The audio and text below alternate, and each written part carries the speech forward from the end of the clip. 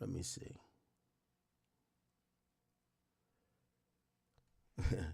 Oh, y'all want to hear Virginia Beach? Nah, man, we did a long ass intro. Don't worry about it. Okay, all right, okay. Got a bunch of shit to get to tonight. I know. I usually I don't stream at this point. Usually I just bump it to tomorrow.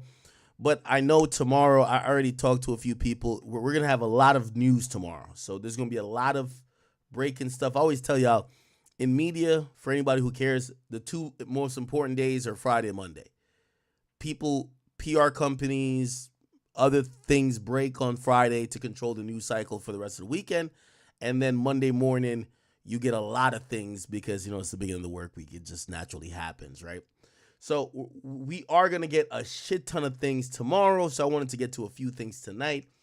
I understand it's midnight on the East Coast. It's 9 o'clock on the West Coast. It's probably, well, not probably, it's 5 a.m. in the UK. And if you're in anywhere else or other territories, the timing is according. So I know we're on a not great time, but I'm going to try to get some content in for y'all. Don't know if I'm going to hit y'all with 6 hours tonight, clearly.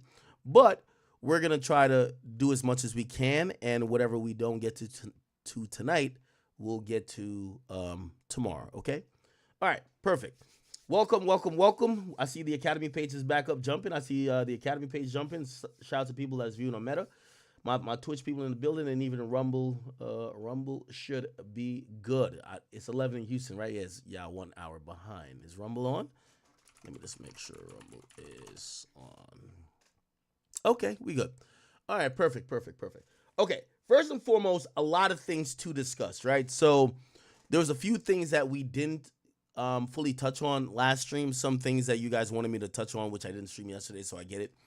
I didn't stream the last 2 days, and, John Jones fought last night, and then, I ain't gonna lie, I was watching the Jake Paul fight, and I was gonna get on here, but I was really into it, like, the lead up, so I'm like, oh, man.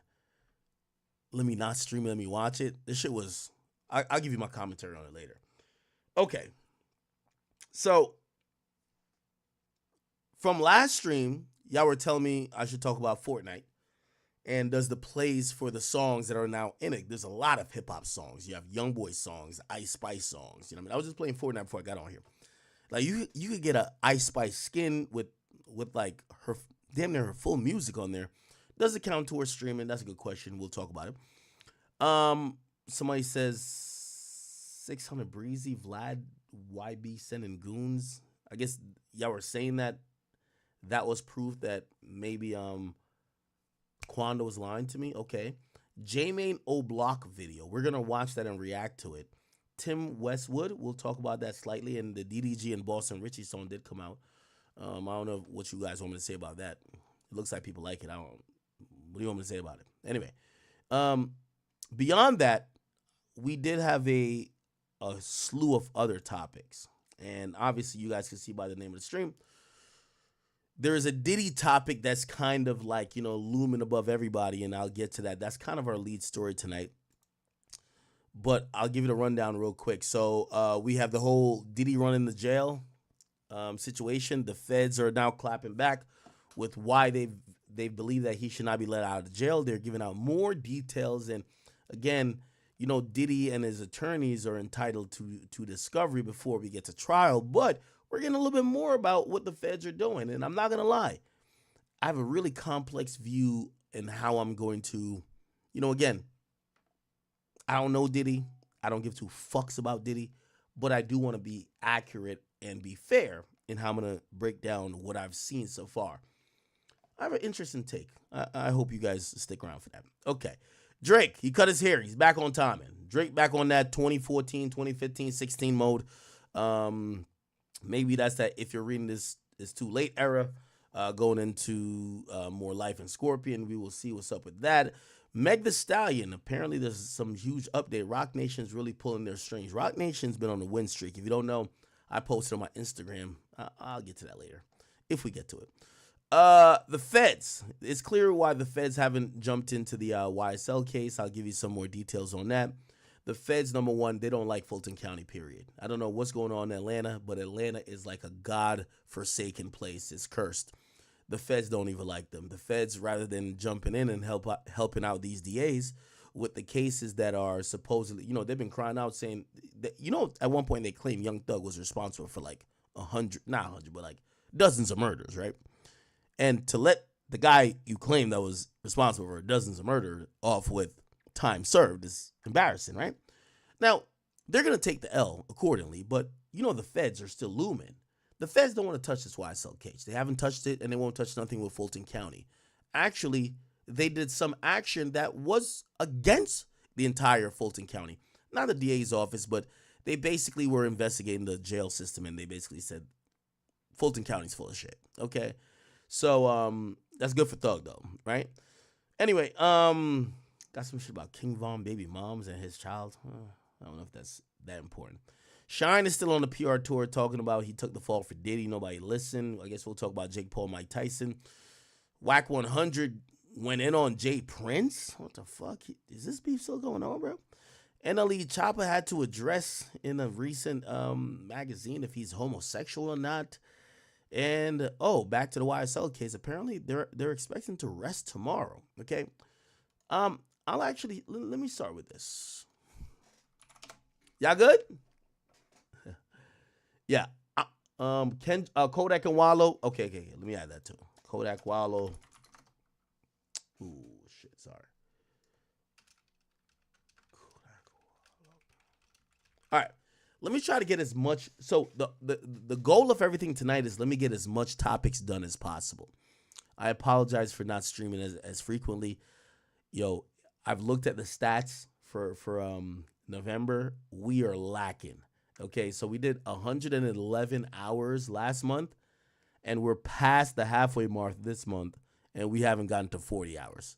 Okay, so we're not about 1/3 at the goal we need to be to keep up with last month's streaming, but hopefully I'm gonna make it up. So I've kind of devised a plan, but I won't tell you guys because you guys don't hold me to it.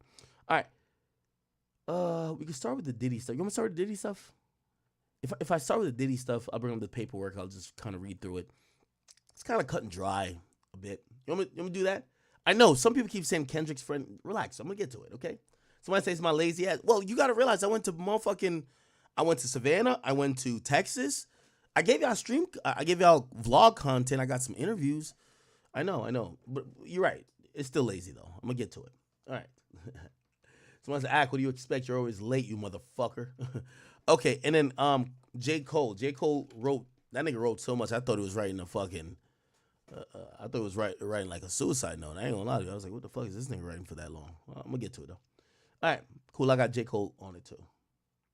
My mic is low. Let me just... I'll just bring the mic closer to my mouth. Pause. I'll turn this up a little bit. All right. Good. Okay. All right. All right, good.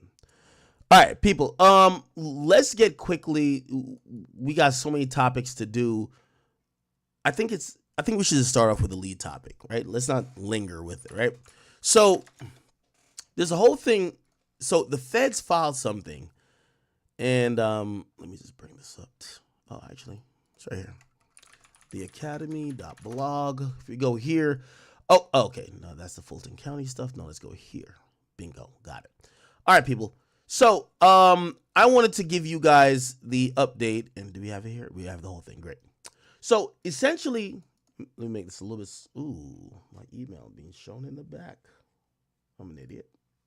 Oh, still being shown in the back. Oh, is it that? Okay, good.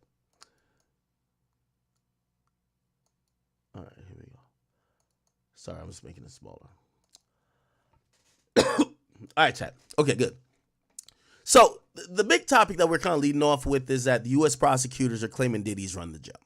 Now, I'm going to simplify this as much as I can because I do understand that because these days sorry, what the fuck? It's hiccups from liquor. I'm sorry. I'll do it again. All right. That's my DoorDash email, right? What's so funny? I have a DoorDash email. No, actually, no. I think DoorDash and Uber Eats and lifts are on one email, and I use that email to send myself stuff for stream. So anytime I see my email leak, it's not my real email. It's the email for, well, actually I have Marriott on it. I'm looking on it right now. I have Marriott, DoorDash, and lifts on this. Whatever. Okay. Okay. Okay. So this is kind of like paperwork intensive. So let me just I'm going to give you the whole thing off top. Then we're going to read into it. Okay. I also understand that if you guys watch me, not a lot of y'all love reading a lot of paperwork, but I do understand there's a group of people who watch me because they want the nitty gritty. They want to know everything. They want to feel like they know more than they could get from any other outlet. And I appreciate those people. Okay. I want to satisfy both groups of audience. So let's start off top with me just explaining what's going on. So Diddy's going for his bail hearing again. And this is about like the fourth or the fifth time. Okay. And the reason I said fourth or fifth is because it depends if you consider one of those a bail hearing. Like, he's appealed a bail hearing, and in that appeal, he asked for bail while he appealed the bail, and they denied him appeal for bail while he appealed the bail, if that makes sense. So I don't really think that counts, because here's the thing. The intended result was to get bail, so if they gave him bail while they reviewed his attempt to get bail, it just didn't make sense. So whatever. So I don't really count that, but some people do. Anyway, this is about his fifth time trying to get bail, okay?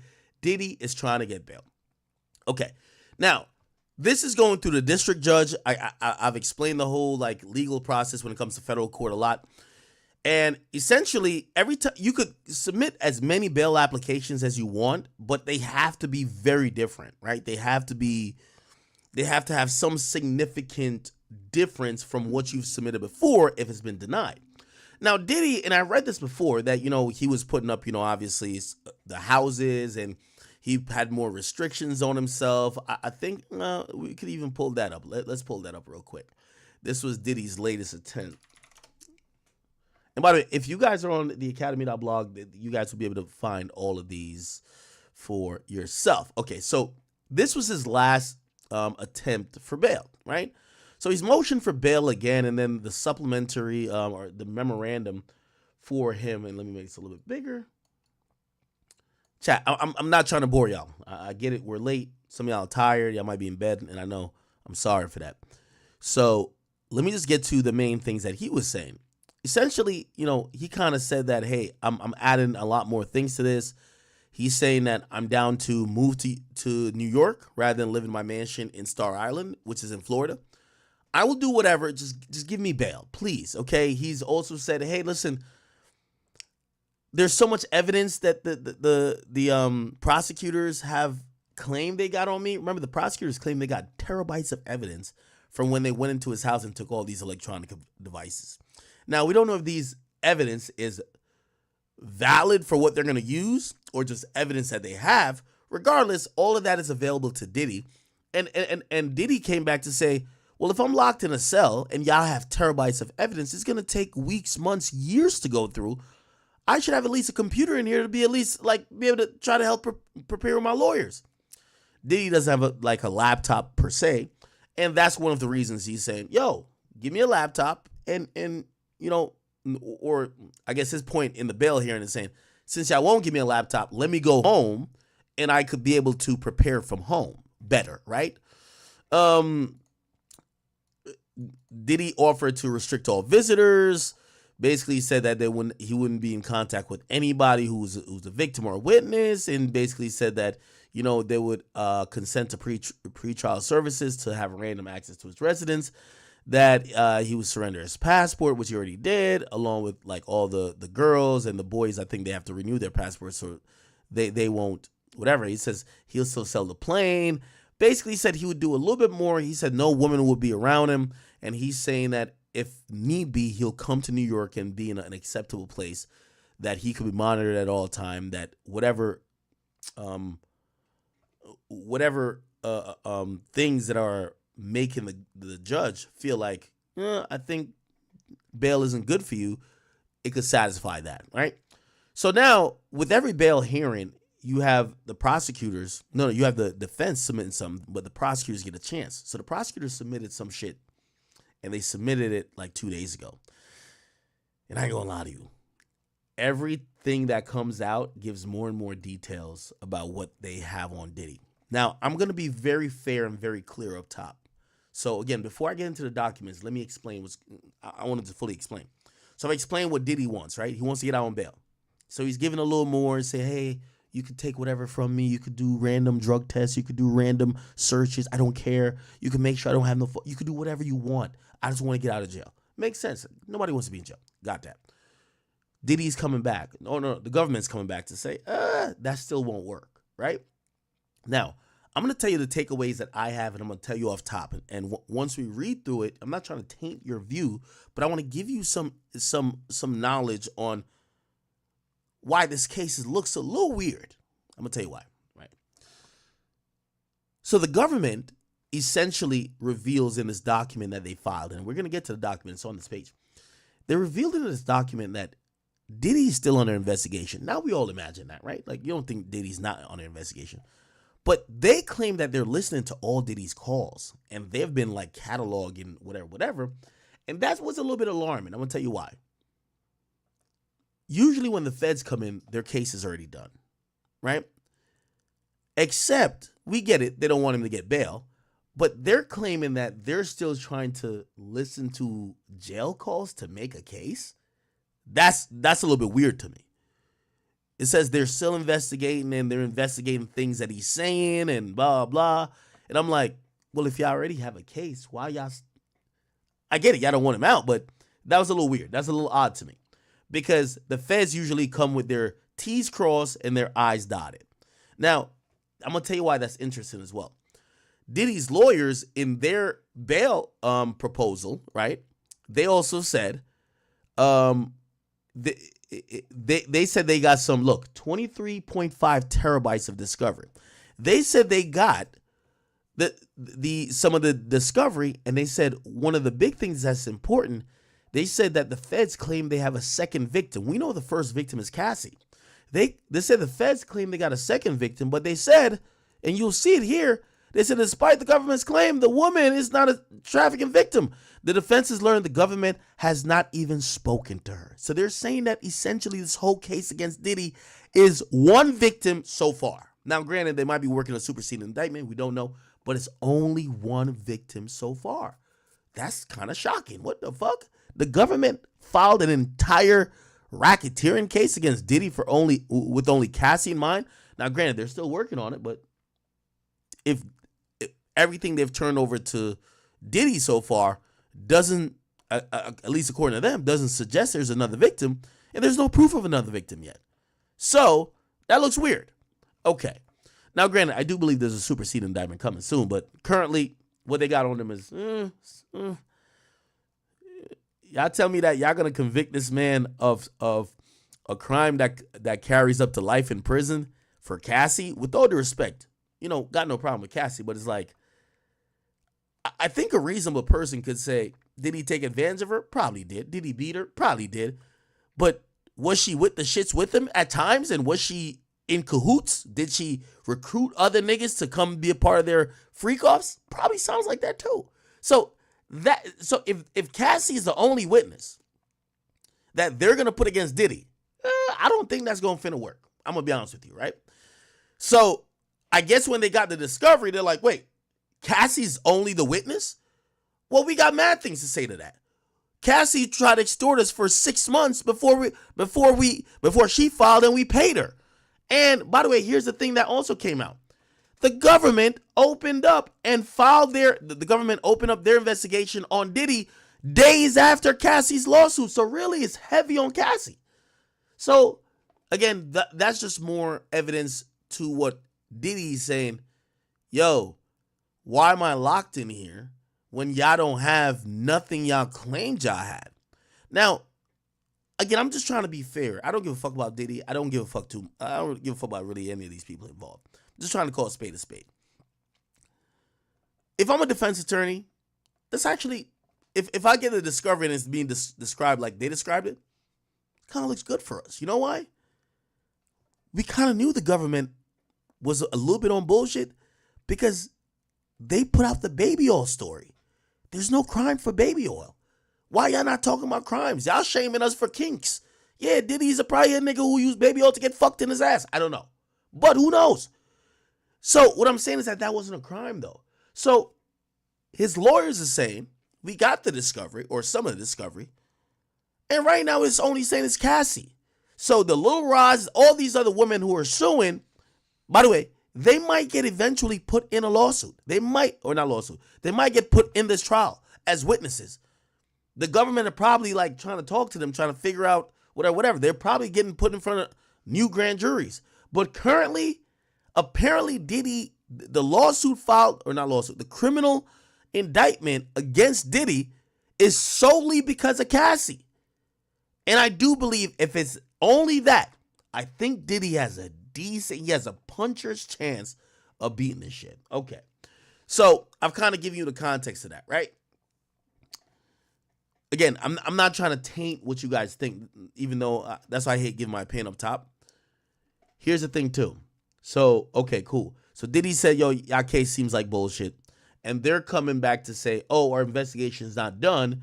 And all we could see is Diddy's in jail trying to fuck up our investigation. He's trying to reach out to people to blah, blah.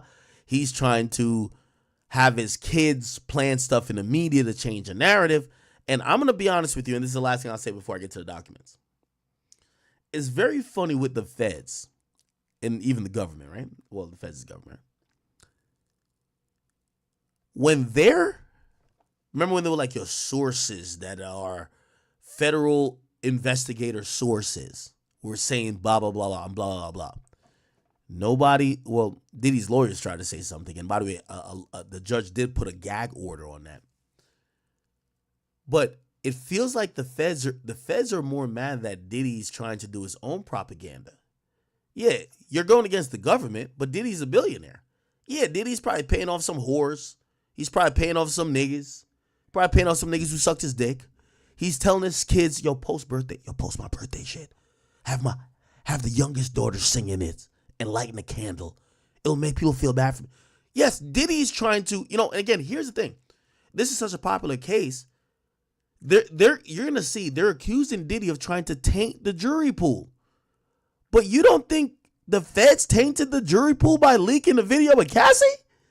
So it's kind of interesting because the feds are playing chess with Diddy, but they're kind of respecting him as a billionaire because Diddy's playing chess too. They're trying to say Diddy's trying to affect this whole case by doing underhanded things. And I'm like, well, y'all did the same thing too. Y'all leaked the video. Y'all are telling people to come out with these rumors, this and third. Yeah, y'all are doing what Diddy's doing. Why? Shit, if I'm going against the government, I would try to do the same thing Diddy doing. Like, yo, let me try to even up the playing field. Right? Okay. That's my takeaway. But don't take it from me. Let's go to the actual document, okay? So the filing that got put in is it was filed the 15th, so I guess Friday, right? Or Friday or Thursday. This is the government's motion for opposition to the defendant's renewed bail for motion, okay? Or motion for bail. Let's kind of read into this. It says the government respectfully submits its opposition to the defendant's Sean Combs. And by the way, here's the thing too. Oh, this is the last thing because I wanted to just kind of summarize before I got into reading a lot. The government is claiming that Diddy's running the jail. What I mean by running the jail, Diddy gets what he wants. He gets to contact whoever he wants, talk on the phone to whoever he wants, and they believe that that's an attempt to try to subverge whatever this investigation process is. Here's the reality of that, though. Without calling any names, I've talked to a lot of rappers or people, no close friends, but like rappers and rap people in jail. Every time I've talked to them, it's always like three-way calling, this and yeah, that's kind of normal, my nigga. Like they're getting at Diddy for shit that every inmate does. Cause again, I'm not too familiar with the jail process, especially MDC Brooklyn, but apparently you have an authorized contact list. So you could call those people. But what happens is that when you call those people, a lot of times they do three-way calling. Now, they usually say don't do three-way calling.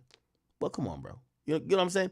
Like, play this. Even 6ix9ine. When 6ix9ine was locked up in snitch jail, wherever the fuck that was, you know, Jade used to be on the phone with him 18 hours a day, right? Just reading comments of that motherfucker. If he told Jade, yo, call Ack, that's the only way I got that girl number. Like, he would be like, yo, call Ack right now. She put me on a three-way. Yo, 6, what's poppin' with you, bro?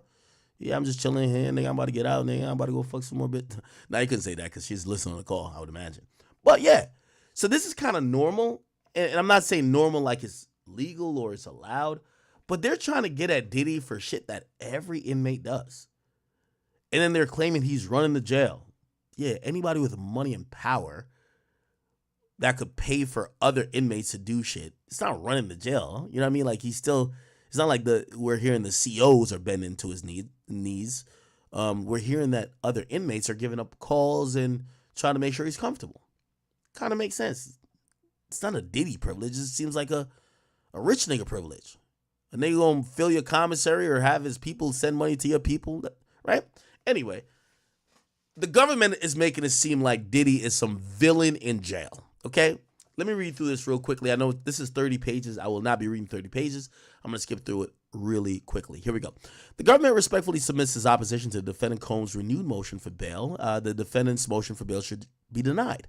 As 2 judges have already concluded based on the evidence on the record, the defense poses significant serious risk of danger and obstruction to these proceedings. In seeking a new hearing, the defendants rehashes the same arguments rejected by 2 judges with claim of new evidence, but the defendants offers nothing new and material justifying a 3rd bail hearing. In fact, the only true new relevant evidence shows that the defendant has continued to engage in a relentless course of obstructive conduct designed to subvert the integrity of these proceedings. As described below, while attempting to evade law enforcement monitoring, the defendant has, among other things, orchestrated social media campaigns that are, in his own words, aimed at tainting the jury pool. Now, let's be honest, chat.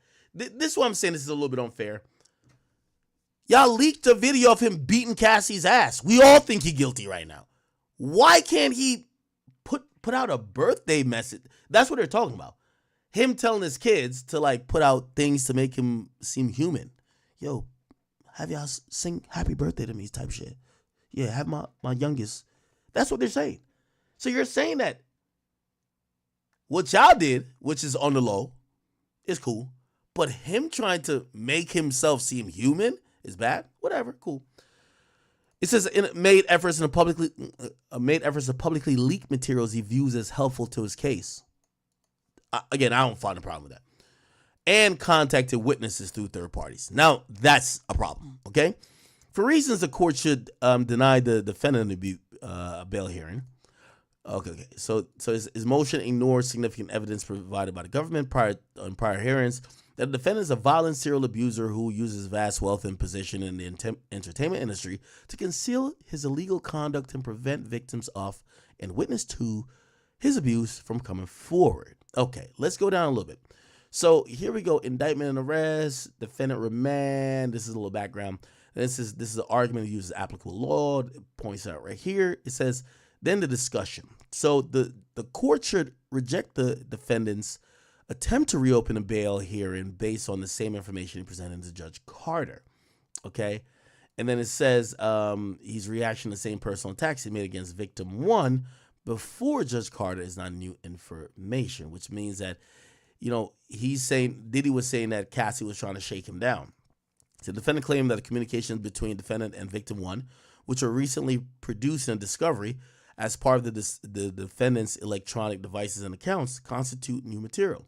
The defendant claims that the recently produced text messages reveal a loving, at times toxic, and long-term relationship between 2 adults who mutually decided to break up.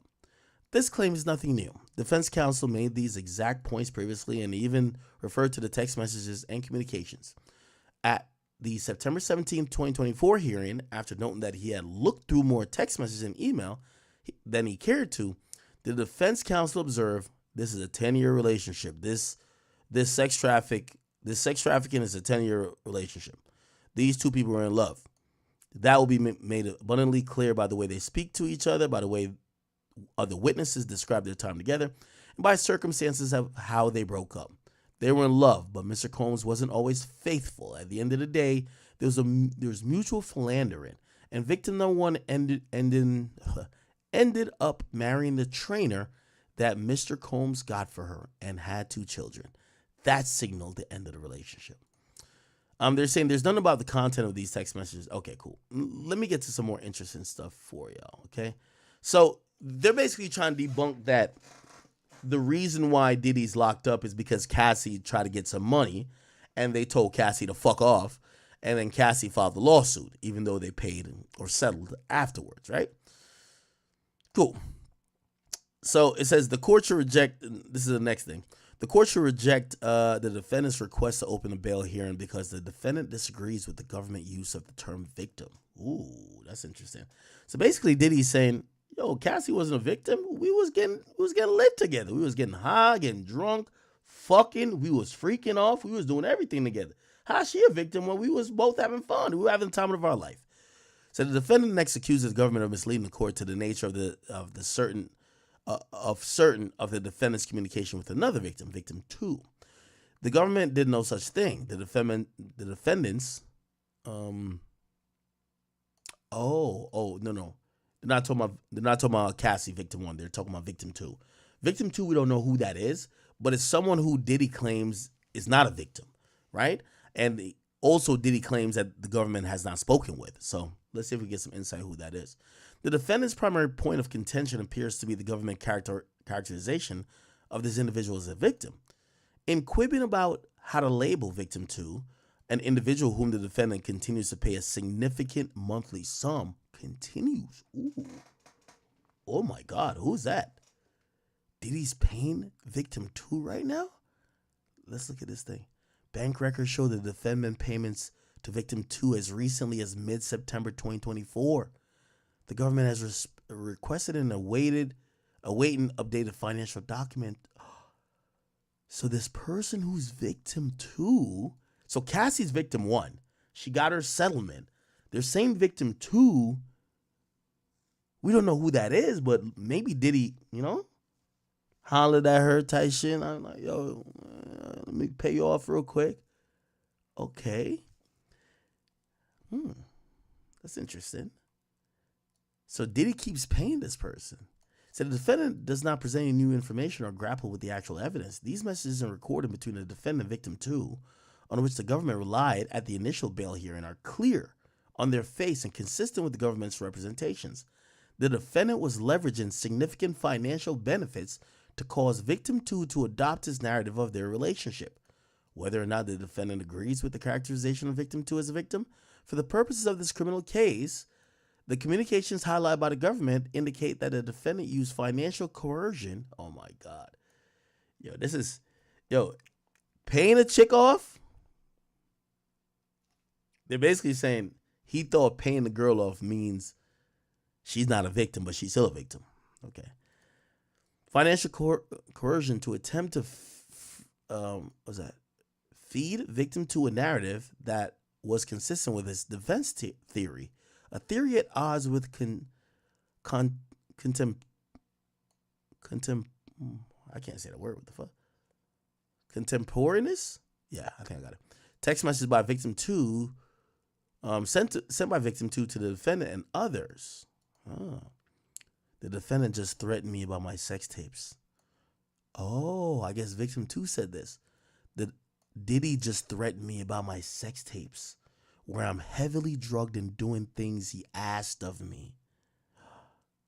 Oh, shit. In light of the defendant's continued financial support of victim 2, it is not the government, but rather the defendant that's misleading the court. Ooh, okay. Now, the defendant's contact with the witnesses. Okay. Now, this is Kalina Harper, I believe, right? They're talking about. Give me 1 second. This is Kalina Harper, which is Diddy Dirty Money, that girl who went against her group mate, Dawn Richards. And we played her video before. The defendant attempts to spin his contacts with witnesses, including witnesses served with a grand jury subpoena, as evidence rebutting the government's proof of obstruction, fail in their entirety. For example, the defendant claims that the government misled the court and concealed the actual content of communication between the government and a witness who was served with a grand jury subpoena in June 2024. As a initial matter and the nature and substance of the defendant's, okay, cool. Specifically, phone records show that at the end of 2024 and January 2024, witness 1 occasionally contacted the defendant by phone without any response from the defendant. So this woman would call Diddy, or this person, we think it's Kalina. She would call Diddy, no answer. That changed in June 2024. Witness 1 was served with a grand jury subpoena on the 19th, and after contacting the government, was appointed counsel on June 25, 2024, and beginning on 26, only after they've been served with blah, blah, the defendant initiated contact with witness 1, which the defendant attempted to obscure by initially calling witness 1's wife. Whoa, oh, never mind, this is not Kalina. Witness 1's wife, and later communicating with witness 1 over a voice over IP service, including by text, and a call lasting over 7 minutes. Is a voice over IP, could that be FaceTime? Interesting. The following day phone records indicate that witness 1 spoke with counsel for the defendant. Okay, even though witness 1 was represented by counsel, he and the defendant continued to directly exchange text messages, and defense counsel spoke with witness 1 again on July 8th. Following witness 1 testimony in the grand jury in July 2025, on July 25th, the defendant called and texted witness 1 again. Who's witness 1? The defendant repeated contact with witness 1 despite his apparent knowledge of witness 1 was represented by... Okay. Yeah, we don't know who witness 1 is. It's a man, though.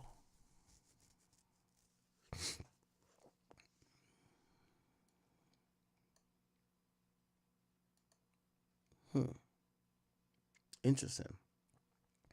Although the phone records confirm that the defendant using a particular phone number and witness 1 exchanged multiple text messages from June 2024 to August 2024, there was no such messages recovered from the defendant's cell phone associated with that number. So they're saying he deleted it.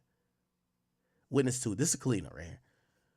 The defendant also claims that the defendant contacts in September 2024 with an individual represented by counsel who want to make a public statement. Were in no way obstructive because defendant and witness 2 were previously in frequent contact. However, the contact between defendant and witness 2, who are bandmates, obviously Kalina and Dawn, it stopped in March 2024. And from the timeline and the context of the defendant's contact with witness 2, it's clear that the defendant reinitiated contact with witness 2 in September. His purpose was to ensure that witness 2 was on his side and to pressure witness 2 to make a public statement denying allegations of violence by the defendant. The defendant reached out to witness 2 on September 11th, 2024, and sent her a copy of the lawsuit against the defendant, in which witness 2's name was mentioned several times. Definitely Kalina. The defendant called witness 2 and they spoke for nearly 6 minutes. God damn. Did they tap the phones? What the fuck? After reading the lawsuit, witness 2 called the defendant back at his request, and they spoke for 4 minutes. Evidently, the defendant and witness 2 discussed witness 2 drafting a statement, as immediately after the call, the defendant told witness 2 in a text message. Ooh, they got all the text messages. This is redacted. The defendant then asked witness 2 for her attorney's name. From September 11th to the 15th, defendant and witness 2 exchanged multiple text messages and calls and at least 128 phone contacts in total. Throughout these phone contacts, the defendant repeatedly asked witness 2 when she planned to post her statement. Okay, witness 2 ultimately made a statement about the lawsuit via an Instagram post on September 13th. There's a lot of redaction here, so this is going to be some stuff the feds are using later. Then, after the defendant was in custody, Bureau of Prisons investigators recovered the following notes from the defendant's cell during a pre-planned nationwide sweep of the facilities. So they raided Diddy's cell, but they're saying we didn't raid it because we wanted to raid Diddy. It's a pre-planned nationwide sweep. They said that the strong inference is being drawn from the defendant's communication with witness 2, and his personal notes is that the defendant paid witness 2 after she posted the statement. Oh, so the government is claiming that Diddy paid Kalina. Wow. Yo, Diddy a slick nigga, man. I don't know. Can't knock the hustle, huh? Okay. Give me 1 second here. Everybody good?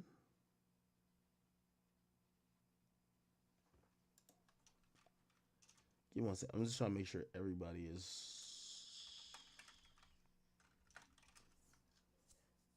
Is everybody good? Okay. Are y'all good? Oh, y'all think witness 1 is Roger Bond? Okay, great. All right, my boy, I see you good, Jank. Okay. Oh, damn. You see, these give us a lot more evidence than we ever knew there was on Diddy. All right. So, okay. So they're saying that they feel like Diddy paid off witness 2. That's Kalina. We don't know who witness 1 is. Some of y'all are saying is Roger Bond. I'm going to have to do some more digging to find out who that is. From the timeline, the content, and the context of the communication between Diddy and Kalina, the defendant's goal was clear for Kalina is to draft and post a statement. Even after the defendant knew that witness 2 had counsel, he continued to reach out to her directly, a fact that clearly concerned Judge Carter, and rightfully so, that the defendant had multiple phone contacts with witness 2 up until March 2024. It changes nothing about the damning timeline and contents about the call in September. These communications are another example of the defendant using manipulation, influence, and power to persuade a witness to support him. With respect to the materials received from the Bureau of Prisons that included possible privileged materials, that's the note that they found, such as notes in Diddy's cell, the prosecution team only accessed those materials after they were reviewed by the filter team. So apparently there's a filter team that says, yo, if y'all are raiding a inmate's cell for contraband, if they're writing notes necessarily that could be about their case or whatever, or maybe communications with their lawyer, which should be privileged, y'all can't just take their notes. Like that doesn't work. But they have a team that kind of, I guess it's called by a filter team, that reviews it, and I would imagine it's a third-party team, reviews everything found to be like, this y'all could see, or this definitely you can't see. And apparently they said that the note taken from Diddy's cell was being able to see. Damn. I can't even imagine Diddy being locked up in them raiding his cell. Okay. Based on the foregoing, the defendant has not demonstrated is entitled to... Okay, cool. Let's keep going. He cannot rely on section, blah, blah. We can't go for that. And then he poses, all right, we see none already. And he's continued his efforts to obstruct justice. Now, this is going to be the interesting part. As noted above, the evidence presented to Judge Tarnofsky and Judge Carter amply supported their findings that the defendant, Diddy, posed a risk of obstructed justifying pretrial detention, okay, and would be sufficient to this court, blah, blah, blah. Okay, cool. Okay, now here's the interesting part. Since the defendant has been detained at MDC, he's continued to try to evade law enforcement monitoring, corruptly influencing witness testimony, and further attacking the integrity of these proceedings. Now it says since the defendant's arrest, the government has continued to investigate. And this was a little bit odd to me.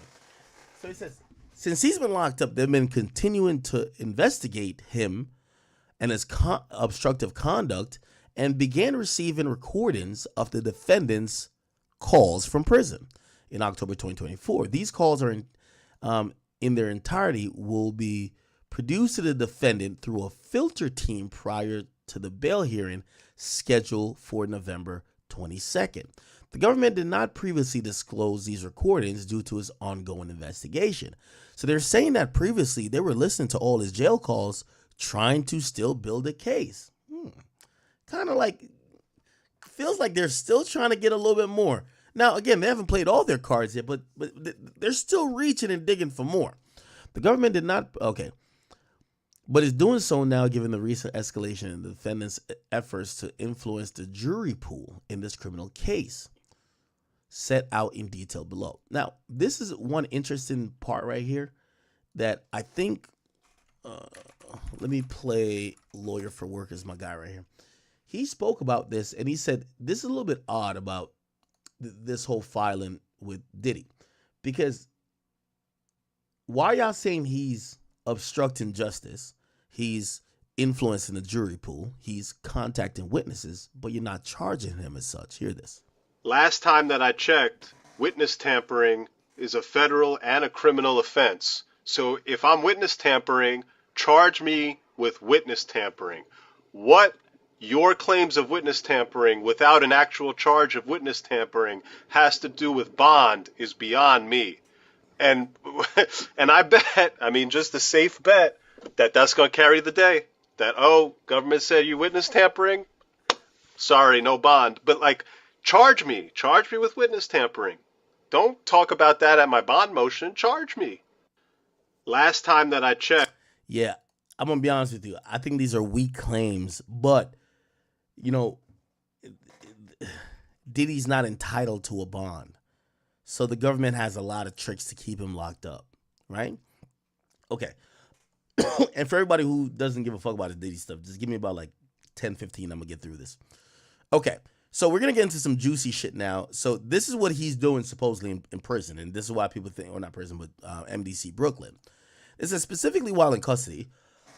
The defendant has repeatedly communicated with others in a way that violate BOP rules. BOP, by the way, is Bureau of Prisons, and are designed to evade BOP and law enforcement monitoring, including described below, using the PAC numbers, which is personal access codes, belonging to other inmates to make calls, using three-way calls to contact other individuals, including individuals who are not on his approved contact list, and using an unauthorized third-party communication system to send messages to numerous individuals, including unauthorized contacts. Now, they're going to review everything. This is how they're claiming he's manipulating or he's using other inmates to do his bidding. It says the government has reviewed dozens of recordings from BOP jail cells in which the defendant uses telephone accounts of at least 8 other inmates, which is against BOP regulations. Seemingly to avoid law enforcement monitoring, the defendant uses other inmates' PAC numbers to make phone calls to both individuals on the defendant's approved contact list as well as individuals who are not on the approved contact list. To obtain or maintain access to other inmates' PAC numbers, the defendants direct others to pay the inmates, including through payment processing apps and BOP commissary account deposits. The defendant knows that this is against BOP regulations. At the outset of each telephone call, the inmate is prompted to enter his PAC number, which after there's an automated recording that announces sharing of PAC numbers is against BOP policy and subject to disciplinary action. So they're saying he's using other inmates' shit, okay? And they kind of give another, like, you know, a little, this is how you could know, you know, that he's doing that. You know, they give like a whole footnote to it. Using three-way calling. The defendant also frequently instructs individuals who he contacts by phone, including family members and his attorneys, to add other individuals via three-way. This practice is not authorized by BOP as it helps conceal the identities of the contacted individuals. The government has reviewed multiple phone calls in which the defendant has instructed them to dial in third parties, including members and associates of the enterprise. Ooh, this is a very interesting word. Members and association of the enterprise. Now, when they start using that, they're speaking towards this enterprise, which is the racket, the racket, right? Individuals who are not on the defendant's contact list. Okay. By the way, I'm gonna be honest with you. Anybody in jail, nobody in jail has ever put academics on their contact list. So most time when I'm talking to anybody in jail, it's a three-way call. Like just being very, and I don't want to mention anybody's name, but everybody who I've ever talked to in jail is three-way. Because who the fuck is, I'm not even going to answer. Like, there's no person who think they're cool with me that much. They're like, oh, I'm going to call Ack every 2 days or every day. Hell no. So, I say that to say, this is kind of very popular. It's against BOP rules, but everybody does it. Like, they're kind of getting on Diddy like he's doing some other shit, like some kingpin, but other people do this, right? So then it says also non-authorized messaging services. So in addition to flouting BOP rules regarding phone use, the defendant uses a non-authorized third-party messaging service called Contact Me ASAP to obscure communications. Okay, the defendant appears to be using two Contact Me ASAP accounts. First, the defendant BOP contact list, including a particular email address, email one, assigned to the defendant's son, which does not appear to be an account owned by the defendant's son, but instead appears to be an email address connected to Contact Me ASAP. Second, the defendant appears to be using another inmate's Contact Me ASAP account, primarily using email one. The defendant has exchanged hundreds of text messages via Contact Me ASAP with dozens of individuals, including attorneys and individuals who are not on the defendant's contact list. The defendant's repeated circumvention of the BOP regulations, starting almost immediately after arriving at MDC, speaks volume about his ability to comply with any of these conditions of release. Okay? I don't know what Contact Me ASAP is, but let me see. According to Contact Me ASAP website, the service purports to be an innovative text messaging service for federal inmates to communicate with the loved ones via real-time text messages and claims to offer seamless SMS conversion. Contact Me ASAP provides the email address for the inmate, which is then put on the inmate's TrueLink's computer, and from there, the inmate can immediately use the service to text contacts. Okay. Even more concerning, however, the defendant's use of these unauthorized methods of communication continues his efforts to obstruct and subvert this criminal proceeding. The defendant's intentions are reflected in his own words on BOP calls with a network of family members and associates whom the defendant has tasked with executing his will. On multiple calls, often using PAC numbers of other inmates, the defendant is explicit about his intention to use public statements to alter public perception. Now, to me, I don't think that's a problem. I think the government has leaked enough videos and done enough things, whether it's via New York Post or CNN. They're making Diddy look guilty, right? Not saying Diddy they make himself look guilty because there's a lot of lawsuits. I get it. But they leaked some stuff that, for me in particular, once I seen that video, I was like, yo, Diddy, I can't defend you no more, bro. Or not that I was really defending him at all, but it was just like, Diddy, you probably did this shit, bro, right? And it appears that the government leaked that, right? The defendant leaves no doubt that the narrative that he wants to blah, blah, is the potential jury pool perception of this criminal proceeding. Examples of this efforts are plentiful. There's something else that's redacted. They're talking about a particular call that happened on October 21st. There's another one about a call that happened on October 15th. And then it says, notably, the defendant continues these efforts after the court, and it was requested by the defense prohibiting, this type of conduct. Basically saying that there was the defense put a gag order that the prosecutors and all investigators would have to adhere to. And the judge said, okay, everybody has to adhere to it. And they're saying the thing that the defense asked for, Diddy's the only one breaking, which, that's going to be probably convincing, right?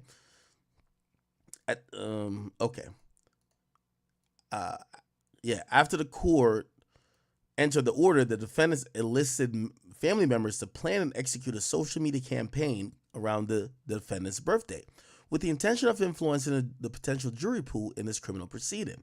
Now, I'm going to be very honest with you, man. I think that's unfair for the government to say, bro. I'm just like, again, no horse in this fucking race, but let's be honest, chat. You're telling me that this fucking post was to influence the jury pool? That just made him look like he's a fucking human. It didn't say Diddy is innocent, they're lying on your pops. You're telling me this was to influence the jury pool?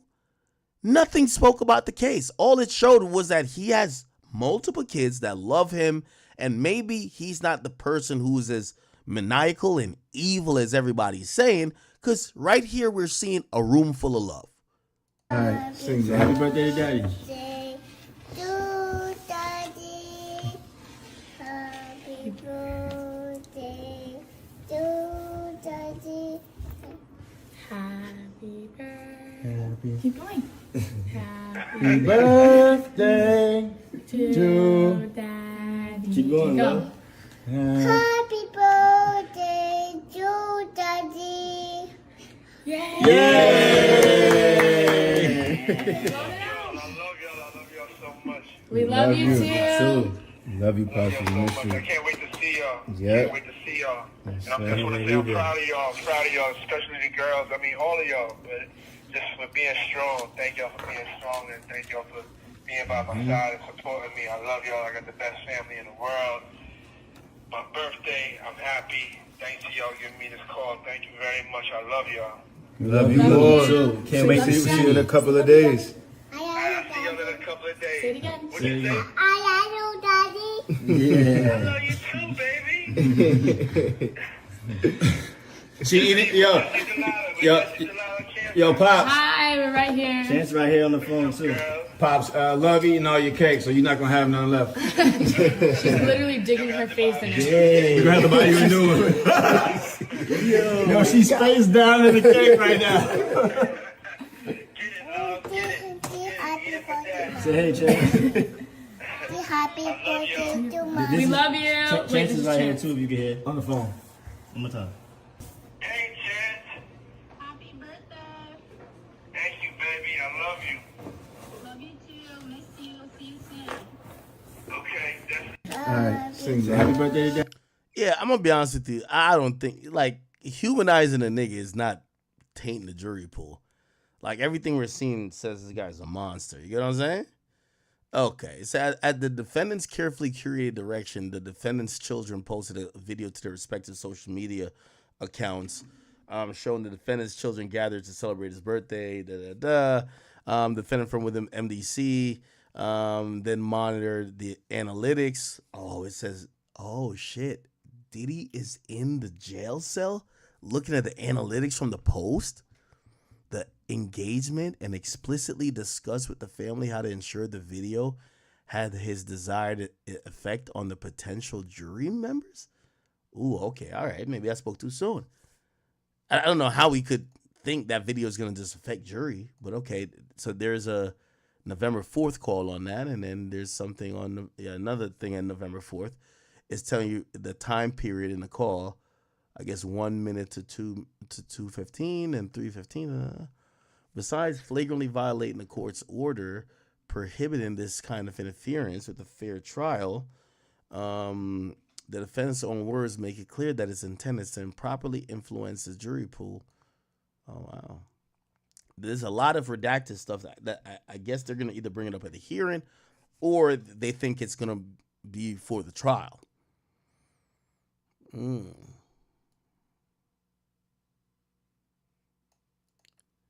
The defendant's effort to obstruct the integrity of this proceeding also include relentless efforts to contact potential witnesses, including victims of his abuse who could provide powerful testimony against him.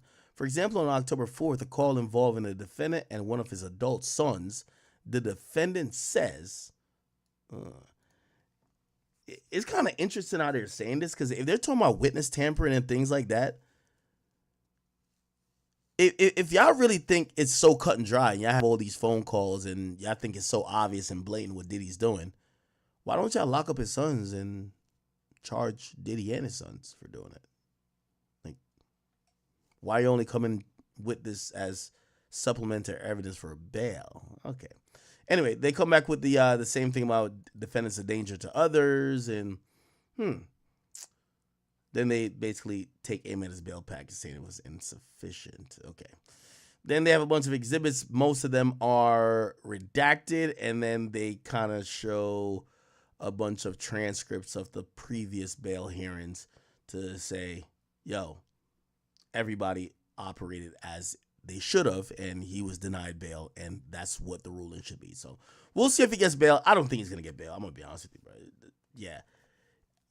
You know, whether true or not, I think they have too many instances or allegations that he's contacting witnesses, And I think they've been either listening to these jail calls or they have his phone calls or text messages that shows him reaching out, and that's going to be a no-go. So I don't think he's going to get bail, but shit, he's going to still try, and I get it. He should try, right? Okay. All good. Speaking of jail, people, I don't think we actually even play this. This is how long we haven't streamed.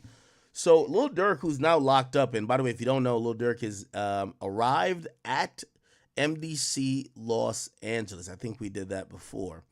I think we put that out before, but there was a message that was communicated, and this is him to one of his guys. Listen to this chat. You say what, bro? I said, I know you're a rich ass nigga, but if you need anything, you know I got you. You know, I appreciate it. You know the thought that count, you hear me? Yeah, hell yeah. I know how that shit be, but it don't matter, bro. We ain't never moved our money. Except for that first time. Once it was that, it was that. Once it was like then, it was everything was hit. This call sounded mad federal to me. Yo, we ain't never moved off money except for that one time. And I was like, instantly I was like, it better not be that time that he's locked up for, right? Like, what do you mean move off money?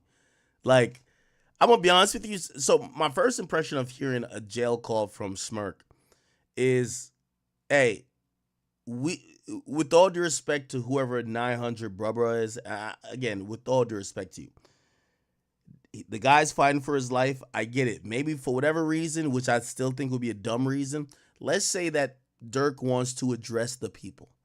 You know how you put this out? You say, yo, Durk, we on. You let him say what he's saying to the public, and you cut it off. We don't need to hear y'all back and forth. Because a lot of this audio kind of feels like maybe this wasn't how Durk wanted to first communicate with everybody in the world. Anything he does is going to go viral. Having a conversation about, you know, even if you think it's in good faith, yo, we don't move off money, nah, blah, blah, blah. It don't sound right. It don't sound right, brother. You say what, bro? I said, I know you're a rich ass nigga, but if you need anything, you know I got you. You know I appreciate it. You know the thought that count, you hear me? Yeah, hell yeah. I know how that shit be, but it don't matter, bro. We ain't never moved our money. Except for that first time. Once it was that, it was that. Once it was like then, it was everything was history. Yeah. You know, I feel that piece same. I came up here like, shit, where you from? What you got going? I made it to it, yeah. Man, what? Fuck a PC.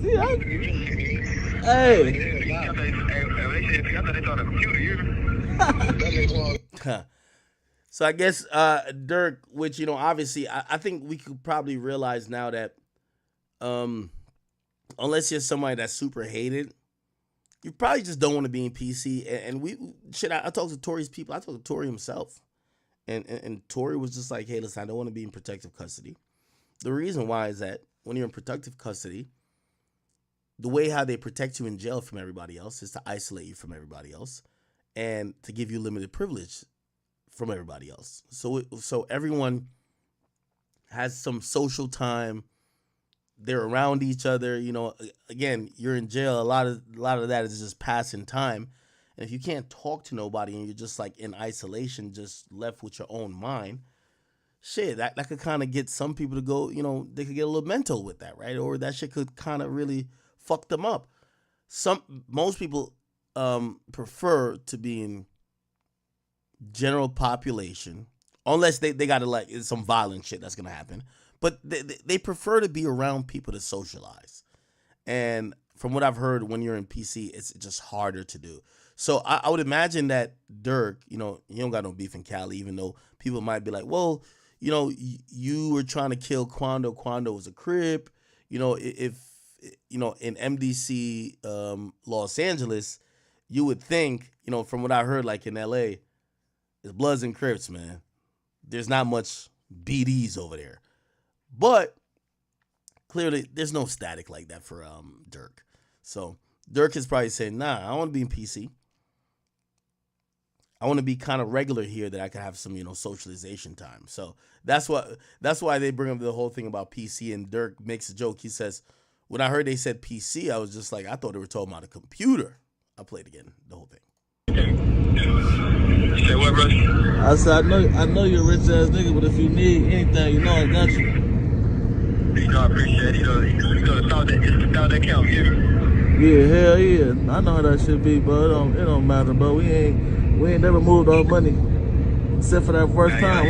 Once it was that, it was that. Once it was like then, it was everything. Yeah, I hate that part of the conversation, except for that first time. Yo, you know Durk is locked up for a murder for hire. Don't be on no goddamn phone with me, no jail call talking about me paying you ever. No, nothing monetary should be in our phone calls with the feds now probably looking to indict me with more shit. I don't care even if we're not talking about murder. It could be like, yo, remember when you paid me to drive your car from Chicago to Atlanta? I don't care. Don't get on this phone talking about, yeah, we never move about money except for the first time. Oh, hold on now. I don't like that part. I'm going to just be honest. Thing was his. Yeah. You know, I feel got peace same. I can't help it like, shit, where you from? What you got going? I pay it too, you hear me? Man, what? Fuck a PC. Hey. I thought they thought a computer, you hear me? She said it's a PC. I thought it was on my computer. He serious as man. Fuck it, Hey, I respect your mom forever. Fuck a PC. a lot of them niggas be going straight to PC. Yeah. Downstairs, they be like, man, you know man, send me upstairs. Whatever it is, I got to adapt to it. Nah, for sure. Can't. Yo, I'm gonna give some harsh criticism, and I love Durk, and I everybody who from OTF, I got a good relationship with them. I got a good relationship with them, and I got a good relationship with Durk. But I'm gonna be honest with you. This is a real bad situation. I'm gonna tell you why this is a real bad situation. It appears that Durk is trying to. I'm not gonna say he's trying to impress the trenches, but it appears that Durk is still in the mindset of keeping it real with niggas from the trenches, and niggas from the trenches is still in the mindset of letting people know, yo, you know this rich ass celebrity fucks with me. Worst combination ever, right? Durk at this point, bro, you kept it real as much as you could do, bro. You shouldn't be on no call. Like, even the guys record phone calls, probably without your consent. You should take that into consideration. Look at what they said they got all Diddy's calls, reviewing all of them, even when they call off another person's phone. Come on. So here's the thing. You got the guys who are recording your conversation to prove to people, oh, I told you Smirk fuck with me. Look. And then Smirk is also on the phone with these guys, keeping it real, like, nah, nigga, like, yo, because you know people are probably thinking about the rapper, like, yeah, you soft as fuck, like you not built for all of this shit that we've all went through because we soldiers and we savages or whatever. And Smirk is probably letting him know that, nah, nigga, I'm good, nigga. What the fuck? Niggas told me PC. Nigga, I thought it was talking about computer. Dell? You talking about Dell or a MacBook? What are you talking about PC? Dell? MacBook? Nigga, this might be Alienware. Nigga, know the fuck? Nigga, I want to be in trenches. Hey, regardless if Durk is like that or not, you're not helping your case, brother. Let me tell you how this shit play out. Your lawyer is going to go to court. It's going to happen this week. And I know your detention here is on the 12th. But they're going to go to court and start to prepare, even though it's not going to work. Hey, we want to get our client out of jail. You being on the phone joking about like jail is cool? Oh, no, I don't want to be no PC. You're killing your own lawyer's argument to say this is always going to be an argument for the rich and famous. Yo, based on this guy's high profile status, based on blah, blah, blah, blah, blah, blah, your jail can't accommodate him. So let him go back to his mansion and wait for trial there. When you're saying, oh yeah, I'm turning down PC. PC? Y'all niggas talking about Dell Windows. What y'all talking about? Windows are back. Bro, you might sound cool to the nigga on the phone, But these calls are recorded for the prosecutors who are gonna contend your lawyer going for bond, unless maybe Durk is already, again, by the way, I could be completely wrong. Maybe Durk is so much of a savage, he's like, man, fuck bail, nigga. I'm gonna just be in here until this shit gets settled. Okay. There's some niggas really tough. I don't know. But when you locked up, by the way, Thug's lawyer did that. Yo, hey, we want our client out. Like, yo, it's too much. The first thing I would tell you is too much evidence for him to properly prepare while being locked up. Oh, yo, it's the conditions in here and his high profile status, and he has an underlying medical, everybody has an underlying medical condition. It can't be treated in jail. And also the conditions here, it's not good, blah, blah, let him out. We get that. But when your man's is recording you, right? It's one thing if the feds come to court in their response to your potential bail hearing and say, Your Honor, I don't think you should get bail. He was just bragging to his mans about he don't want to be in PC when we were trying to make sure he was safe and we were trying to make sure blah, blah. That's one thing. The other thing is you doing it voluntarily. Like, or your man's doing it. Your man's just recorded the call and put it up just to tell us. Really, it's to show us that he fucks with you and you fuck with him.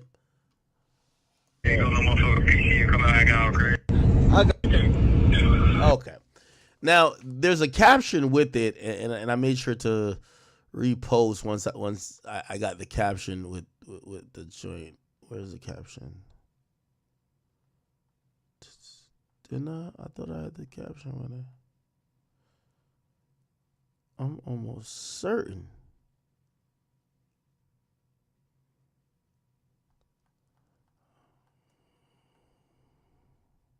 Oh, I could just go to the guy's page. I think he still has it up. 900 bruh. I don't even know who this guy is. 900 bruh.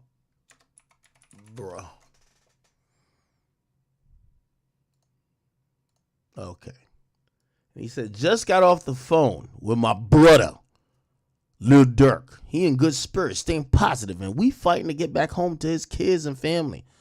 We not glorifying negativity. We more than just street guys. That's actually an understatement. We're men of honor and code, no matter what our financial status is. Bro hit the main line with the rest of us. No PC. Free smirk, blood. Free trigger Rome. If I were Durk, I'm like, yo, please don't say free me, then say free a nigga named Trigger. Now, let's be very clear, okay? Let's be very clear.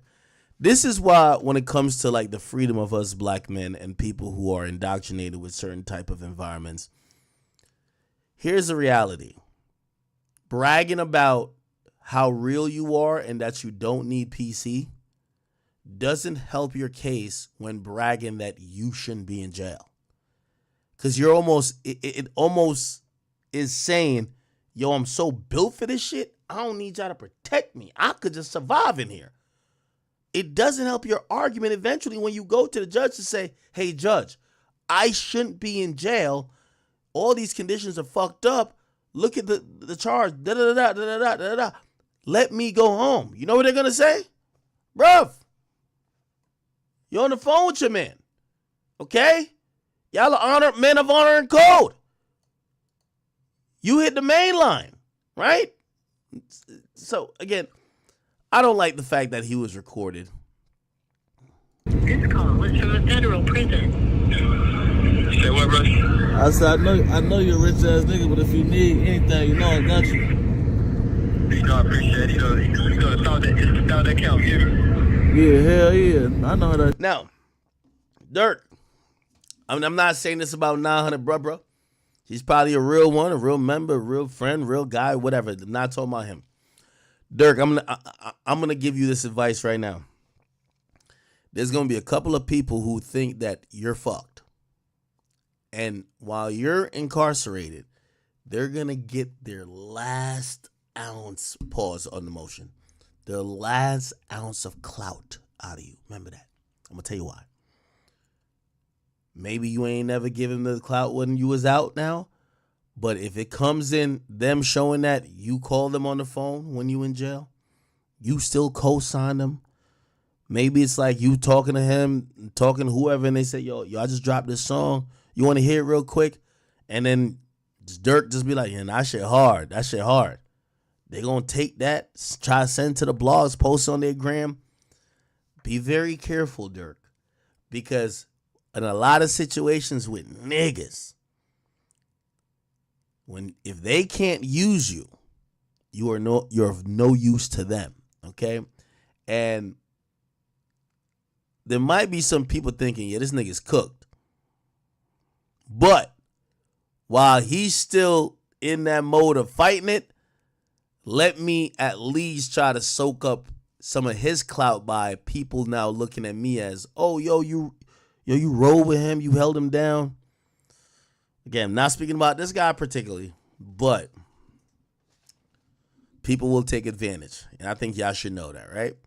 Anyway, I don't like that message at all, period, okay? I don't give a fuck if Durk could handle PC or being locked up. First of all, here's the reality. Durk self-admittedly was claiming that he was up like $50 million. Why the fuck would you care about being in GP or whatever the fuck to make a couple other hood niggas feel like you're about that life? Here's the thing. The only way we'll make them niggas feel you about that life is if you do life like them. So I don't know. Man. Hopefully that shit ain't about nothing, but we will find out. Okay. Speaking of Chicago, did y'all watch this? So FYBJ Maine, which is the guy who Durk brought on stage, Lil Durk, FYBJ Maine. He brought them on stage. They had a call before, and here was a leaked phone call. Hold on. That's really what a motherfucker needs, though. That's why I feel like the whole city needed, like, motherfucker looking like. So Durk's a BD. He's a GD. He's like a 60-30, and not really, but kind of. And Durk is, one of the guys who don't fuck with that, group, right? Man, you coming up, but, man, you still gonna need to connect the dots. So Durk was, kind of pushing peace, and he said that FYBJ Maine was pushing peace, and they got on a call. Let's just start that, nigga. Yeah, not real talk. That's what I said. I'm gonna just keep. I'm gonna be like, keep up in the loop, like, and get my number, all that shit, like just change this shit, like come up with a real plan, and so it can look good. You know what I'm saying? And not just some random ass. We got to do it, bro. The city fucked up. So I'm trying in real quick. We tied in with the mayor. We tied in. Yeah, man. I've been seeing all the real moves, the big moves. I've been seeing that shit for a minute, and it's like shit, nigga. Me pushing. Now, again, whether you want to believe that Durk knew that the walls are closing down on him, or maybe he was just doing that goodness of his heart, Durk, stop promoting some of the stuff he was, and he became a Muslim. Obviously, we saw him with the mayor. We saw him donate to so many people who are in the political lane. And we really saw him really try to seemingly change, right? And part of that was pushing peace. And him and FYBJ Maine, they got on this call. Anyway, it kind of continued at the concert because he brought out FYBJ Maine at the concert. Here we go.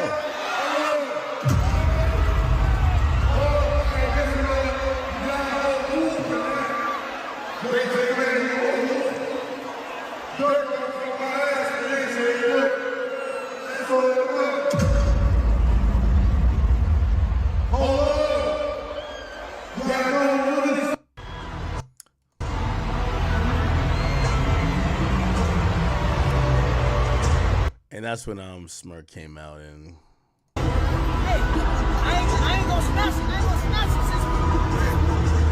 it. Okay. All right. So that happened, and FYBJ Maine, I don't really know what his thing is, honestly, because a lot of people are like confused, right? So FYBJ Maine, some people are saying, yo, listen, this guy is like pushing peace, right? Some people feel like he's an opportunist. And my time in covering Chicago, this is what I realized, man. A lot of people a lot of the bullshit that happened, man, it's two things. Obviously, revenge killing, and you know, if you diss somebody's dead homie, I get it. People want to go slide and go get their revenge, or if you killed somebody's family member or you killed their brother or whatever, they want to do whatever. But a part of why people could never get over these beefs is literally because everybody broke. I'm gonna be honest with you. And if you ask me, this was a test for me. J-Mane, I don't know who he really had beef with. I don't know if anybody shot at him or killed. Well, he obviously not dead, but killed any of his homies. But J-Mane these days is making some good money. I could tell you really quickly. You look at his channel. You look at his channel. You're gonna see shit ton of views. Like, he's doing 6-figure views on most videos. It's pretty safe to say he's getting, I don't know, probably making 50 to 80, maybe 100,000. You get what I'm saying? He's making, let's say he's making 100,000 a month now. That's the magical thing about Chicago. Once the money come in, you ain't that mad no more like that. It's like, they want to kill you when we were broke.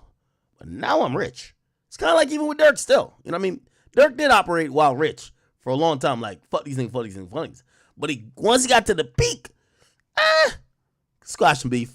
Well, you know, obviously people thought with Durk it was more of the police coming in. But still, FYB J-Mane, it's kind of what I think. I'm thinking, you know what I mean? I don't know if he didn't lose some of his real friends or whatever, but YouTube money started hitting. You know what I mean? Why are we beefing? And that's what I realized. This is why I've been encouraging all these Chicago dudes. Listen, y'all build your own platforms up and get some money, bro. All of y'all that I used to cover in the war in Chirac, get some money. Because when I look at J-Mane didn't have a coming to Christ moment. The nigga was just like, yo, I escaped this by making money. So I realized the one thing that could probably change, you could never change somebody's mom, their cousin, their brother getting killed by other people, but you could change the fortunes of, is someone down to risk their life to retaliate and throw away their life like that? Or would they be able to say, you know what, fuck those guys, but I'm going to go nonviolent with it? Or even we don't see eye to eye, I'm not going to keep beef with you. And I realized that money is the thing. That's why I personally believe all these Chicago individuals doing YouTube is a good thing. Because the problem with Chicago when I was covering it is that everybody that was beefing never had 25 cents in their pocket. It was a bunch of broke niggas. So now people are making money. You're seeing the Tay Savage's link with J-Mane. Like, everything is kind of, you realize this is the power of the fucking dollar. And I'm glad because, for a while I was just like, what could stop the beef in Chicago? And by the way, I'm not saying money could stop the beef completely, but it gets some people to move in different spaces, right? Anyway, FYB J-Mane, while trying to push peace, tried to go back to O Block, or not go back. Well, I say go back because he was originally from there when he was a little kid. But he tried to go to O Block. Obviously, you should know O Block is a bunch of BDs, and he's a GD. So he tried to go there and make some peace, and went a little left. Let's go watch. It do hit different. Welcome back to the blog. Is it a see? When these guys are doing blogs now, 741K views, getting some money now. Got a iced out Whoops chain, got glasses. You get to realize, man, and I wish this existed when I was covering the war in Chirac, because I think people really didn't look at what was going on as a lucrative thing. And I guess there was no industry for it then, right? You had a couple YouTubers making videos, but it was just people capitalizing off their drama and nothing coming out of it, right? the blog or is it a vlog? Let's just start there. This part two, J-Main Goes to O Block Part 2. It hit different. Yeah, I see we was over whooping, and we had a lot of good positive feedback from the first time. So shout out to everybody who was involved. Now we finna basically go back to the O and give back some of the. Wait, J-Main is BD? I thought it was a GD.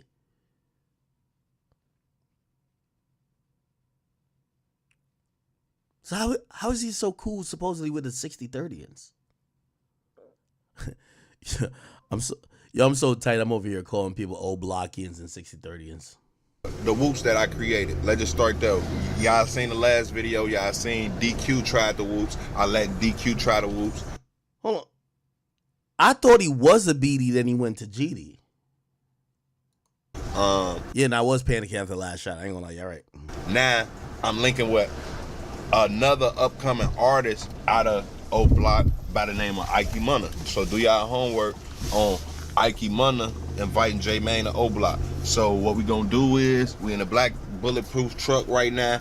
I got Lil Mike with me. He whooping. Hey, y'all coming. Let's start there. And guess what? I do got a surprise for the O Blockians. I do got the Lil Reese whoops, bro. Let's start there. My Stop the Violence cereal. Do we gotta go there? We do got to do your research whoops. So I hope it's some kids outside. I hope I be able to bless the kids with some of these whoops. Let's just start there. It hit different. We gotta pick up a couple more FYB members because we gonna make it a movement. Hey, J-Man, you just how you push a piece by yourself. Let the world know we really on that type of time too. So we gotta let the world know. Chat, there's never been a time to. Let me tell you this, and me, I really have zero input on this. I'm just watching. I'm watching how this pushing peace movement gonna go. You know why? Niggas only ready to push peace when they're rich as fuck and you broke, right? Yo, all right, I won a game.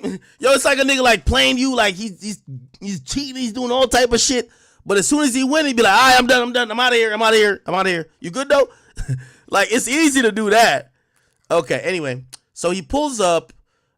He actually links up with some, I don't know where the fuck this is in Chicago, but trying to make a little positive impact on the community and shit. Man, you ain't done nothing wrong on that field. You doing the smartest shit you could do, man. Nah, ain't shit out here, man. I didn't think there was a nigga past the age of 50 in Chicago, nigga. I'm like, what the fuck?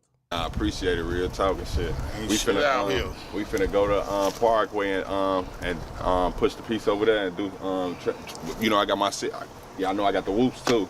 So let's start there. Here we go with that boy. Let's start there. You know I got the whoops. Let's start there, huh? Hit different.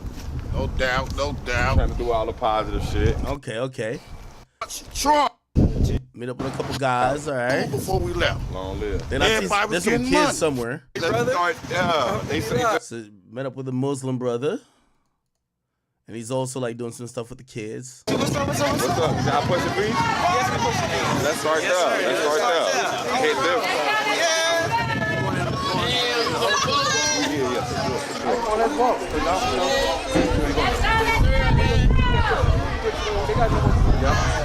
Let's go this way. Come on. Hey, P. Let him up. We going this way. Okay, so I think they did some stuff with the kids before, and I think they're about to like go by O Block.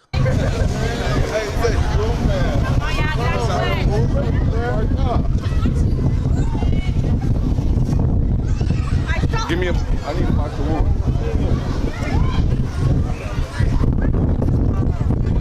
It's cold out here. My old school, I'm trying to figure it out. Okay, so they go by the school, I think. Most definitely. I don't know. I don't know if y'all parents want me to begin y'all this. Did y'all ask y'all parents? It's different. Hey, boy, you came out. Hey, you came out on my cousin. I gave your cousin some whoop. Yeah, I'm finna put down. Look, y'all gonna look. Let's start that. Don't get me in trouble. Let's start that.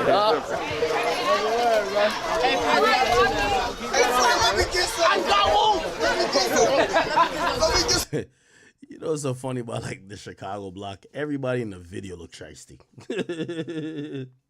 Yeah, I gotta try. Yo, everybody look like a criminal in this video. I ain't gonna hold you, bro. From the kids to the adults, nigga. Like, everybody look like they look like a bunch of felons, nigga. I ain't even gonna hold you, bro. Let's start there. We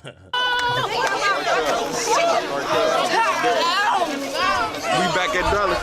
Yo, all it took was some cereal to squash the beef in Chicago, man. And y'all made fun of Nick Cannon when he did that Chirac movie, when he said all it's gonna take to stop the violence is some pussy from the women. The women stop fucking niggas. If they keep doing violence, they will stop. People are like, man, if they don't get this goofy ass shit out of here, it appears that the Whoops cereal has stopped the violence in Chicago. They got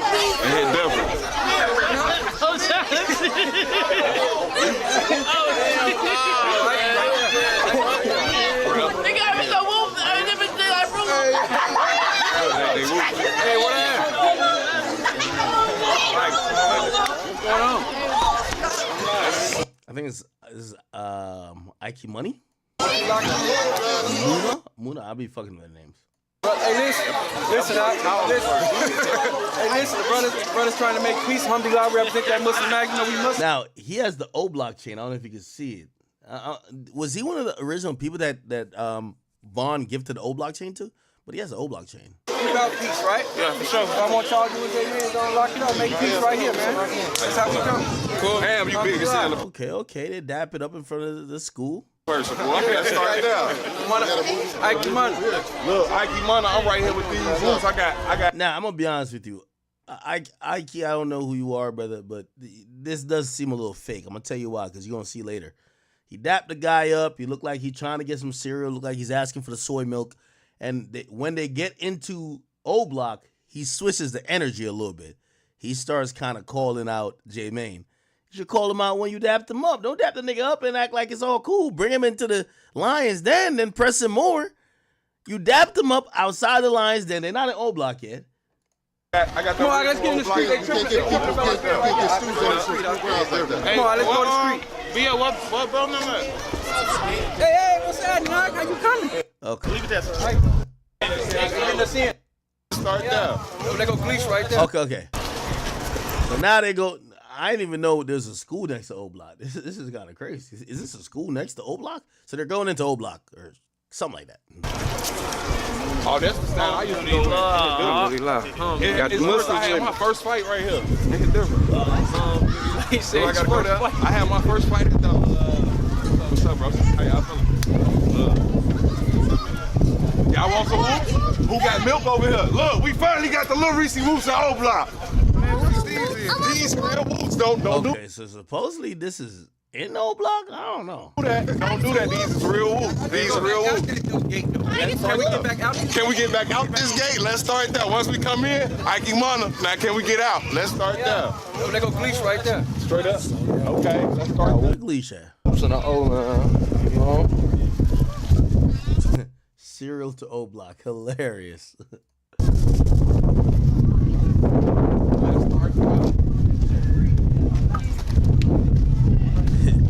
Yo, these niggas squashing the beef over a goddamn whoops.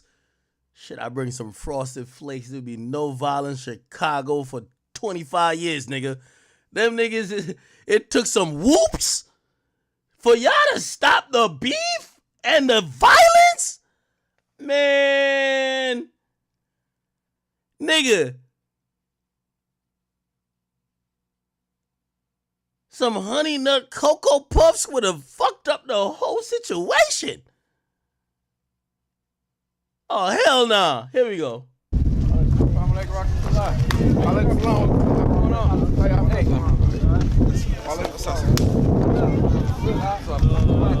Now the energy about to shift up a little bit. They're now in O-Block, okay? Somebody said I should go to O-Block next. Oh yeah, I'll be there. Okay, stay tuned. Right here. We brought the brother J-Main over, right? Y'all know we Muslims, right? Yeah, for sure. And we push the peace. So the Muslim guy here is trying to bridge the gap, saying, hey, listen, we're pushing peace, this and third.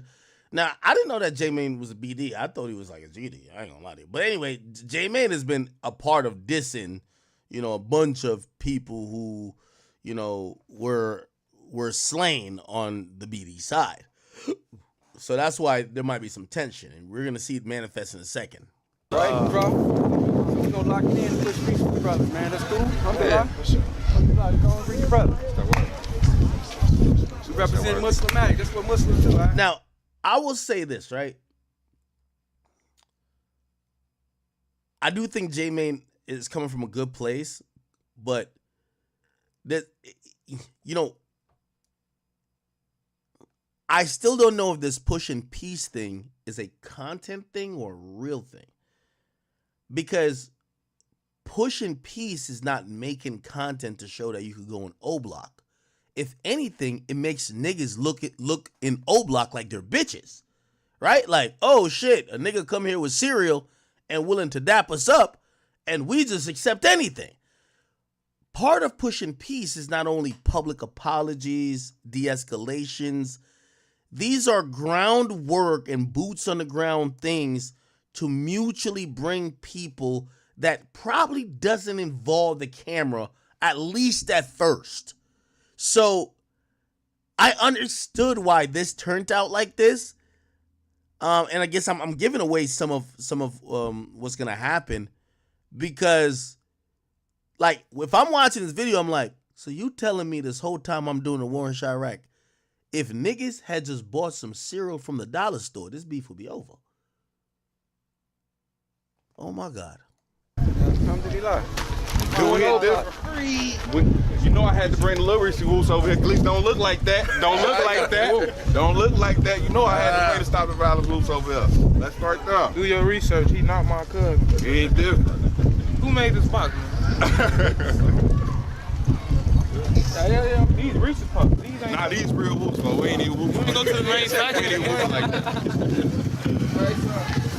Now look, we in the O right now. I gotta wait till police walk back over here. I gotta wait. Okay, find the body. Him is cool. It's cool. The show is cool. Now, this guy right here, I think he's really interesting. His energy starts to switch up. You got to watch out for guys like this. I'm going to tell you why. His energy goes from like here to there depending on who's around. Like if you feel like people looking at him, sizing him up like, nigga, you cool with this shit? Now he start turning up. But before he dapping you up, he want a box of the whoops. You know what I mean? Okay, they got. I'm like rock slide. Okay, let's start there.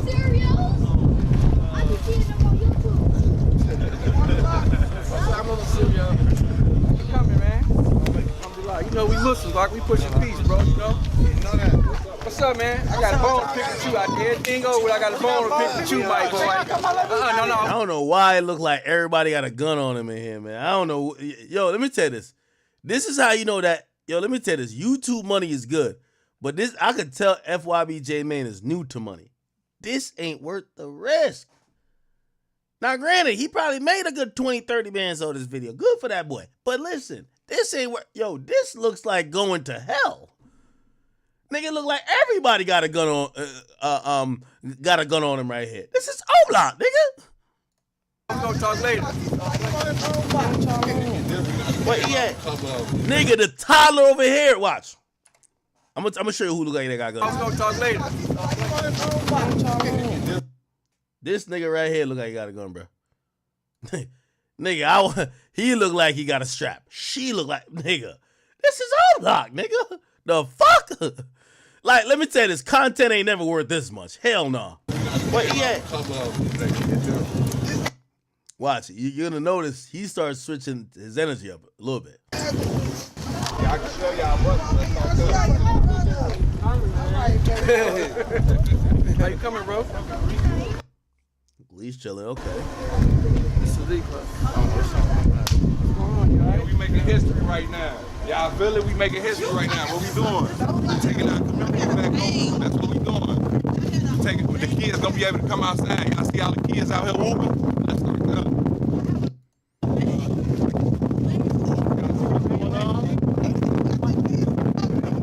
Chicago's earning his name as the Windy City. A little bit.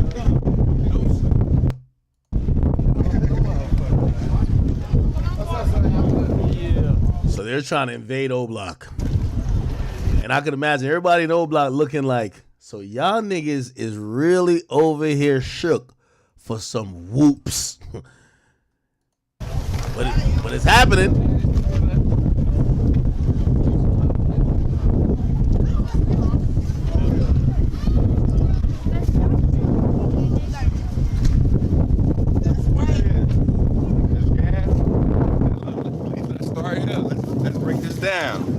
We in O Block right now. Now we trying to end these trends of smoking niggas dead home. We trying to end. I don't be smoking nobody. Now, in reality, I'm wondering.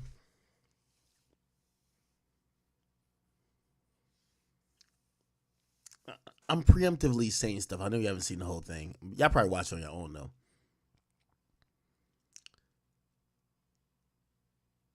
J Mane. My only thing with J Mane, and I hate to bring this up, because especially when you start talking pushing peace, and again, you know, bro, I want to encourage him because I like him. Charleston White, J Mane. I'm gonna tell you my only thing about him, bro. You gotta break character, bro. Like you can't keep talking in. Let's start there, yo. You over whoop it, like brother. Just break character for 1 second. This is a real thing. It's a real moment. And this is not entertainment for YouTube. Like, when I hear him talking, let's start there. Let's start, like, come on, brother. Just relax for 1 second. Like, Charleston White actually made a good point. I never thought about it. I was like, yeah, that kind of makes sense. He was doing it. What do J Mane do? He rap? Or he just trying to sell cereal? Stale cereal? He's like a comedian, I guess. What was he before then? A killer? I don't think he's a Let's start there. Let's start there. Killer. Was he a gang member? Yeah, he was with FBG Duck and them. It do hit different. It hit different. So he was a groupie, part of the FBG group. Couldn't rap. He was a comedian. What made him famous for Durk and them to want to pull at him? Just FBG? I think he was on his pushing peace movement, and that's when Durk came along and wanted to push the movement as well. Why not King Yella? King Yella seemed more sincere with pushing peace. Yeah, King Yella was the first one. He shot a video. Now, to be also fair, I think Charleston White's saying this because J Mane started linking with Woody, and him and Woody was getting into it for a while. So maybe he's a little bit tight at J Mane for linking with Woody. So, but you know, I think he's made some fair points. In 2016, pushing peace, and that's when yo, Charleston White just look funny, bro. Like it's just something about his eyes. Look at him. Even when he's serious, he's funny. They tried to kill him at the video shoot. So that's the nigga you go. If you really sincere about pushing peace, and I don't like King Yella, don't like nothing about it with scribble scrabble on his face. With scribble scrabble on his face. If you really sincere and you from Chicago and you sincere about pushing peace, how you not gonna go to the pioneer of this? He's the pioneer of drill music rappers pushing peace. Okay. You go get your pioneer because he trailblazed that fur. You don't go get the goof troop J Mane. Nobody can take J Mane serious because when he gets you on the platform, he whooping you. It's hard to take that serious with pushing peace and whooping, and you got all these mothers that's still in pain. You got a with a cereal box talking about pushing peace. Man, go get that nigga who almost lost his life and put his life on the line for pushing peace. See, Charleston has a point. A lot of, and by the way, I'm saying that even when y'all, like, by the way, you know, at this point, it's not, yo, the nigga brought some cereal to O Block. Me particularly, I'm not scared of O Block, right? Or I'm not like scared of Chicago. It's if I was to go to Chicago, actually I am scared of Chicago. If I was to go to Chicago though, and really try to do something that was beneficial, I think what Charleston says is the most worthwhile shit of it all. You could show up based on your name and notoriety and be like, yo, Ack is here. I just want to be like, yo, I'm showing love, which is really a spectacle in a vlog for you, right? I'm doing a vlog. I'm in Chicago. Y'all wanted to see me in Chicago. But it's something different if I say, yo, I used to cover these stories, and I know the mothers and the brothers and the sisters of these people who died. I want to have a prayer with them. I want to have a meeting with them. Because, you know, it's cool to kind of just hang out. It's another thing to showcase the real pain that still lingers behind it. And I think that's what Charleston White is actually accurate about, right? If you're really serious. If you're really serious. Don't get the cereal box. That's a clown that's gonna get the laughs. So now, man, I think J-Mane took a lot from your book. I think he seen a character and he mixed the real life with the character. He used to try to book me all the time. He used to call me out. I would never respond to him. That's why I realized he don't like J-Mane. J-Mane's cool though. Never respond. Why? Because I didn't take him serious. I ain't taking no nigga serious with a cereal box in his hand every day. That's a boy to me. That's a boy. I'm looking for, nigga, I want to sit down and have some substance. I ain't finna sit down no nigga whooping. Whoop whoop. and I gotta ask you to whoop quick. Man, I ignored that nigga that nigga called me about 10 times. Man, I wouldn't even respond to that nigga. V tried to plug me in with him. Nina tried to hook me. Man, I'm not doing nothing with that. I'm gonna keep a cereal box with him. I'm gonna take him serious. So had you, man, I sit down with a King Yellow. Even though you don't like him? Yellow. But I wouldn't sit down with a man. But he come along after everybody died, done went to jail. And I don't see him pushing peace. I see him pushing his platform and trying to get his cereal sold. I don't see him back in Chicago, reaching back to the mothers who have buried their children. If you really pushing peace, you have to go back and get JoJo and them mama. All them kids who gonna die, Tuka mama. That's where the peace come from. They pain. I agree. That's one thing I always say Charleston White is great at. Charleston White is the only person who has ever talked about the mothers of some of these people that have died without a voice. Like, for example, like, we never knew Tuka's mama be doing nothing. Charleston White went and go, whatever. He linked with Mama Doug. He went with JoJo's. Like, I'm gonna be honest with you. That is part of this whole, like, you know, pain-filled ecosystem when it comes to drill music and shit like that. And I think that can be forgotten. I think that's why, you know, Charleston White hits the nail on the head with that. They voice, they tears, man. They hurt. That's what healed the peace, niggas. That's why I put the murder changed me. Okay, anyway, so that's what he said. But let's get back to this. Let's start here. But put it like this, I'm talking to the older generation, vice versa. Same thing go. Now, I don't know if it's because IQ Money's around Gleesh, but you're going to start see the energy change a little bit. He's going to start pressing J-Mane. Remember, he dapped him up, grabbed the whoops, everything was cool, but now he's going to, here we go. For this side, that side, every side from Chicago. Ain't no big ass little U's. I feel like we let the smoking dead people trend go too far. I feel like now we got 63rd and O Block. Why is we still whooping like that? Right. You catch my drill? So I feel like it starts with us and we set the example for the shorties. Maybe they'll pick it up, maybe they won't. But I feel like I got a question though. Why y'all decided to set the example when we was shorties?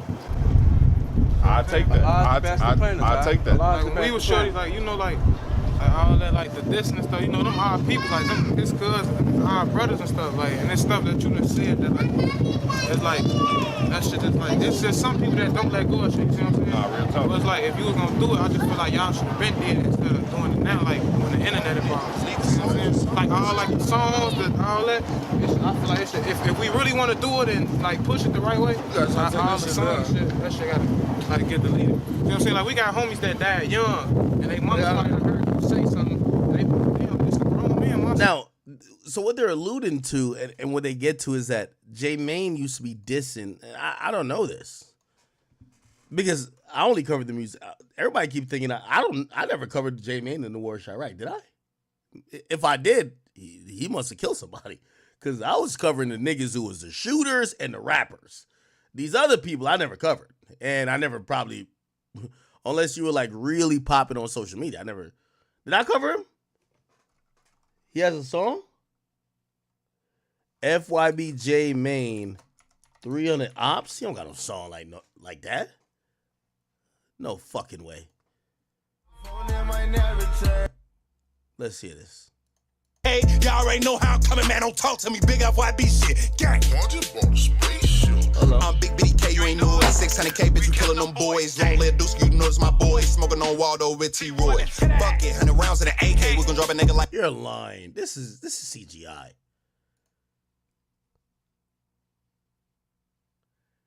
It's no way he made the song and thought he could bring cereal to O Block.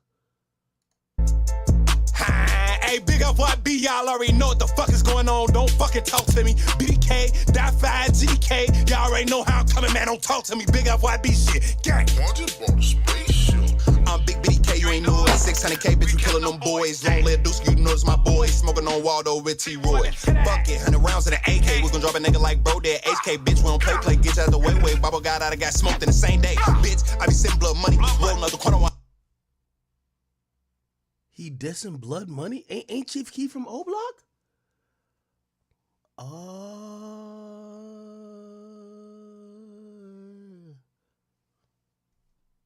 I'm counting J money, pop white, got me moving like a zombie. Nigga try me, nigga gon' need an army. Think that I'm lacking, but the shit OD. Run up on me, get your ass, Lil Steve. Shots to your ass, can't breathe. Niggas be bitch like a. They said, trying to run up on me, get your ass OD? OD is the person they named O Block after. Like a zombie, nigga try me, nigga gon' need an army. Think that I'm lacking, but the shit OD. Run up on me, get your ass, Lil Steve. Shots to your ass, can't breathe. Niggas be bitch like a merchant on beats. Bitch, fuck O Block front street. They found LA face down the street. They found Noose with his brains on the seat. Fuck no Limrod block over E. Wait, he said they found who? They found Noose with his brains on the seat. That's oh. Well, Durk squashed beef for them, I guess. Damn. I didn't know this nigga was saying all this shit. Fuck no Limrod block over East. Can't G her, put the Glock to his teeth. Extort that nigga like we did Cheeky. Fuck Big A and D thing too. Chino Pluto, we smoking Lil Boo. Fuck Lam Round, we flame up Lil Mo. Mix that shit with Lil Round too. Baldy was a goofy. He got shit splat hanging with them dudes. Free this guy, bitch, fuck the cop. Free G skinny and 50 shots. Smoke Fahim with tricks and Tasky. It don't matter, y'all got drunk. Holy shit. Fuck your homie dead. Fuck your homie dead. Wait, he had a cemetery? It don't matter, y'all got drunk. Fuck your homie dead. Fuck your homie dead. And y'all say I was wild? Fuck your homie dead. Most of y'all got in their head. Fuck your homie dead. Fuck your homie. Fuck your homie, he dead? He got hit in his head? Dead. Fuck your homie dead. Most of y'all got in their head. Round of applause, Kobe got his ass clapped.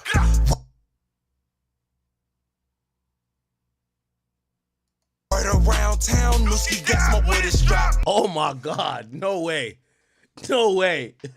No way. I don't even play that again. What the fuck? Smoke White Brian, Lafayette Killer, I ain't with the cap. One call, Crazy Chris gon' shoot him. He don't fucking rap. Our niggas be capping till we get the clap and we pull up and slap him and dump him and shit. You come and get back, your ass get whacked. We catch King Von, we gon' open this shit. Bow. He said if he catch King Von? Shit, you come and get back, your ass get whacked. We catch King Von, we gon' open this shit. Bow.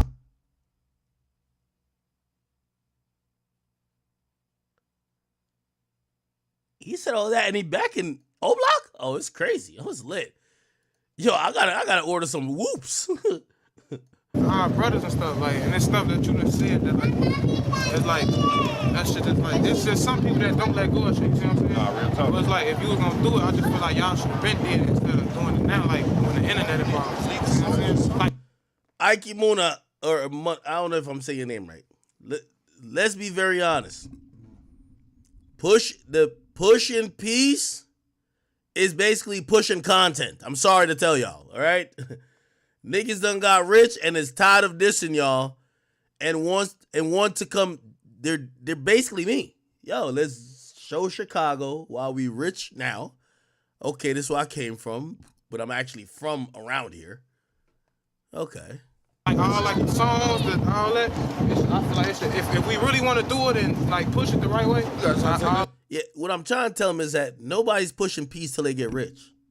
Like I know nobody's pushing peace till they get rich.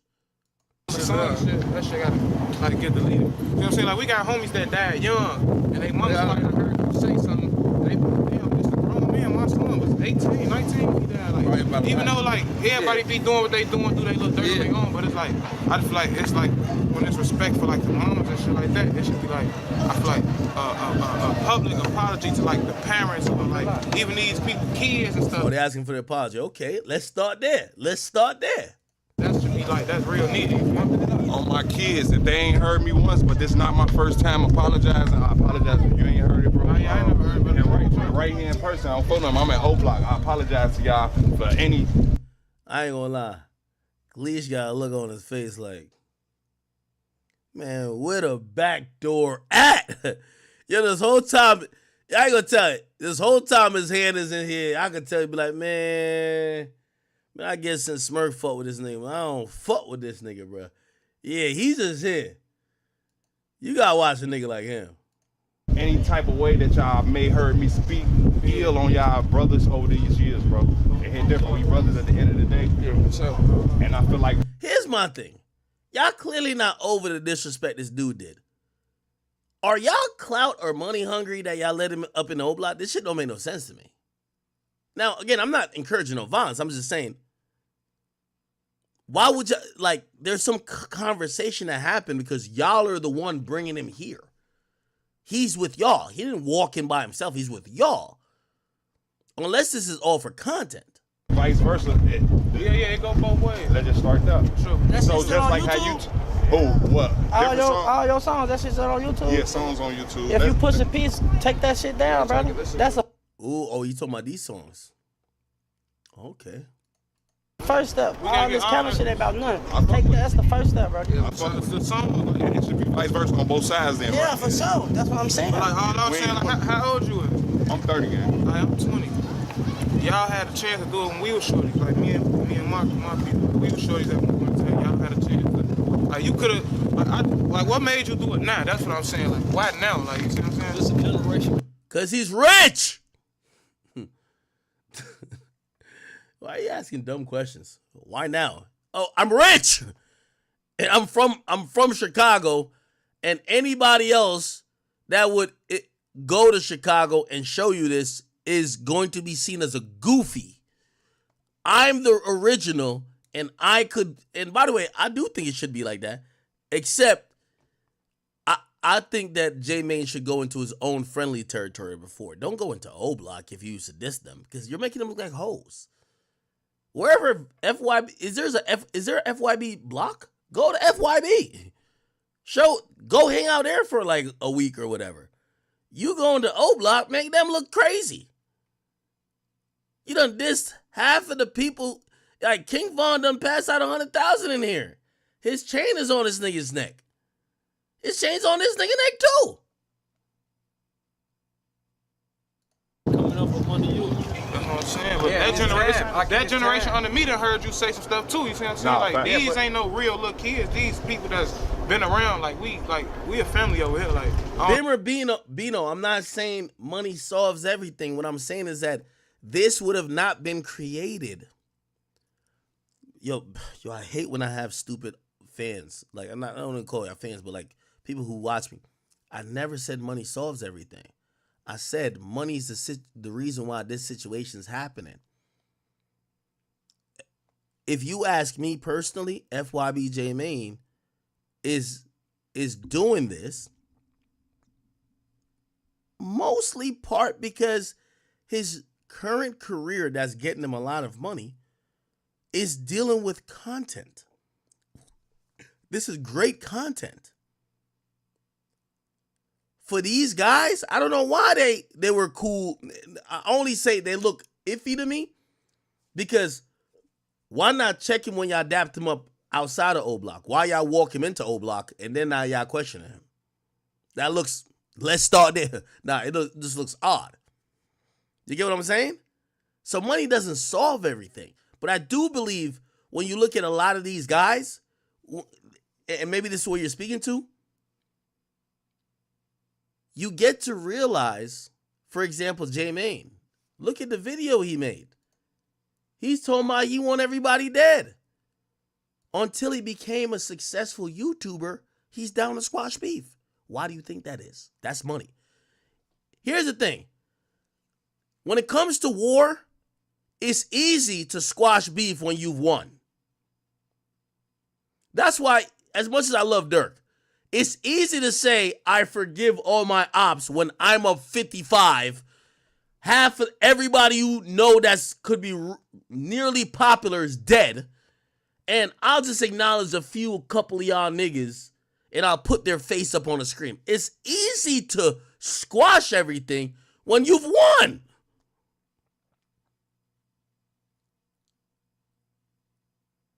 Durk up 50 million. At the time, he's up 50 million, free as fuck. Yeah, he caught a couple losses on his side, but everybody on the other side is dead. Nobody's relevant. They're broke as shit. Of course it's easy to squash beef at that point. Because he doesn't want to get locked up. Of course it's a little bit easier for J-Mane to squash beef when you're getting tens of thousands for your YouTube video. That's clear. And that's what I'm saying. I understand what this guy is saying. But my only problem with this guy is, why walk him into O-Block if you felt this way? You dapped him up 20 minutes ago. You should have checked him there. I don't know how y'all do that, but like when one person died, or how it is, it's like everybody feel it. Then we hear somebody like just saying some shit like, damn, that should be bogus. Like, even though it be on both sides, but it's like I said, some people don't let go of shit. And it was like people died young, and these are our childhood friends, and we done heard y'all say stuff. Y'all probably didn't. I don't know, you see what I'm saying? But I just feel like, yeah, that part, like the songs and shit, like maybe start taking that shit down.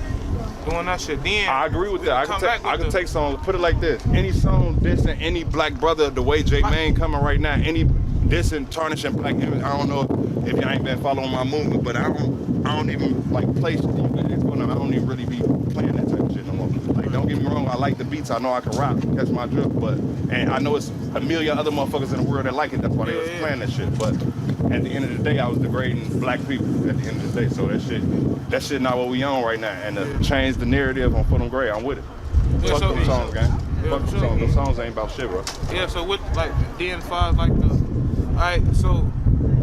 when you was doing that shit back then, like that shit made you feel good doing that shit, or was it like? Oh, that shit was always to feed my family, so it never. That was the most honest response I felt like I could have ever heard from J-Mane. Yo, I just dissed y'all niggas because I was broke, man. I thought this was the way to make it when other people were making it by dissing people. That's a really honest response, I'm gonna be honest. Never had nothing to do with. Look at this guy's face right here. The Muslim guy's like.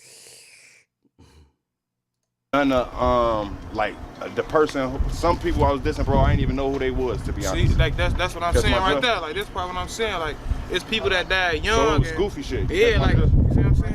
Like it was. You might have been younger, but it's like I just feel like me, like the mindset I got. I'm 20. I've been having a grown mindset since I was like 15, 16. So I know like how to be mature and not like. I feel like all that shit was immature. Like that shit was. It was. On my baby. Yeah, all that shit was lame shit. Like, bro, like even like with the shit, especially like when it came to talking about the females, like you know, Keita, like all that, like that shit was. I feel like that was just doing too much. It's just like, what did this girl do to y'all? You see what I'm saying? Like, what did this girl ever do to y'all? You feel? It's like I had no. Now, I also want to reserve the right to say, you know, maybe you know, there was a conversation before. But this guy also want to kind of, you know, stand his ground on camera too. Like he had a point to make.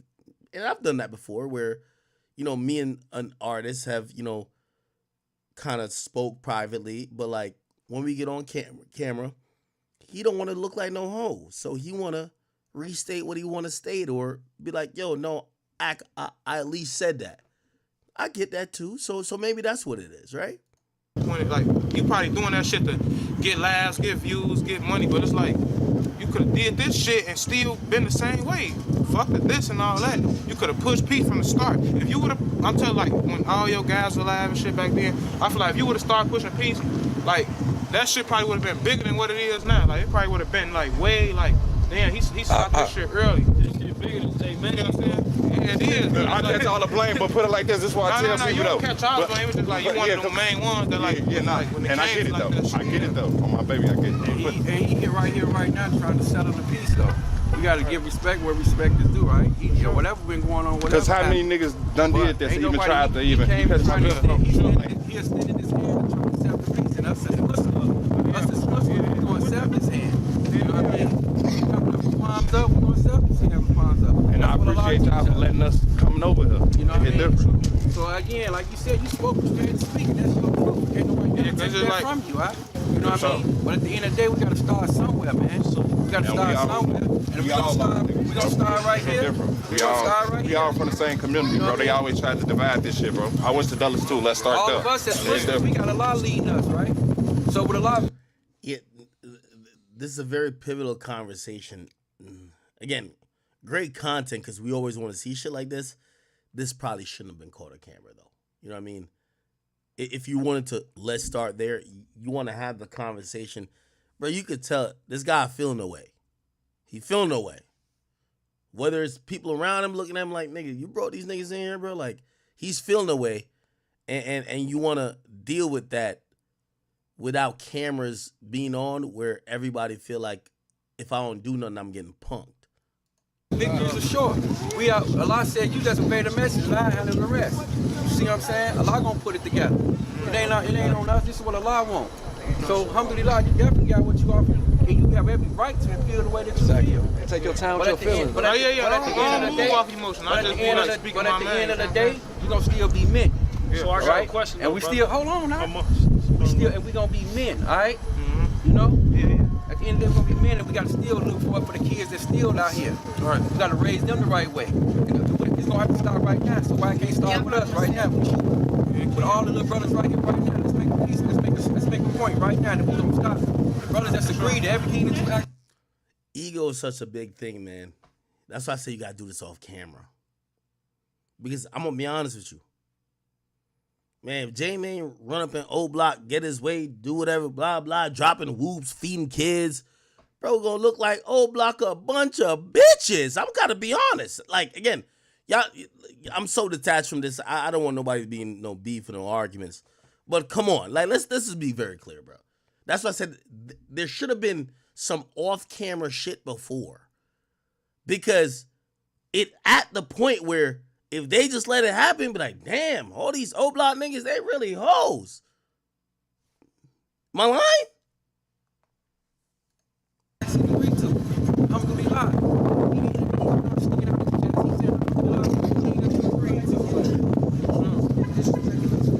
No, listen. He even put me on a deep remember how he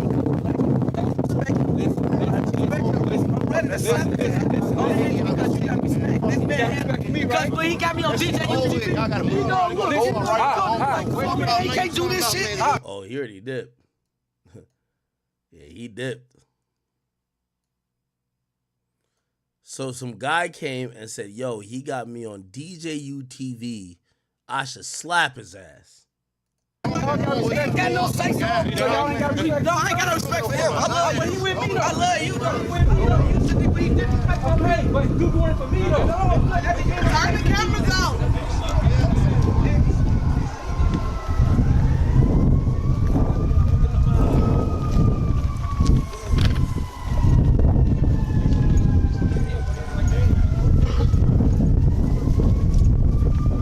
So I think they basically walk out.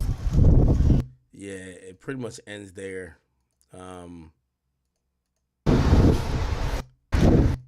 There's a slight emotional part where, like, you know, he's reflecting like, damn, I tried to do the right thing. Damn. Fuck. You could try it, J-Man. Fuck. Damn.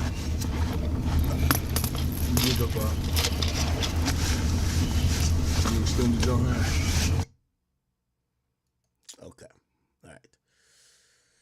Now, apparently, what's the nigga's name? This episode of $1 Million Worth of Game. Hold on. What's the nigga's name? So there's a nigga named E-Dog is it E-Dog J Mane? So the guy who pulled up is this guy here, and I just want to give you the context. So apparently J Mane had did like a video. This is DJU. He did a video before, kind of like clowning the dude. The dude's from O Block, but before the Push and Peace initiative, J Mane clowned him. As he sees you, does he say anything or what happened? So J Mane's talking about, he ran into the guy before and the guy was pussy, basically. Like, I ran to him, he wasn't on shit, and he knew I had my gun on him, so he wasn't on shit, so whatever. And then they ask him, hold on. CFYBJ Mane. Here we go. Do y'all homework. We got Kai here. Kai, what up, nigga? On what? Pump faking. Do your homework on pump faking, bro. Do your homework on the Chicago nigga pump faking. Bug the fuck up. Like Kobe or D-Wade? Like Kobe or D-Wade? Bug though. How serious is it? He got that look in his eye. So, again, it's things like this that make the Chicago dudes, if they let this guy into O Block, it looks like they're a bunch of bitches, right? Now, granted, we get the peace initiative, but you look like you're soft when this guy basically said he saw y'all out before and he pressed y'all, or like y'all wasn't about it. It hit different. Yeah. He got that look in his eye. But what he do? So, I guess I pump fake, bro. On E-Dog, they told me he was a... Now, the person we just seen, his name is E-Dog, okay? So this dude... This dude... Like, get like community, bro. We out, and we... Yeah, this is the E-Dog dude right here, right? So he telling a story a year before about him running into that guy.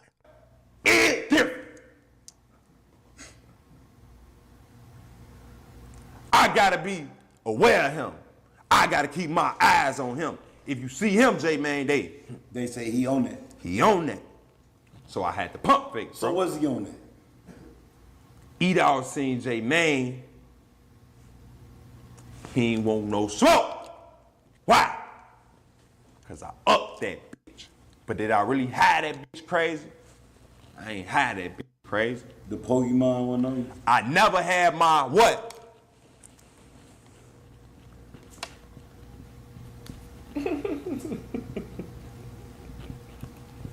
Gotta have your Charizard.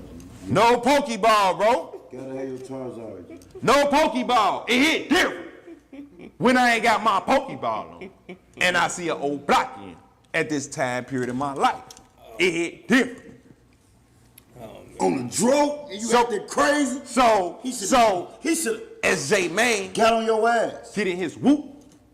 What fool do? It's merch. He get in his whoop. Oh. But J Mane was pumping. His whoop, get the fuck up out of there. He runs back to the old Blockian hood, bro. Get the fuck up out of there. J Mane get that. I wasn't even going that way. I was going down Cottage. Stupid. It hit different. Old lady. Okay. Hey, old lady. So now they're asking this. So again, this is a year ago. They're asking him about what J Mane just said. I guess these are both DJU interviews. This is E-Dog. Hey, King. E-Dog, you both King at the King. You know, the Joker came develop shit. So it's like, it makes sense. I ain't judging nobody. It's just how I express myself. You know what I'm saying? Yeah. Shit like that. So you relate with the Joker? It ain't about no violent shit. What he do in the movie is about I relate to, it could be something about him. It's him. You gotta give me a couple of more watch tonight and we gonna get back to you. O.J. Simpson a few times. I don't know nothing about him. I ain't even gonna talk about him. You ain't finna ask me no question about him. Okay, so basically he commented, but he did an interview yesterday. So he felt a way about the guy saying that, I don't know, he punked him or whatever. By the way, chat, we're dealing with like hood beef right here, so like egos really matter, right? So it's like, he's been saying to everybody that he punked me. Hell no, he didn't, whatever. Okay, Now this is this new thing where J-Mane got turned away from O Block because he turned up on J-Mane, and he did an interview like a day ago. Here we go. I just seen it right now. I'm leaving out. I'm leaving out getting my ride. Shit, I ain't thinking about you. You're a little guy.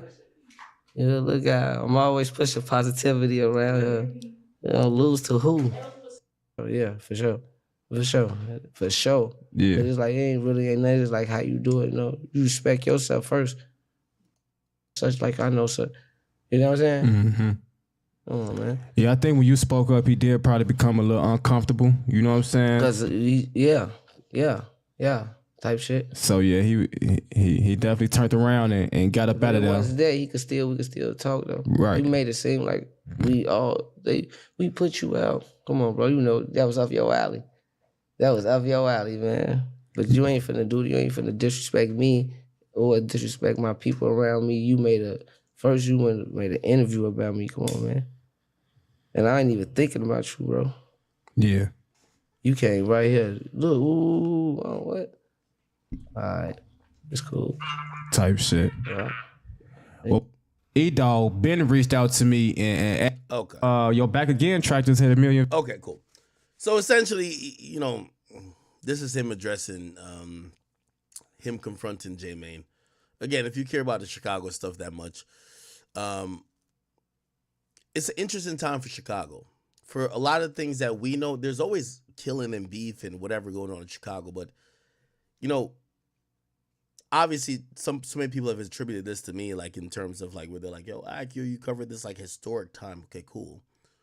But the reason why people care a lot about that is that, you know, it was a special time, I guess, right? But a lot of those people have died or moved on, or it's like a different time. So this is why people keep talking about it, or this is why, you know, it's a little bit different where some people feel like, well, everybody's out of the way. Now let's push peace, right? Because everybody's dead or everybody's locked up. Why not try to squash those things when there's no one current on the ground? But this guy was still around, and yeah, it's not going to work. Okay.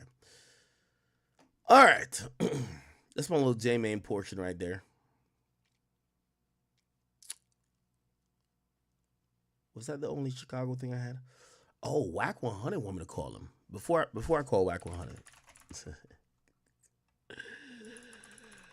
Oh, man. Wack said he got some beef with me. Wait, why is it not loading? Okay, it is. All right. So Wack went ballistic. And like, this is why I want to call Wack, because I don't know why Wack got beef with like Jay Prince like this, but listen to this. This caption's kind of right. Wack goes full Denzel Washington training day on Jay Prince and warns Willie D to stay in his place.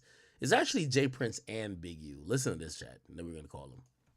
Jay Prince, you know what it was in that alley. Everybody know me, bro. When I caught you in that alley, you was humble. You whooping about what you gonna do. Nigga, you hit, we hit. You hit, we hit. Ain't nothing safe. All you gotta do is, homie, give me an inkling of an inkling that you own that. We already know where everything at. Everything. So we don't care about all that. Nigga, you got you a live wire. You hit, we hit. You better know that Big U, he ain't got no more juice. Ain't nothing respecting him out here. He ain't never put in no work. Damn.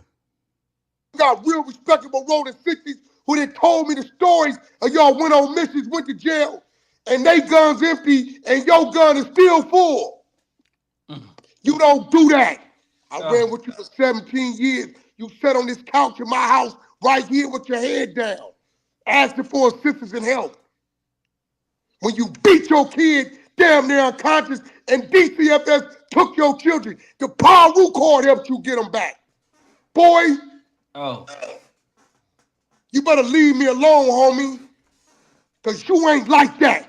You 57, 58 years old. You not like that. You got bad knees. They got to pull 8 vials of blood out of your knees every 10 to 15 days. Boy. Yo, that's the craziest diss. Nigga, you can't beef with me. You got bad knees. Wait. You know what it was? That you got bad knees. They got to pull 8 vials of blood out of your knees every 10 to 15 days. Boy, you need to kick back. All y'all with your little Buster parade down there. Hey, bro, y'all too old to want to deal with this. Because it ain't going to be a walk in the park. It ain't going their way for sure. Willie D, come on, bro. You got habits. You go by your little spot over there. And I don't want to mess up your relationship and your little thing over there. Boy, we on your bumper now. Because you let this bozo pull you into something that ain't got nothing to do with you. Jay Prince, we shouldn't even have a problem. You should respect the fact that a man is making sure a sister's all right. You know I'm not wrong. I showed the world every time you lied, I put it up there. Why y'all getting into it? Because Wack wouldn't let him bully an old lady, old black lady. Did you lying telling people the footage he got can help Larry Hoover get out of jail? This ain't nothing but Larry Hoover sitting in the penitentiary telling his life story. Hold on. I got to get Wack on. Let's get Wack on. Now, Wack was crazy right there.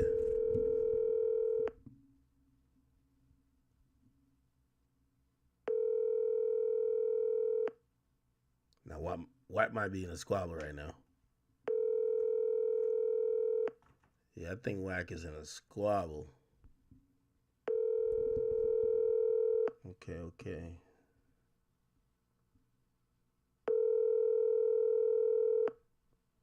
I'm gonna just hang up.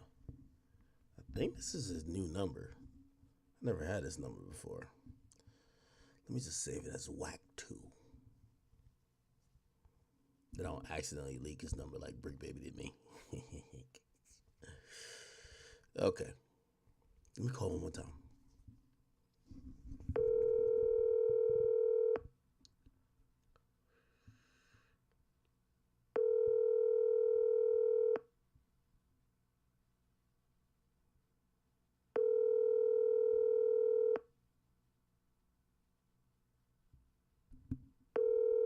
Okay. All right. Well, okay. He'll call back if he sees it. Yo, here's the thing. I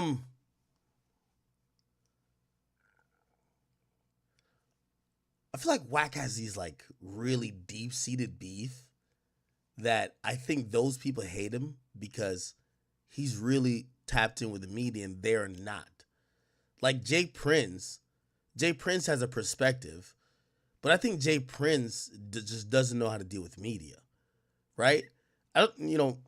Apparently him and Wack's issues stem from a woman that got the rights from Big Meech to like do like a book about his life story or something like that. And, or not Big Meech, it was Larry Hoover, I'm sorry. And that person they were trying to have sell the content of the interview or whatever that person did with Larry Hoover to someone else. And Jay Prince was representing that somebody else. And Wack said he fell out with Jay Prince because he wouldn't allow Jay Prince to bully that woman. I don't know.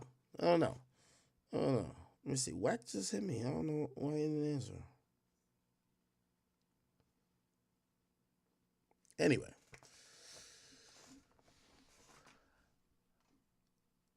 How much of what you hear with Wack do you think that Wack is crashing out, or do you think I think Wack is a cold, calculated motherfucker. Like, he's smart, he's shrewd, he's calculated, and 100%, I feel like anytime these things happen, it's him kind of setting up a situation where he's either getting at these guys he don't like, or he's setting up a money play. So, I don't know. I'll wait to see if he calls me back. I won't get too much into this topic otherwise, because I literally can't see why he's beefing with Jay Prince. And then I know him and Big U shit goes deep, but what the fuck, right? All right, cool. Let me see. Let's do a Drake topic. You want to do a Drake topic, y'all? Let's do a Drake topic. Let's do a Drake topic. All right. The boy, Champagne Pop, okay? He's finally cut his hair, allegedly, right? It is came out that Drake, is debuting this new look. Follow Academics TV on Twitter, and this is the new look. It looked like he's cut the braids. Obviously, you're gonna have the Kendrick barbs say, "It's because Kendrick said, what is it, the braids?" First and foremost, and right on time before I get into that topic. Wack 100. Bro, you still on your hater campaign, man? I'm on a hater Wait, what hater campaign? What? I'm on stream, by the way. You should know this, but yeah, I'm on stream. Oh, man, I don't give a fuck, man. Listen, man. What's going on? Why is people calling me talking about academics is talking about Kendrick is hanging with some dude and this dude and that dude and this dude? Oh. Are you still trying to justify? Okay. I didn't get into that yet. Wait, hold on now. Hold on. So, you know how you have your team of exposers? I got my team. They're not exposers, but I got my media team, okay? And so they run my secondary Instagram, and they run my Academics TV Twitter. Now, here's the thing. Hold on. I'm gonna give you the facts. Here's the facts in chat. We're gonna play this after because Wack is jumping topics. We ain't get to it yet. There's an individual, and you know about the stream too, because you brought game on the stream, on Vitaly's stream, where they catch the pedophiles.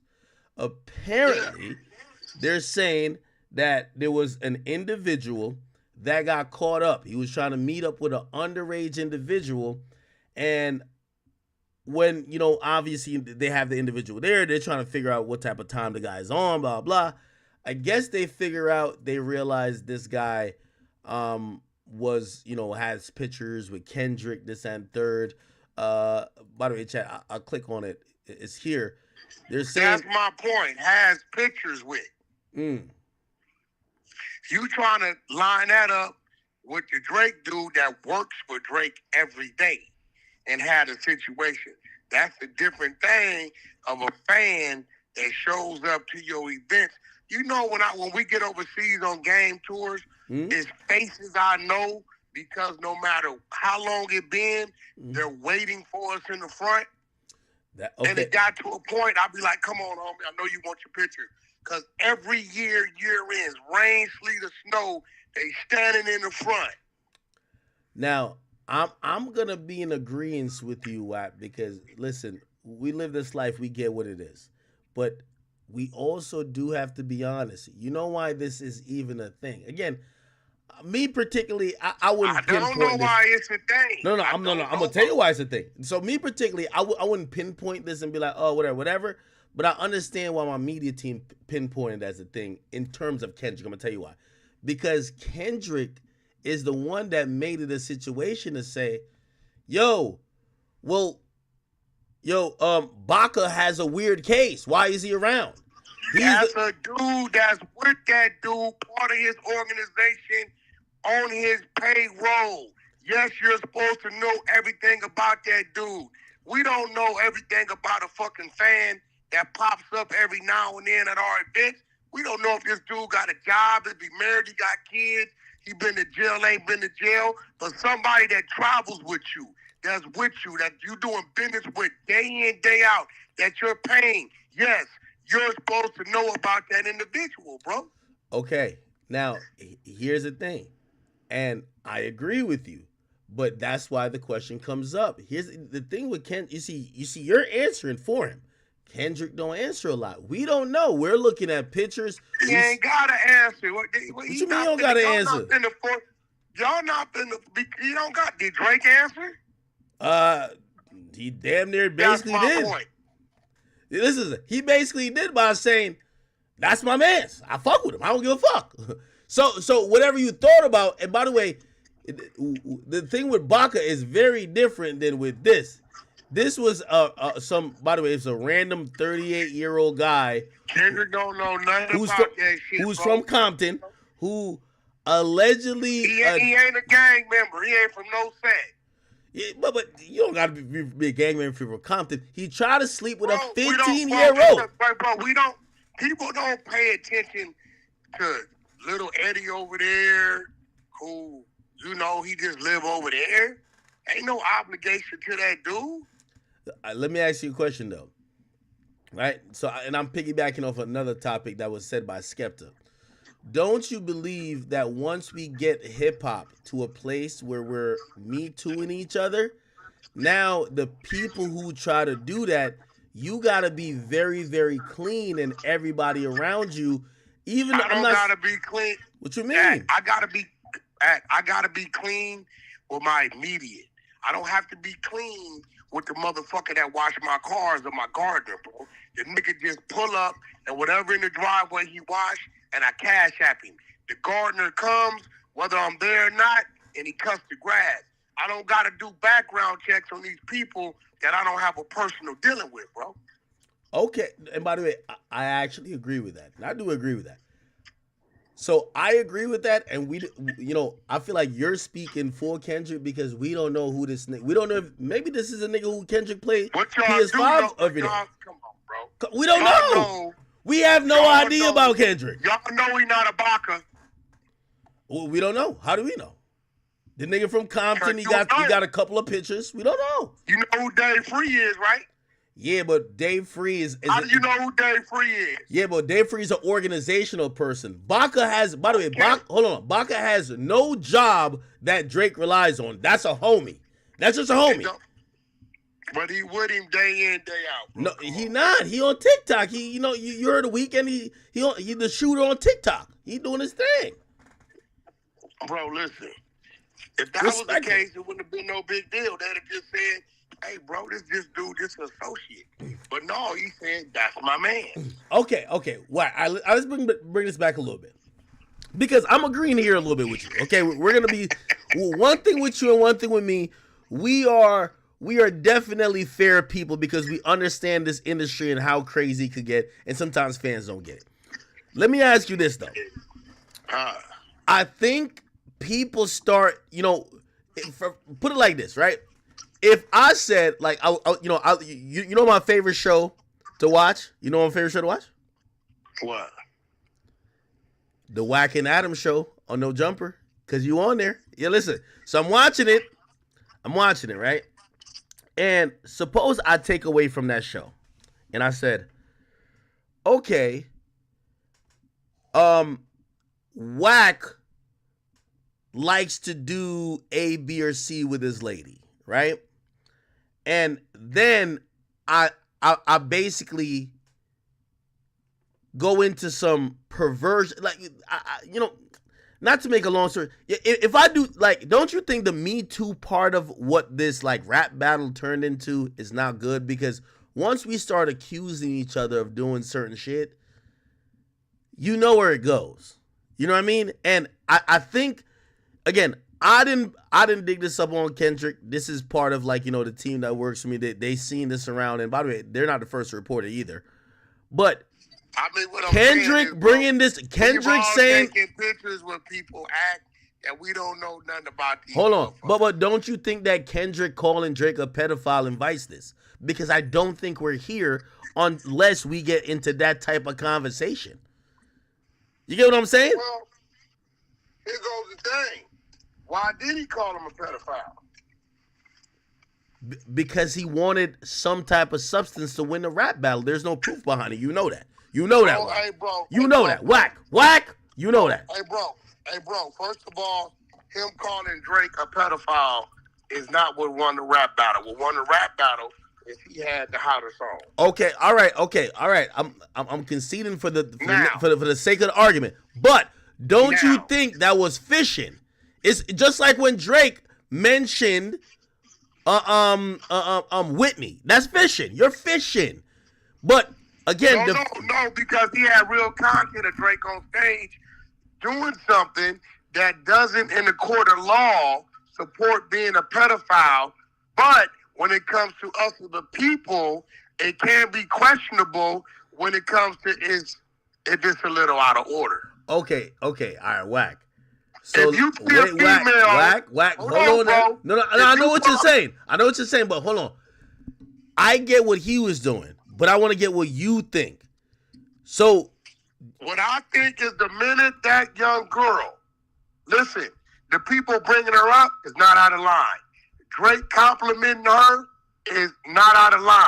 When he asked her how old she was, and she said 17, and he said, damn, why do you look this way? Was totally the fuck out of line. okay, Wack, come on now. We're going down a slippery slope. Okay, Wack. And this is why I say, like, yo, the conversation. Wait, hold on. The conversation with Kendrick, y'all like it one way, because as soon as there's a parallel put on the table, everybody loses their shit. No, what I'm saying is this, bro. You pull up to a gas station. Wack. All right, hold on, Wack. All right, hold on. I got you. Hold on. I got you already. And I hate to do this, but I got you already. Bro. Hold on. Hold on. I'm gonna do it. That looks good, right? Hold on. And you say, what's your name? Andrina. How old are you, Andrina? And she says 16. At that point, ain't no more conversation.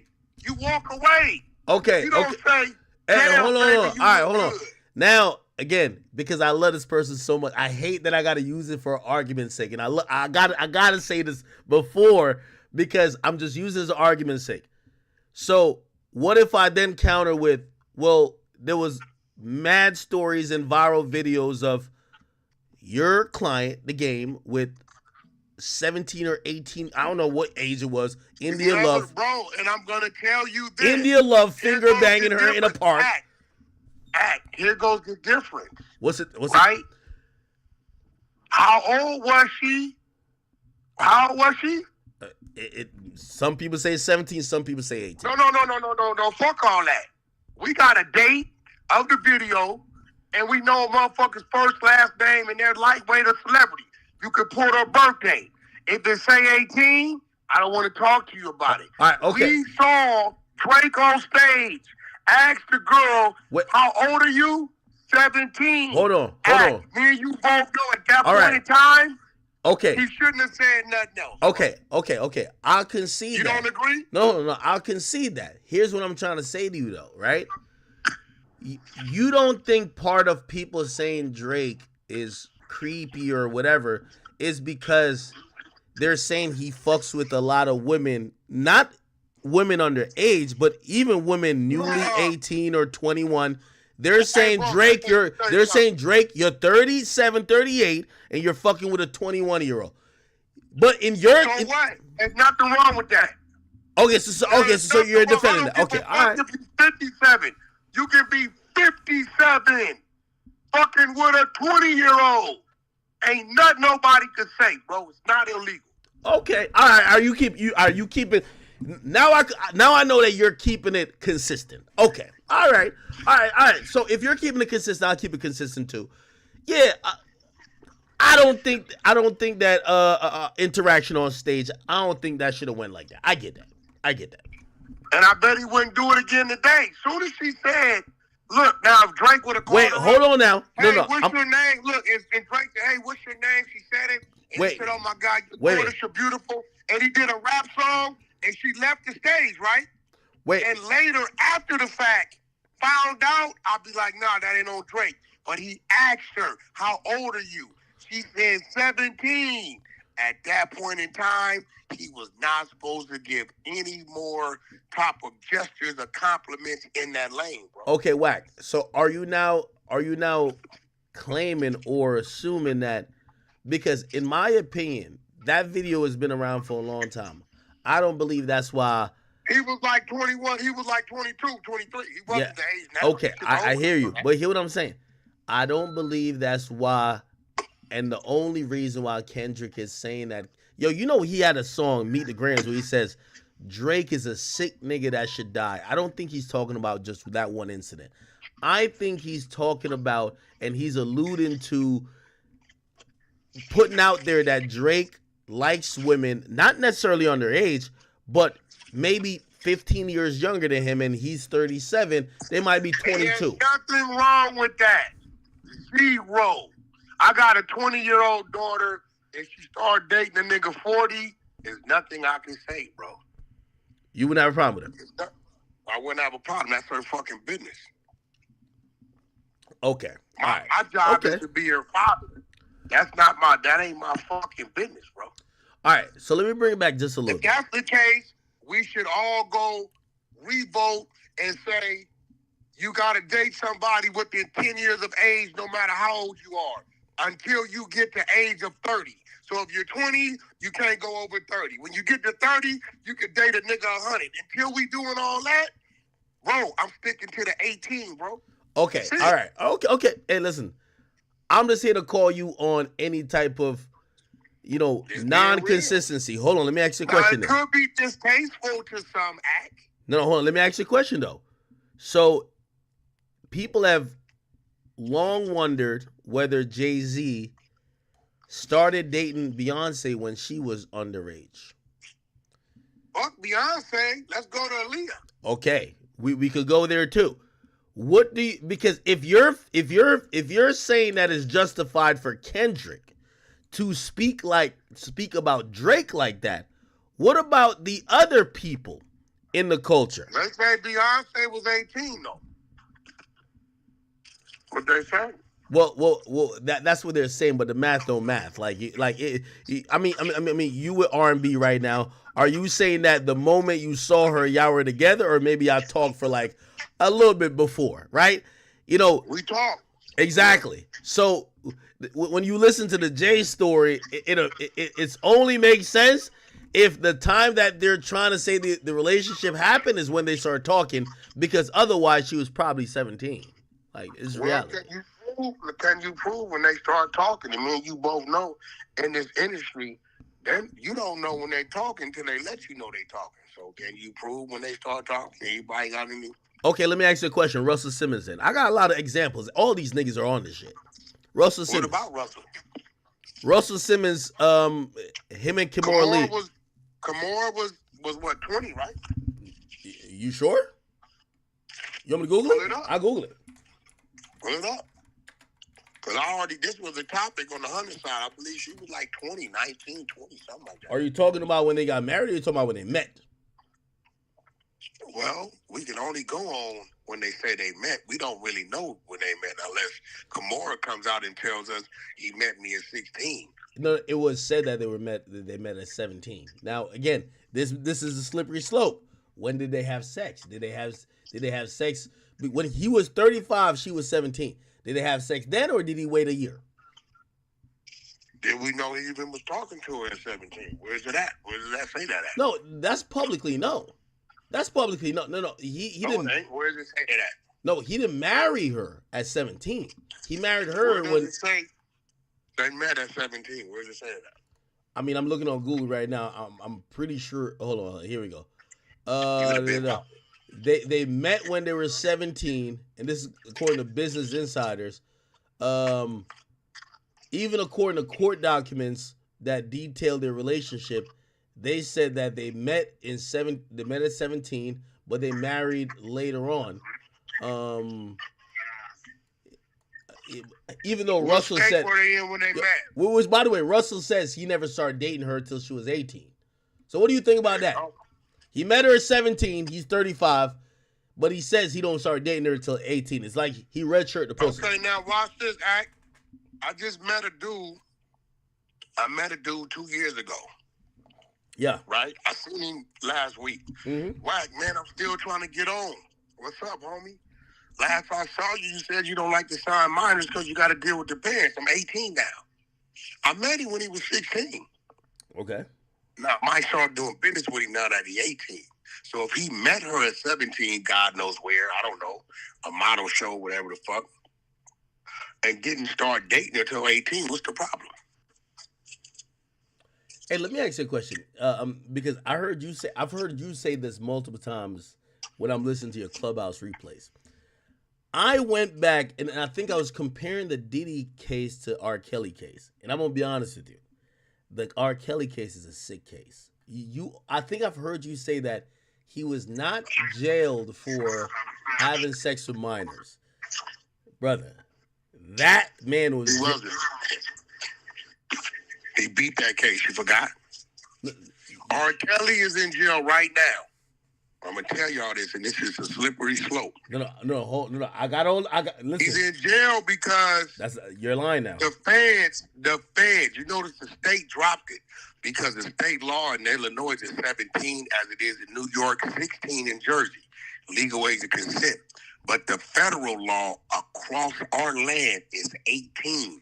Just like the marijuana laws in California, by the state is legal. If the feds want to come take all of them to jail, they could, because under federal law, it's still illegal. Okay. The girl was 17. Wack. I read. Listen, I heard you say that, and I never really looked into it. I looked into it. Go look into it, bro. No, Wack. I got all the paperwork. I can send it to you. He got so he caught 13 counts in Chicago. He beat 7 of those, so he only got convicted on 6. He got 25 years. And then he got 9 counts in New York, and he lost all of those. So he got convicted on 9 counts, and they gave him 30. And the appeal court stood up that he only has to serve 30, so the 30 is going to include the 25 from Chicago. The whole Chicago case was essentially child pornography cases. He had videotapes with women down to the age of 15. Facts. You got to provide that work. I'll send it to you. Matter of fact, this is what it is. No, hold on. Listen. Go ahead. His spokesperson / family member communicates with me, and he says he will challenge anybody to any R. Kelly statements. So I think we need to run a thing on my YouTube channel and bring him on there. Okay. If you got that work. Oh, I ain't listening. You know, with me, it is what it is. No, you got shit. Now, as I'm thinking about it, I'll double check to make sure. Again, double check. He only beat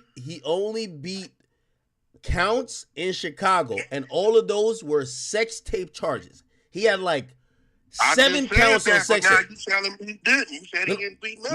No. He beats. So he got charged 13 counts. He beat 7, so he beat more than half. But he still got convicted of 6. Now you know New York is gonna hit you with a RICO, and I keep telling everybody who watch me, you're not beating the RICO. Every count they hit him with the Diddy counts. That's how I got into look into it. The only charges R. Kelly caught that's similar to Diddy is he caught it in the Eastern District of New York in the feds. And it's sex trafficking, and he caught a racketeering charge, just like Diddy. He lost all 9 of those. It was 9 counts, okay? When it came to Chicago, it was about tapes and sexual escapades with women and abuse charges with underage women, and there was 13 counts. So he beat 7 of those, and he got convicted of 6. So I got to see the 6 that he got convicted of. But when I read the charging documents, it included that he had tapes of him having sex with women as young as 15. Which that to me is crazy. Never heard. Hold on. Now, hold on. I say that to you because I got to go back and make sure he got convicted of that count. That count he might have beat. I never heard that. Okay. Last time I heard it was a minor was way back when. Remember they said he was peeing on her or something? Remember that shit? Yeah. No, yeah. And they dismissed that. Hey, if you read, again, obviously we know in a criminal complaint they could put anything. They showed R. Kelly paying up to $1 million for people. Like, apparently he was really loose with people getting the sex tapes. People had his sex tapes left, right, and center. And he started paying. He paid somebody $250,000 to return one of the sex tapes. Obviously, you know, that's some VHS shit. Because come on now, if somebody got your tape on a digital recording at this point, you can't have them recorded. You can't have them return it. Damn near. It's like they could make a copy. They still have it. Exactly. But yeah, I read that. I'm gonna be honest with you, some nasty work. Anyway, let's not get off topic. Don't you think that Kendrick saying this, he should now? And I could throw another curveball at you. You want me to do it? I want to do it to you, Wack. This is not, bro. This Wack. is a fan. This is a fan. No. So Okay, we making artists responsible for fans? No. Okay, I'll throw the fan out the window. I'll bring another one for you then. So when Kendrick says Baca got a weird case, why is he around? Why doesn't Kendrick acknowledge that the person that introduced him performing the song dissing Drake about this pedophile or whatever rumors with women, the person who introduced him was Dr. Dre? Do we need to bring up and talk about Dr. Dre's? What this got to do with Dre, bro? What do you mean that I got to do? Because he's associated with him. You don't think he's associated with him?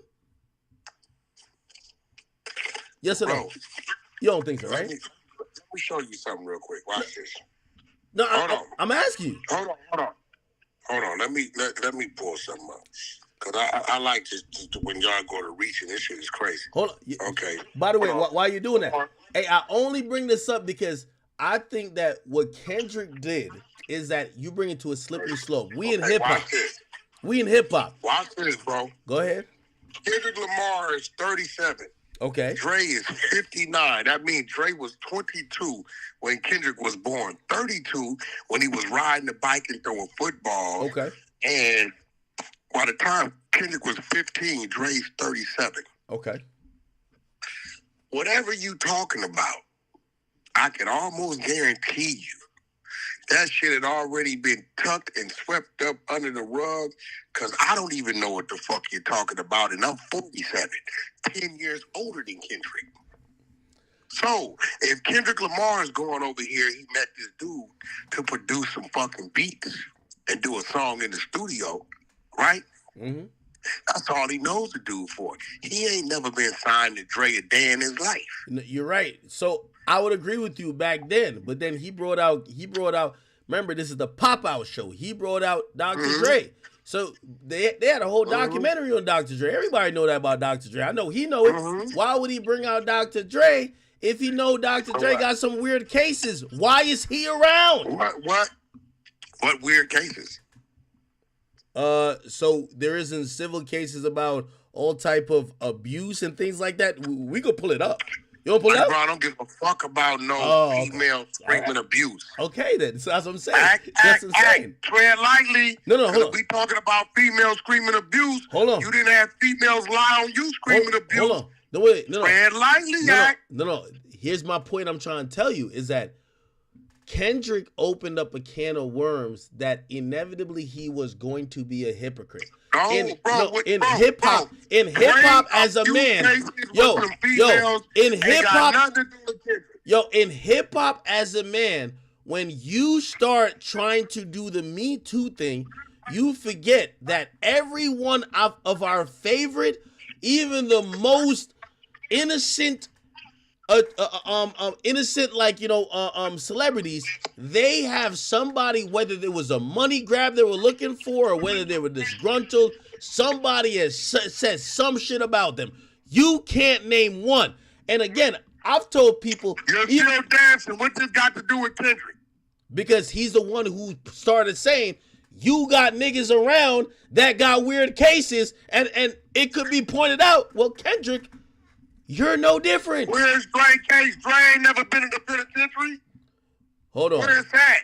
Wait, all right, so the case got to be criminal then, not civil, right? Civil. Huh?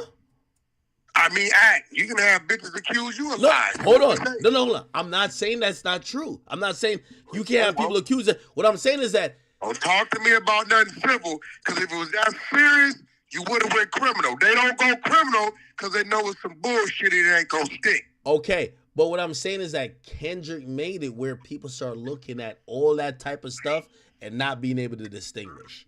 No, he didn't. That's just you over here being a Drake dick rider. No, stop it. Stop. Come on. Wack. Wack. Yo, Wack. A Wack. minor. Yo, Wack. A Stop. minor. Wack. And Wack. that song, that bar, fucked him up so bad. 8 months after the battle, you're making Drake even look bad by even fishing.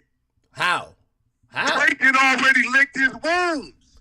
Wack. Here's the thing. He took his ass whooping. Yo, here's the thing. My whole thing, and it's not even a Drake thing, it's more of a Kendrick thing. And this is where I think you would be able to understand my point with this one. And let me try to lay it out for you. You see, one thing I know about Wack 100 is that I've heard this saying from him a lot of times. I love it. He said, anything I say once, I say twice. I like that saying because it shows me that you're not embarrassed about anything that you've said or you've been involved with. What's the point about when you start playing that soapbox, when you start being the person that says your integrity and your morals is above everybody else, and you start pointing at other people? Yo, you have somebody on your team who's a this and who's a that. Respectfully, Baca is not someone who matters in Drake's career. Okay? Don't matter. He's on Drake's team. Okay, all right, so cool. So then when we bring up, well, your career is partly responsible for Dr. Dre, or you were with this guy over here. That's cap. That's cap. His career is responsible for PDE, Top Dog. Stop it. You're saying that Kendrick gets to where he is without. You're saying, hold on. You're saying Kendrick gets to the heights he's at without Dr. Dre. Come on. I give Game more credit than Drake because he hit more game stages than Drake stages. Whoa. I give J-Rock more credit than Drake because he was on the stage with J-Rock 9 years learning the craft. Wait, you say you give Game more credit than Dre? Game and J-Rock for Kendrick. No, because he was in studio with them people. No. Look, bro, he was on stage with J-Rock. You ain't never seen Kendrick on no fucking Dr. Dre tour or none of that shit. Dre did some work with him, and that's it, bro. Wait, I understand the J-Rock thing, but Game? Come on, bro. Game over Dre? Come on. Bro, do you not understand that they was going on tours and in studio with the Game before you niggas even knew who these people were? Do you not understand that Kendrick's head of security is a nigga named 2 T's that was Game's head of security, lived with Game in his house, so all them would come over there? See, this is the history you motherfuckers don't know. Yes. I'm listening. I could throw some more names in there too. Motherfucking DJ K. Slate. Yo, the first nigga I got to put Kendrick on the fucking radio. How about Papoose? The first nigga I got to take Kendrick to fucking Brooklyn, nigga, all through the hood. Wack. Before you niggas even knew who he was. Wack, if what you're saying is the truth. If what you're Hear saying is... Papoose. Somebody hear Papoose right now and ask Papoose, and he gonna tell you Wack is telling you the fucking truth. Well, Wack, I'm not down that you're telling the truth, but what I would say to you is, if the Game was that influential, why the hell would the Game be left out the Pop-Out show? But Dr. Dre and everybody else you mentioned, they're there. Game wasn't left out. Game chose not to go. He played neutral. What you mean? He didn't get an invite though. Be honest. Well, Game don't need no invite to go to no nigga show. He do. You slow? We saw him after the show. Game don't need no. Hey, bro, I don't need a fucking invite to go to anything got to do with TD. I show up, Wack at the gate, let blood in. Need no fucking invite. Nigga, who the fuck you think we are? Yeah, but invite. But he wouldn't have been on stage. If Wack is giving something, if Wack's in Miami, exclusive party, Prime 112, Wack 100, and you just happen to pop up like, nigga, I'm finna pull up on bro. Do you need an invite, nigga? Yo, Wack, academics at the door. Let my brother in. Yo, get up. Give him a seat. What are you talking about, nigga? Okay, I hear you. Some of us are beyond invites. Okay, I get that. But he was not part of the festivities, and it was celebrating. Bro, he West chose Coast. not to be. He stayed neutral. Kendrick, my nigga. Drake, my nigga. You niggas weird because DeMar DeRozan catching heat for going to the Kendrick video. But when Drake says... That was foul, Wack. Hold on. That was foul. No, it ain't. Wasn't foul. That nigga from Compton, nigga. Fuck is you talking about? Canada will never supersede Compton when it comes to a Compton nigga. Yo, Wack, I don't give a fuck how cool hold on. I hate that you use this comparison. This is not a Compton or a LA Canada thing. Here's the thing. It is. Yo, they're friends. These are friends. From Compton. So you tell me he couldn't not be like, yo, I'm not gonna be in this video, but I got a lot of love for you, Kendrick. He wanted to be in that video. It's not Compton in Canada. It's the fact that He's a snake. He don't fuck with Drake like that. Drake, Hey, bro, watch your mouth. He's not. Make that nigga on a basketball court. DeRozan. He said is Drake from helped him through a Compton. depression. He said Drake helped him through a depression. Hey, bro, listen.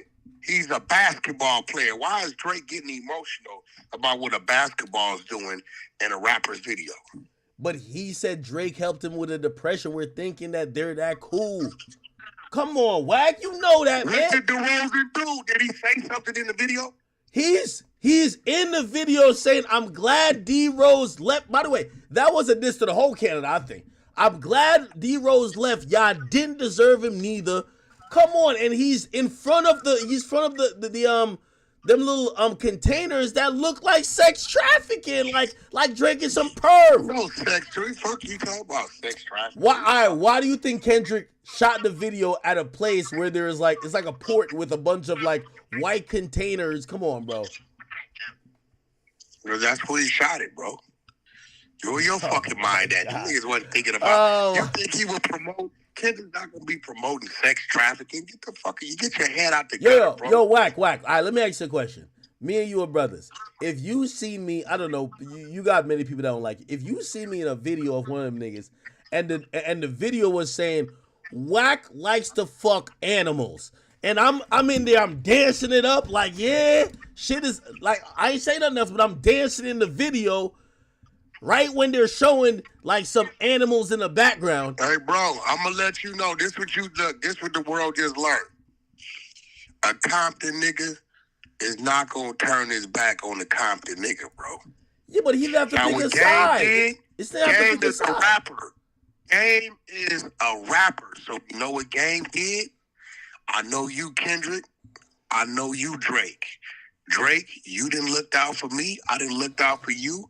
Kendrick, you didn't look out for me. I didn't look out for you. I'm going to sit here and watch y'all do y'all thing.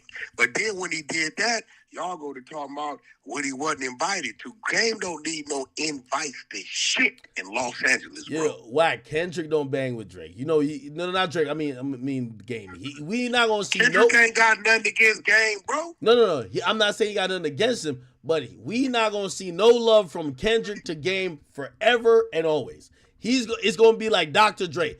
You seen Dr. Dre talk about the Super Bowl thing? He said, "I invited who I needed invited, and that's it."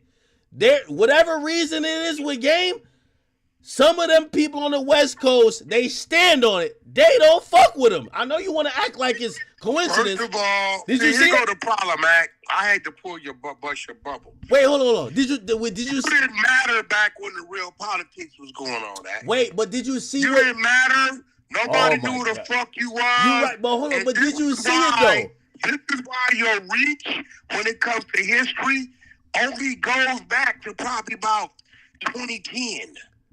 I go 2000. See now, everybody knows but why. Hold on. Wait, Wack. Hold on. Everybody knows why Dre takes that stance. You know why? Why? Tell me. It's because of a guy named Jimmy Iovine. That's his business partner.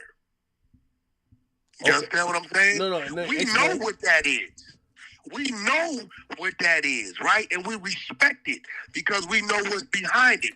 But a guy like you, your history reach only go back so far. This is why you didn't know about Game and Kendrick's relationship and where that came from. Hold on, Wack. You didn't even know about fucking Kendrick and DJ K-Slay. Nigga, YG, Nipsey Hussle, Kendrick Lamar, J-Rock, G Malone. Wack is the first nigga put all them niggas on New York radio through DJ K-Slay. Wack. Okay, I hear what you're saying, and I would acknowledge it. But you wouldn't know that, Act, because you did not exist in those times. Okay, I'll take it.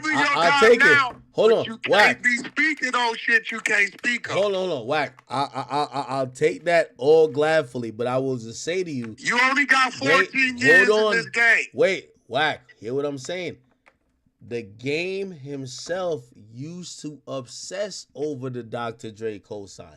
We only feel this way because Game always let us know that he felt shunned. It's the Game who made up. Hold on. Yo, let me ask you a question. Wait, hold on. Before you do that, Before you do that, What was the name of Game's second album? That's what I was gonna say. The Game made a second album called The Doctor's Advocate without a Dr. Dre beat. Let's talk about it. Let's start there. How many Dr. Dre beats did he have on the first one? Those were 50 Cent beat. What about the second album? Let's start there. How many?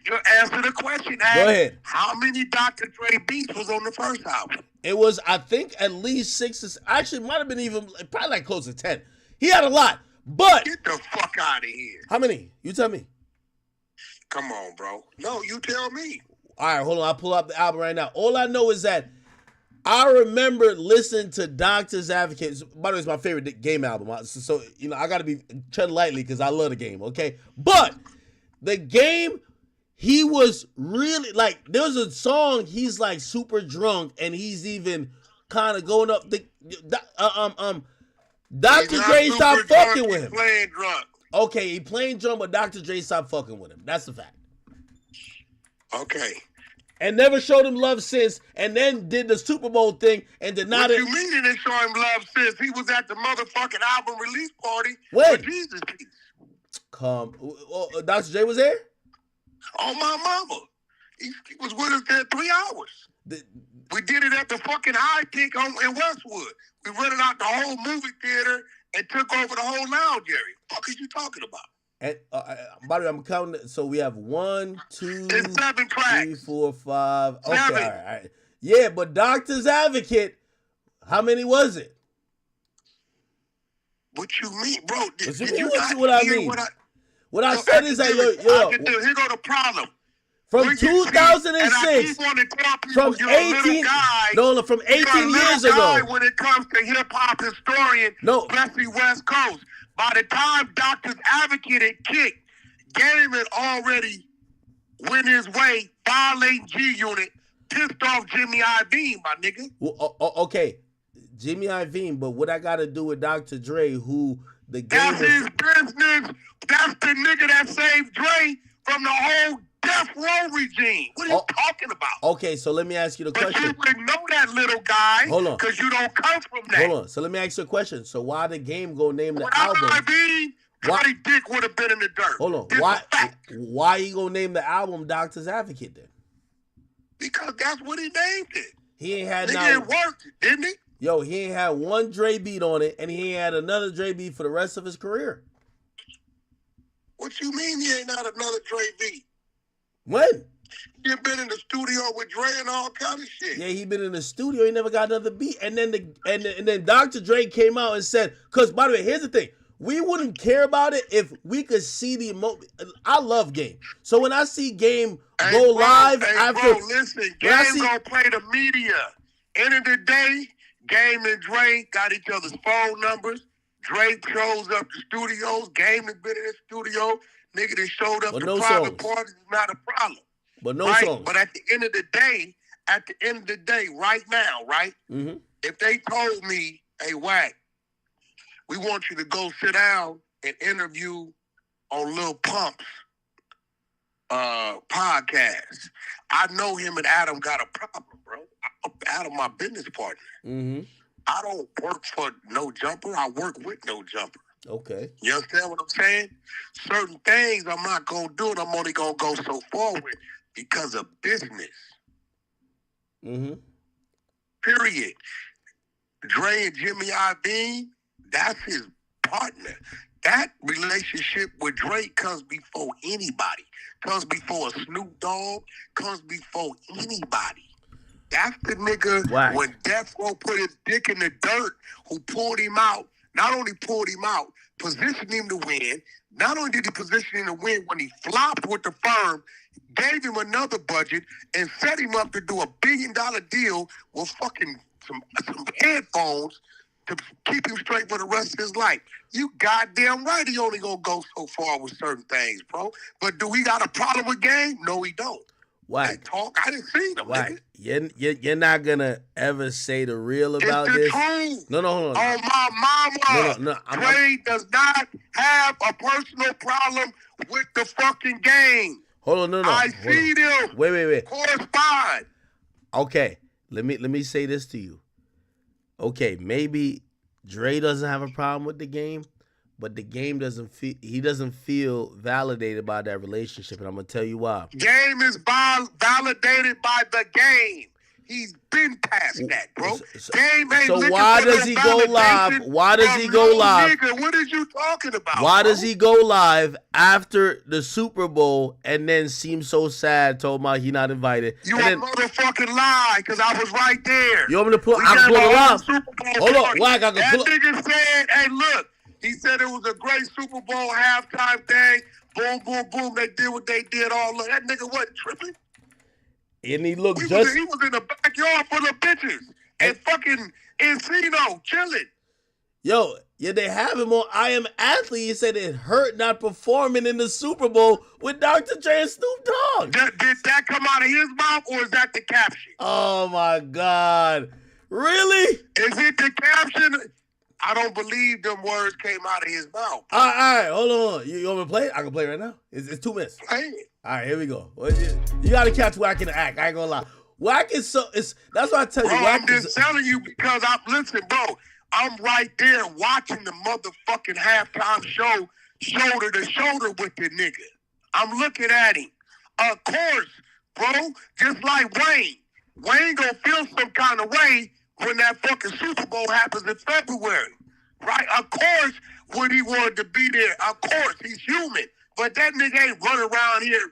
Oh man, why y'all did? Oh man, you heard him go do a diss song about it? All right, hold on. Here we go. Here we I go. don't think Jay-Z would have had a problem if Dre would have said, we bringing game on the Super Bowl. Number one. All right, let me ask you that question. I don't mean to cut it, but do you think that Jay-Z is the one who prevented the game from being on that? I think it was. I think he had something to say because he don't fuck with game.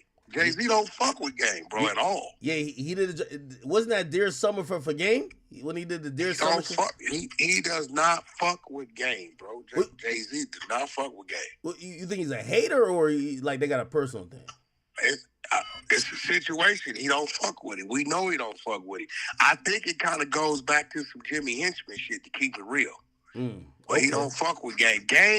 Game will let you know he has always been a big fan of Jay-Z. But for whatever reason, Jay-Z never fuck with him. He really don't know why. We think it's some Jimmy Iovine shit from back in them days. You know what I'm saying? For real, but he don't know. Okay, that's fair. All right, hold on. Let me see if we can get it out of the game. It's my pause. Outside of myself, I also think that YG should have been on the Super Bowl. If it was a New York Super Bowl, you might have saw Jay-Z, you might have saw Nas, you might have saw Mary J. and 5EO Foreign and Alicia Keys, and you might have saw anybody, because we on the West Coast are the only that have this crab in the barrel mentality where we want to keep down or don't do things based on what somebody else might think it looks like. Snoop Dogg was there because Snoop Dogg is safe and he a legend. It's like Snoop. My grandmother knows Snoop, and so do my children. You know what I'm saying? So it's like Snoop is an icon. Dre is an icon. M is an icon, but M is not from LA. 50 is not from LA, and I'm not taking away from the fact that they were on the Super Bowl, but LA have been on a Detroit Super Bowl or a New York Super Bowl. It just wouldn't have happened. The Rams was in the Super Bowl, bro. LA, all around the Super Bowl, and I don't get the call. So how would you feel? I was hurt by that. Thank you. Okay, you heard it. He was hurt. Let me tell you. He was hurt. I could play more, but he said he was hurt. Yo, he didn't say he was hurt because of Dre. He just said the fact that it's in L.A., he said, nigga, YG probably was hurt too. Hey, no disrespect for Mary, love Mary, but what the fuck she got to do with this backyard? Yo, when you giving us, what was he 40 on there? I think he 40 money. Was he 40 on there? Yo, chat, this is why Wack 100 It's just so real good, shit. Like, bro, we not sentimental like that, bro. Like, we see it, you ask us our opinion, how we feel. We don't mind telling you, yeah, it's fuck with me. But he ain't, that's on Dre. Okay. He don't expect Dre to go to bat for him like that. They're cordial. Hey, bro, it's niggas I'm cordial with, but I ain't doing no business with you. Hey, let me ask you a question. Does Game owe Kendrick an apology? Because I feel like Kendrick is icing him out. Does he owe him an apology like, yo, bro? Icing him out for what? What are you talking about? He's icing him out like, yo, bro, yo, it was West Coast time. You ain't heard. Hey, look, let me tell you what you East Coast niggas will never do, bro. Right? You got to remember, you niggas follow the leader. Y'all crippin' in blood, nigga, from what we do, right? You ain't heard Kendrick mention Game name in no disrespectful way. So what you trying to do and throw that in there, bro, that's not going to be birthed in this conversation. Kendrick Lamar, if he want to say fuck a nigga, he will say fuck a nigga. Ain't none of y'all heard Kendrick disrespect Game, a Game disrespect Kendrick. So if that's what the fuck is on your mind, because y'all always trying to figure out what we doing, and you bring it back and do it the opposite and do it wrong, right? That's on you. There's nothing about Kendrick's movement or behavior that is no different than what it's always been. If Game called Kendrick phone and say, I need a verse, he gonna say, send the shit. Hey, let me ask you, did you see that? You ain't never seen them niggas hang, but you heard 3-4 songs featuring Kendrick. That's true. I give you that. Hey, did you see that? What are you talking about right now, bro? Did you see that bogus ass rumor that they was saying that YG gave some guy from Canada a wedgie? I heard that was where'd that come from? You know where that came from? I don't know. I mean, is it is it on our video? So there's a rumor that Preem, I don't know if you know Preem or P-Rain, he's a OVO affiliate. They're saying that he was in LA and he bumped into YG, and apparently YG kind of stepped to him like, yo, shit, look like y'all niggas might have a problem. What's up? And, you know, from what I heard, there was some type of situation. I heard it didn't get physical. But the internet is running with this whole thing about a wedgie. Like, I heard that's false. You tell me the temperature right now when it comes to West Coast and comes to Drake, because I don't like when you even mention it. Bro, once again, all you non-affiliate, non-violent, bitch-ass niggas, and I'm speaking to any nigga who shoot, fit, wear it. Now, one time, have you heard these streets speak of violence, say they want to do something to Drake? That's you bitch-ass niggas who sit at home, who ain't never had a fight in your life, right? Who want to start some shit and then talk about it and laugh about it, right? When that ain't going on, bro.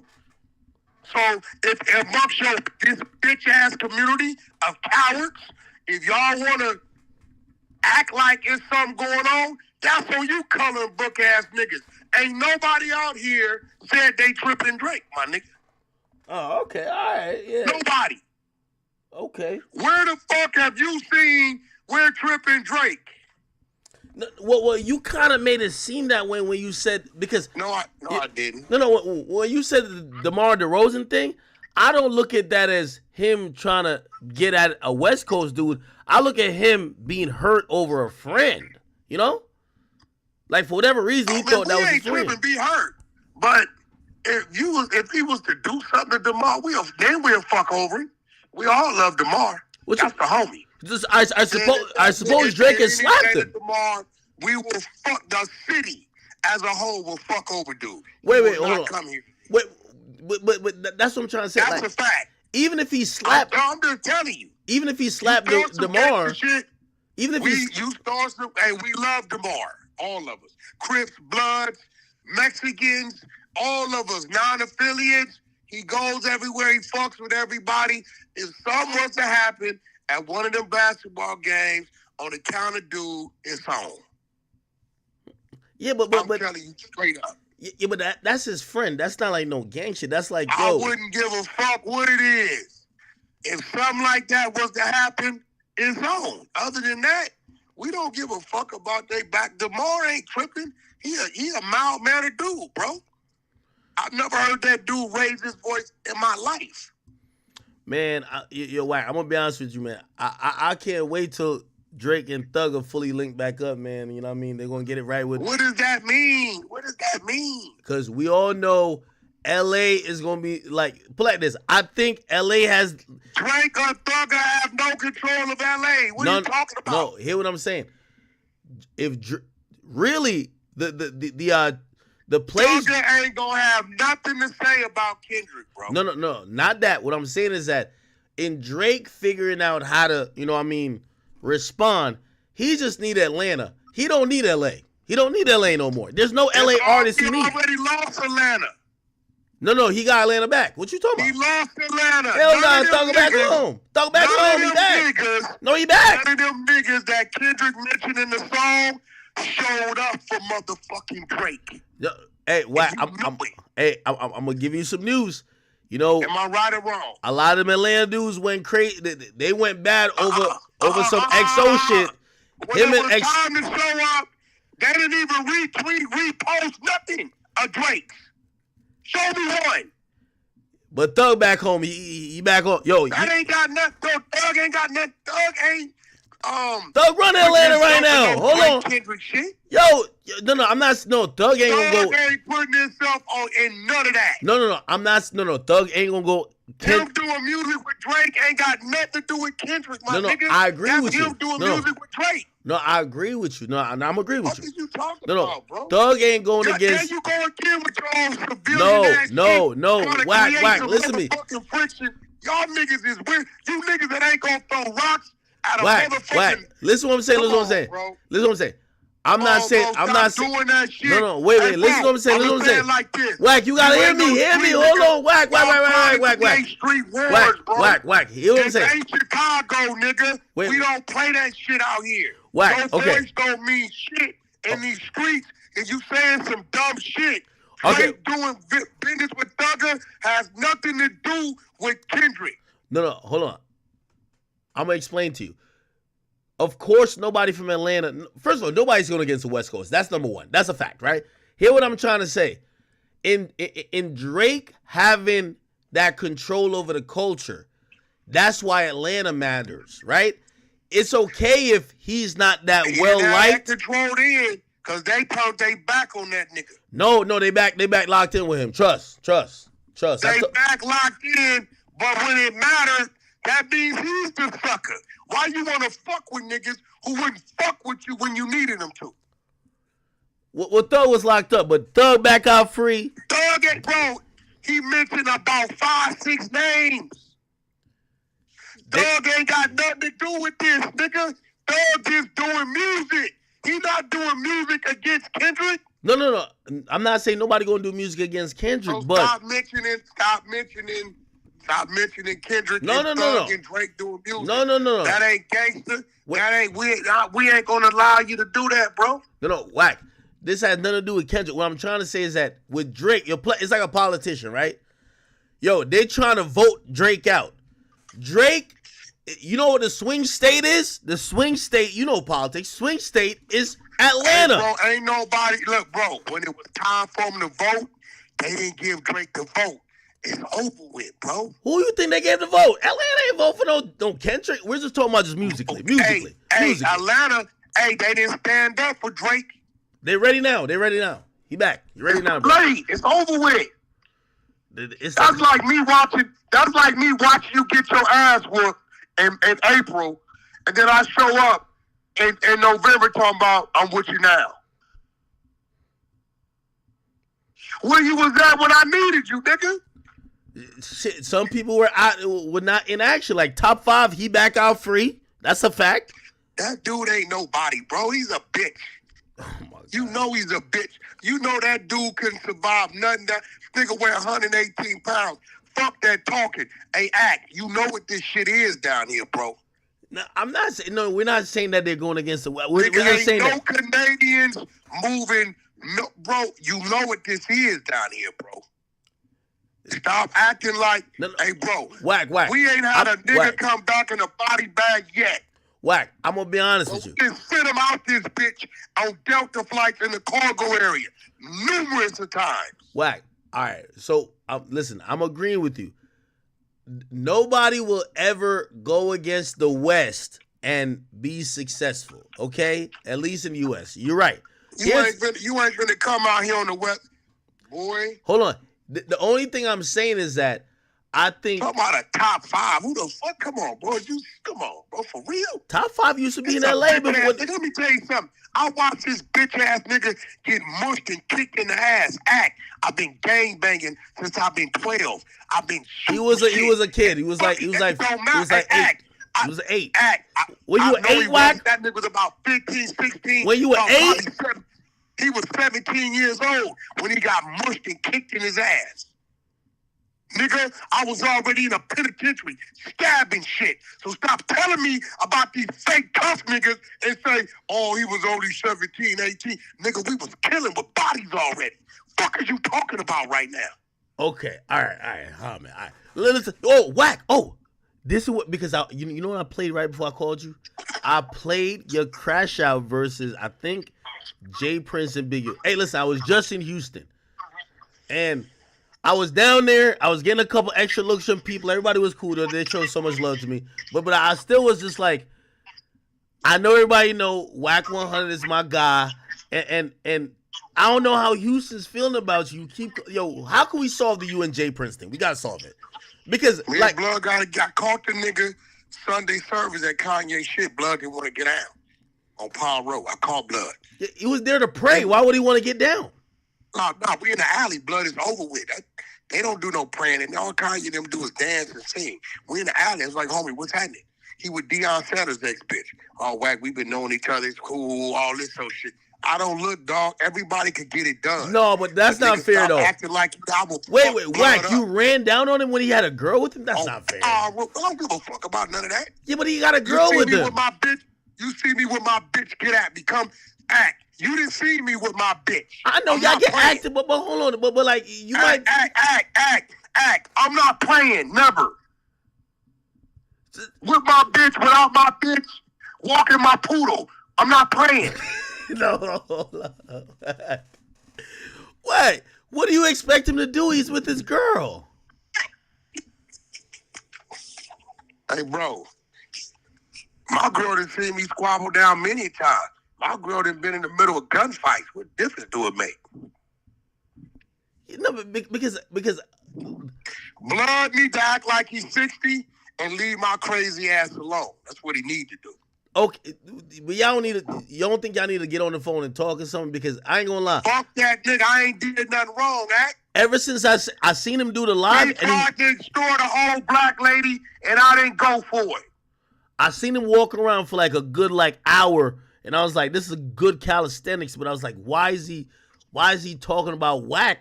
But I realized he really don't like you, and I don't think you like him either.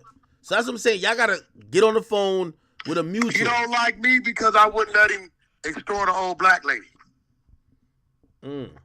So y'all could discuss that. Y'all could talk that out. Man, I don't give a fuck however you want to do it, nigga. But when it go, it's gonna go. I know him. I know his kids. I know his son. Come on, Junior's a bitch. No, his sons are cool. His sons, like, you know. That nigga, Jazz is cool. Jazz is cool. Junior's a bitch. No, I know Baby J. Prince. That nigga's a rapist, bro. Oh, whoa, wait, Steal, foul, snitch, rat shit. Go pull his shit up. Steal all that. He's a bitch. Baby J. Prince is cool. You know the baby. Baby J cool. Jazz cool. Junior gonna be the reason the whole shit fall one day. I told you that. I heard he's like that. I'm gonna be honest with you, so I'm gonna be careful. Nigga, Junior is not like nothing. He takes pussy. Hey, I'm gonna be honest with you. He beats women. Yo, somebody told me a story about. This is before I went to Houston. They said, "Yo, nigga, the homie beat the shit out of him. The R&B homie beat the shit out of him in the hotel." What? This a fact. I heard he got so much power. Trey Songz beat that nigga's ass. Nah, that's not facts. Hold on, we gotta do something. You want to bet? Let's bet 100,000 on it. Let's bet 100. We're not about to bet. Yo. Let's bet 100. You're saying Trey Songz beat Jay Prince Jr.'s ass. Blood went and got a key to that nigga room, tried to come in here because Trey was fucking a bitch he thought was his bitch on his reality show, bitches. You do the math. Came up in there and got beat from the room all the way down the hallway. That's why they kept it under wraps. And Trey's still alive. Stop it. Still alive. What makes you think, man? Y'all be feeding off of these Yo, they stories, told bro. me a story that Hey, he's yo, let me so ask you gangster something. he Hey, brought a look, gun into What jail. would you say? No, I'm what serious. would you say if I told you I watched Suge kick Jay Prince right dead in his ass in Las Vegas? You're saying Suge On the Knight back? Kicking dead in his ass, he didn't do nothing. Now Suge Knight was like Kick that. me in my motherfucking ass act and watch if something don't die on the spot. On the spot. Something gonna get hit. But I gotta be honest though. Y'all know stories, bro. I know these people. I know the history. I didn't see them. Now, one thing I realized with the Prince family, they're smart. Like they're not crash outs. They're smart. So like maybe they don't get you now, but they're gonna get you later. That's cool, but nigga, you ain't kicking me in my ass right now, and I'm not waiting till later. We sparking now. Why you in Jay Prince's squad? Why won't y'all squash him? Fuck blood. I ain't did nothing to him. All I did was defend the lady. Nigga, you not finna do that, nigga. That's it. Have you ever talked to his son? When he grabbed my arm like he was a bitch when Birdman hit the lobby of the Fountain Blue 30 deep, and he said, Wack, don't let him do me this way. And I had to take him side door on Paru. What? Weird ass. This nigga on my mama. See, act. Wait, are you talking about Jay Prince Jr.? On my mama. When all that shit was going on with Drake and all that shit, Cash Money, we at the Fountain Blue. It's Sunday. I'm in the lobby. I call my baby mama, nigga, hang up, she'll tell you. Standing there, walk in 30 deep. That nigga grabs my arm and say, Wack, don't let him do it to me. No. I look over there, I said, they ain't tripping you, my nigga. Come on, I'll walk you in. He had a little young nigga with him that was like 18, 17. He like, Wack, I said, don't worry about it, I'll get him in.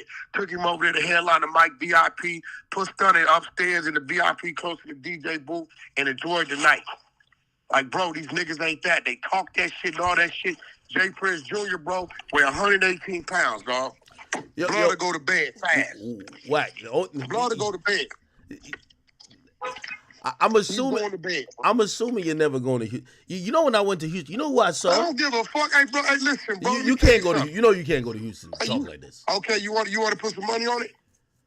No, because you my friend. No, I wouldn't want to put money that something would happen. It's No. power rules. Listen, let me tell you something, homie. It's power rules everywhere. It's guns everywhere, and it's soldiers everywhere. And he ain't the only nigga with some money, homie. It ain't gonna be nothing but some killing, homie. That's it. When I went to Houston, you know who I saw? That nigga don't run Houston. He does not run Houston. You a real Houston nigga tell you Jay Prince don't run Houston. But they told me like he's like the governor of Houston. A real Houston nigga will tell you Jay Prince does not run Houston. He may got some say-so in the Fifth Ward, but you don't run Houston, nigga. So when I showed up, so you know who I saw when they did the interview with Gilly and Wallow, there was another guy there. It was Jay Prince Jr., his father, Jay Prince, and I guess the uncle. I seen him, and I ain't gonna lie, they look militant out there. I gotta be honest, they look militant. Hey, check this out. It's a cemetery full of gangsters. Dude, 60 years old, bro. He better go on and enjoy his life, bro. Let me ask you a question. I'm not regular. If you had a client that said, yo, Wack, I got a show in Houston or I got something in Houston, yo, come with me, you would go there? No problem, nigga. I'm gonna put my team on it, land, and I'm gonna meet my team when I land. Bro, you got to bring it to get it. You got to bring it to get it. So you would go to Houston? Why wouldn't I? It's not a state I wouldn't go to. Yeah, I ain't gonna lie. Shit, I ain't gonna lie to you. When I was in Houston, you know who I stayed with? Even when I went to the club, I said I'm staying with Sauce Walker. Shout out to Sauce Walker, man. Nigga, he made sure it was good. I ain't gonna lie. Wait, watch this. That's my nigga. You know what? You heard what Sauce said about Takeoff. If he'd have been with us, it wouldn't have happened. Did you hear Jay Prince Jr. say a word to Sauce Walker about that comment? Nigga don't run Houston. Yeah, nigga. Think about it. He don't run shit. He got a face on this little section, and that's just about it. You niggas talking about niggas running the whole thing. Don't know one nigga run all to New York. Don't know one nigga run all to L.A. Don't know one nigga run all Atlanta. Nigga, to every pro is a con. To every yin is a yang. Where it's a 76, it's a Chevron. Where it's a Burger King, it's a McDonald's. What the fuck is you talking about, bro? So, yo, let me ask you a question, because I think some people are watching this and they're saying, we hear you talking about, like, say, Jay Prince or even Big U, but they're like, yo, we never seen what they did to you. Like, they feel it's one-sided because they don't see the other side of it. Seen what? What are you talking about? They feel like... Okay, did they slow? They slow in their head, then. They're dumb, stupid, and slow.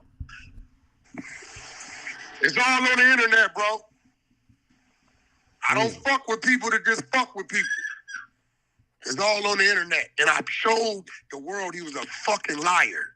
He tried to say, yeah, the lady got Larry Hoover's this, and this could help Larry Hoover get out of jail, and all this old dumb-ass, stupid-ass, bogus shit. And I never knew Wack was doing business with the lady Karen, and this. And I went and put up my whole text thread showing you bitch-ass nigga. You asked me if I can get an intro, outro for the Drake Kanye fucking concert from her, nigga. Then I looked out for your bitch ass and got a contract done that I had to pay for. The lady even put right here, you make sure you tell them I'm only doing this because you're asking me to. Nigga, you know exactly what's going on, nigga. Hey, Wack, a wise man told me two things. They said, number one, they said Jay Prince got so much power. They said, go look up the story. They said the police was too scared to check him. They let him into the jail with the gun. They said the police was scared of him. The police had to bring the junior to jail, and he had a gun on him, and it was too scared to, like, search him. They said, just get in the car. Hey, bro. That's crazy. I don't listen to cowards telling stories. The police ain't scared of no nigga. They got the right to kill. You don't even believe that dumb shit. And come on, bro. I mean, that's what. Come on, bro. Come on, these niggas, these slow, derelict ass niggas that say anything. Yo, and then the next thing they told me, they said, listen, just to let you know, Houston ain't nowhere else. They say, yo, put it like this. And they say, young boy is a defiant motherfucker. They say, you seen him talk shit to Jay Prince? Yeah, we all seen it. But they say, did he stay in Houston or did he leave? And I said, damn. Bro, young boy live in young boys always live in 4-5 places, bro. That's what they told me. I ain't gonna lie. You know, keep it real. The way they made it sound, I'm like, yo, they keep. Bro, but you heard young boy call him a bitch ass nigga. He ain't do nothing about it. Young boy didn't come up shot. Hold on, I thought Stunner like because you know he went up to the mountain too. So I thought Stunner kind of like I ironed that out. Bro, young boy gonna go where he want to go. Young boy is filthy rich with a bunch of young hyenas around him. That's gonna go, and you know that. And then also the last thing was just like they say, yo, listen. I ain't seen one super gangster never touched the penitentiary. I ain't seen him yet. Where he at? They did say to me, they said, put like this. They said, this is how you could know Jay Prince and them got power. They said, yo, Takeoff, a big celebrity got killed. They charge a nigga with the murder, but the Prince family's rocking with that nigga. Nothing coming out of that. We ain't hear nothing about that case since. Oh, what? Rocking with what? You ain't seen, dude. We ain't seen. Nigga, the shooter is on house arrest. No, I heard that nigga been partying. He got his passport back. Bro, that nigga's on house arrest. See, that you go hurt. You can go pull it up. He has a monitor. I don't know, man. I just said Houston's now, a he is a place. DJ. He might be DJing, but what that got to do with them, bro? If a nigga killed 18 niggas and got out, I can go hang out with him, but what they gonna do to me? His case, not mine. Man. What they gonna do to me? Wack, listen. The camera say he killed him. Like, what the fuck are you talking about? What is that? This is what I mean. You be talking to a bunch of square weirdos, bro, because that has nothing to do with nothing. The Prince is hanging with the nigga Okay. I ain't seen a nigga go to jail for hanging with a nigga that's out on bail. Wack. All I'm saying is that, listen, man, Houston seeming crazy. Like, man, I don't give a fuck about none of that act. I don't give a fuck about none of that, nigga. I don't give a fuck about none of that. I'm not no rapper.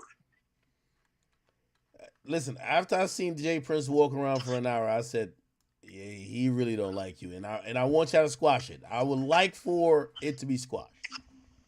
You think I give a fuck about a nigga not liking me? Yeah, but like, I think y'all have your own respective regions. That nigga can suck a fat baby's dick and choke on Similac. I don't give a fuck about that nigga not liking me. Oh, man. What the fuck are you niggas talking about right now, bro? You niggas. When's the last time you been to Houston? What?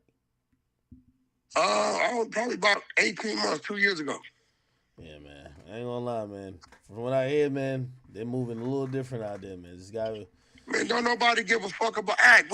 Act, you a new nigga in this game. You coming to the game with a violence ain't even what it used to be. Don't no nigga give a fuck about that, bro. It ain't gonna be nothing but on. Everybody got their team. Everybody got their team. Fuck that be. Hey, all right. I'll change gears a little bit. Hey, what'd you think about that Mike Tyson and Jake Paul fight? I think he threw the fight. You think Tyson threw the fight? I think both of them threw the fight. Yep. Hey, so I seen Who Kid said that they may have been contractually obligated to. No, they wasn't. Who Kid don't know what the fuck he talking about. Contractually obligated is when you see these fights that don't go on their record. The minute the fight is going on their record, there's none of those obligations. You can't restrict a motherfucker from knocking a motherfucker out when it's open to your record. You see Floyd's fights are never going on his record. So if it was like an exhibition, yeah, but this shit was the one that counted. Yeah, this shit was open to the record. Right now, Mike got another loss. He should be 50-7 now. Wait, do you think, obviously 20 million is 20 million. That's reportedly what it got paid. They probably gave the nigga another $5 million through the back door. The white boy did to take the L. I'm going to tell you how you know this. We watched his training, and the Jake Paul nigga never tried to knock Mike out. Wait, how do you? So he said in the post game like press conference or whatever, he said I tried my best. I guess he was talking about knocking him out. He never tried to knock Mike out, bro. Go watch his other fights. Mike was standing in the ring like a sitting duck doing something he never does. I've never seen Mike pull back a punch. I've never seen Mike pass on the counter or a follow-up. Right? We watched him train. We watched how he was moving. We didn't see none of that in the ring, bro. Not one time. He threw 5 punches, bro. Fuck out of here, bro, with that shit. A lot of people say he was hurt, though. You know? Yeah, okay, he was hurt. I got you. If I go wrap my knee up and come in that motherfucker, I'm hurt, too. I got you. We ain't see no knee wrapping in training, bro.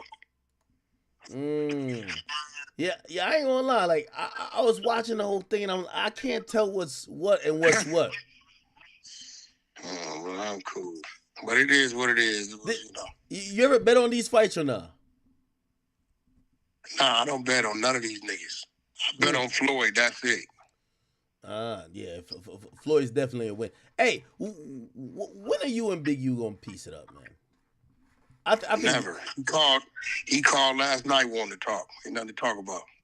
Why not? Like I mean, I know y'all got y'all history, but why is it so deep at this point? Like, nobody's gotten hurt, nothing like that. Why can't y'all just be like, yo, listen, even just to, ignore each other or whatever the case is? Because I do feel like the tension is. Let me explain something to you, bro. It's the way I see it. And all these bitch ass niggas listening need to know this. Hey, nigga, the art of war is the art of war. If he would have had his foot on my neck the way I got mine on his, he wouldn't let up, so don't ask me to. Now when a nigga is at a disadvantage because I'm fucking over him with the facts and fucking up his motherfucking quote-unquote reputation, and niggas is pulling back bitters, I know what's going on. Now all of a sudden, let's talk and be cool. Nigga, fuck you. You should have thought about that before you tried to snake me and cross me. Did you think about that before you tried to snake me and cross me? When we was cool? When we was cool? You get what I'm saying? Yeah. Nah, nigga. At both sides shooting shots, and you done ran out of ammunition, and now you like, man, they say this nigga Wack stockpiled. He got enough ammo to shoot another 8 years, another 7 trillion rounds. Okay, tell him let's be cool. Nigga, fuck you. Yeah. Yeah. I'm just hoping, you know. Another nigga that y'all be scared of who done sat in my living room with his head down, petrified about shit I had to help him with. Yeah, but everybody said. You know the thing, Act, I know these people. You know what I'm saying? I know them. Yeah, but people always say. I don't know of them. I know them. They've been in my house, at my table, with their problems.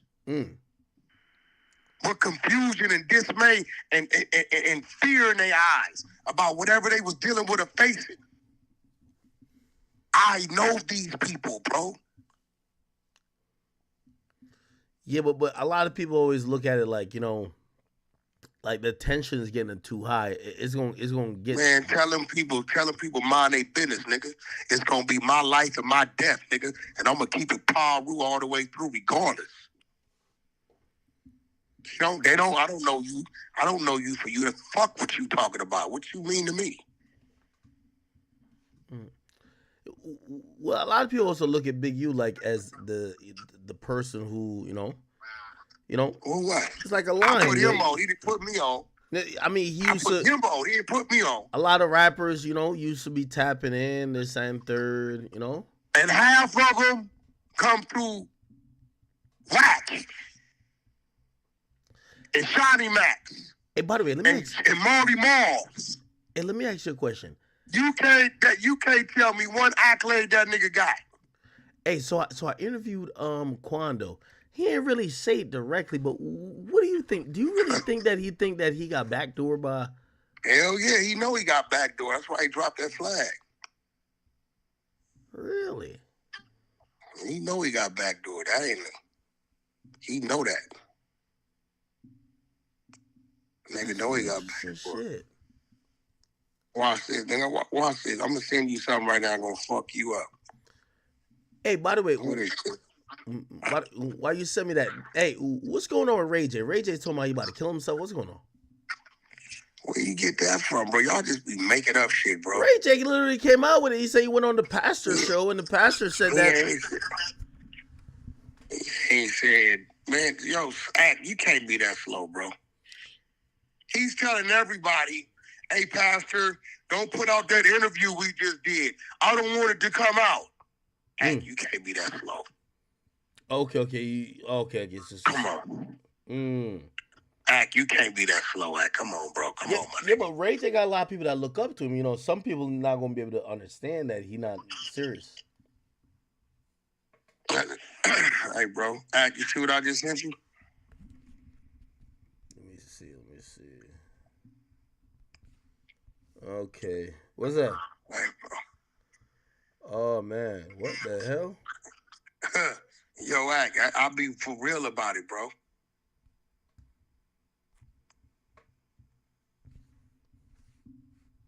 Not happening. Wack, you got to start pushing a peace, man. That's what they're doing in Chicago now. I'm not pushing nothing, nigga. I push peace with the people I'm at peace with. When a snake bites you, first you extract the poison. Then you get away from or get rid of the snake. Oh, man. Yeah. Nah, this is crazy. Yeah. They know I got a back door down there. Because everything they was talking about in Belize, I went on my Instagram and put up in real time. They know I got a back door down there. The fuck is you niggas down there whispering about me about you weirdo ass niggas? That's why they got Willie D exposed. I said, oh, you want to play?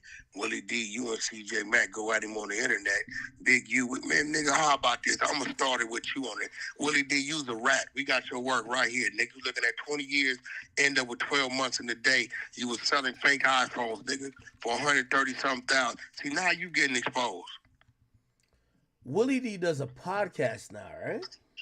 And there you have it. And my back door was right there telling me I'm listening to them. This is they play. Wait. I went right up. Did he interview Big U or something? No, they all down in Belize. He not going to interview Big U. Big U don't even want to play them type of games with me because he knows a whole, look, Act, let me tell you something. It's a whole lot I ain't said yet. And he know I will start saying it. And one thing niggas know, Act, is they know Wack know. You know. One thing you know, say what you want. That nigga been in a lot of circles. Oh, man. I know a lot of shit. Like right now, Suge Knight appeal got shot down. Y'all don't even know that. You will find out about it in a week or two. Damn. All right, well. Another thing about it, tell Suge Knight you'll give him $500,000 if you take an HIV test, see if he'll do it. Wait, what? Wait, hold on, what? Now I'm going to lose my money. Anyway, what else been going on with you, Act? Man, Wack. Hey, listen, first of all, I just want to tell people, Wack got the 100 show going on right now. I want everybody to support him. Yo, Wack, you are a menace to this internet shit, man. I ain't gonna lie to you, man. You're a menace. Act, you know what's fucked up? I got to go do a deal with somebody else because my brother won't do one with me. You a cold digger, man. Who, me? You. Yeah, you. Wait, what deal we talking about? Because you've been talking about we gonna do a deal. It's cool though. Wait, you got hold on. I know you have the Adam and Wack show. You did a deal with Adam. What see, deal? I got the 100 show going. You see it's going. Oh no. Oh no. Oh no. I ain't gonna. No. We could talk. We could talk. Now, okay. Well, not gonna lie. You better start talking this week. First of all, I didn't know you was bringing the explosives on there, really getting it hot. I thought you was just gonna show up on there. You better start talking this week, because I got my boys over there at 1 RPM, boy. They on my bumper, boy. Yo, y'all got drama every goddamn week. This shit's crazy. Yo, man, this week I need you to come on Clubhouse. We gonna set it up, man. All right, just hit me, man. Hit me. All right, man. All right. Got some content out of Wack. Okay. All right, man. Wait, what I was trying to get into? Okay, cool. We still got to bang out a couple more topics. Okay, real quick. Where we at with it? What the fuck did J. Cole put out? Nigga put out like a podcast or something like that? It wasn't that. Okay, we're going to save the Fulton County shit for tomorrow. Meg Thee Stallion shit for tomorrow. We're getting into this Drake shit. We're probably going to save it for tomorrow, too. What could we get into real quick? I guess we could go... let's do this. Yo, I'm going to be honest with you. Yo, I love Gilly and Wallow. By the way, I think Wallow has a very pure heart, somebody who served so much time in jail. He wants to give people, and I always tell y'all, the best teacher in life is experience. It gives you the test before it gives you the lesson. Anybody say that quote? They stole it from me. That's the best teacher in life, experience. You see, people that have money and are young have that arrogance. A lot of times they don't listen. When I saw Wallow sit and talk to King Von, I knew it wasn't soaking in. I knew when he talked to Young Thug, I knew it didn't soak in. I knew when he talked to Durk, it didn't soak in. I'm going to tell you why. Because all of them, they listen and saying, it's one of those like, you got to listen to your OG, cool. But you're not processing it. and I seen this again happen with even Kodak. And, some people are trying to accuse my guys of like being pretentious. I don't believe for a second they're pretentious. I think this is real. This is look right here. This is from the heart. So essentially what happened was that, they kind of did, this is more of their style, kind of like a vlog / interview with whoever. They did one with Kodak. This was their 300th episode. We all know what's been going on with Kodak. Some people have accused him of like abusing drugs. Some people think he's really off drugs. Some people are worried for him. And I ain't gonna lie, when they did something with $1 million worth of game, you saw Wallow try to speak to it. This is what happened. How I feel standing in front of this house though, the memories. Bittersweet. I ain't gonna lie, fam. Like, if they ain't never get us out, I'd have never looked at it. I'd have never knew when it was the right time to move, to leave. By the way, why somebody said ask about an 8-year-old? Who's an 8-year-old, and who should have asked about that? Got kicked out and shit, cause nigga like really just had this shit sold up for real. Look at me, man. Listen, you special. Don't never doubt yourself. And you got them babies counting on you. Now, there's gonna be times where you're gonna doubt yourself, you're gonna be in pain, but them babies counting on you. You gotta be here. And I'm telling you that because a lot of people get around you and they see your success and they say, oh man, a lot of people need you, and they yes man you. I ain't here to yes man you. You know me, every time we connect with you, you know I got love for you. Not because I need you, I got love for you because you're a young cat and I was young, Gil was young. Live. And I'm telling you that because you see that love that lady get, you see how you light up when I talk about your babies? Live. These people want to laugh, they want to joke, they want to criticize. They don't know your pain, I don't know your pain. But I know one thing, them babies counting on you, your family counting on you. Man, it's kind of tough watching this because it's at the point where I feel like when Wallow and Gilly come sit down and talk to you and give you that warning is because they seen something, and it's almost like this is the conversation before it happened. And I love Kodak. And I ain't gonna lie to you, I think a lot of us that know Kodak, especially, you know, you talk to him on the phone or whatever. I mean, I came in here and I even said, bruh, nah, Kodak, you're a little different. Like I know when he really fucked up, but that's all of us accepting that he's always on something or he's always altered in mindset or altered in whatever. And I've heard other people just say, yo, there's a normal for Kodak. This is his normal, right?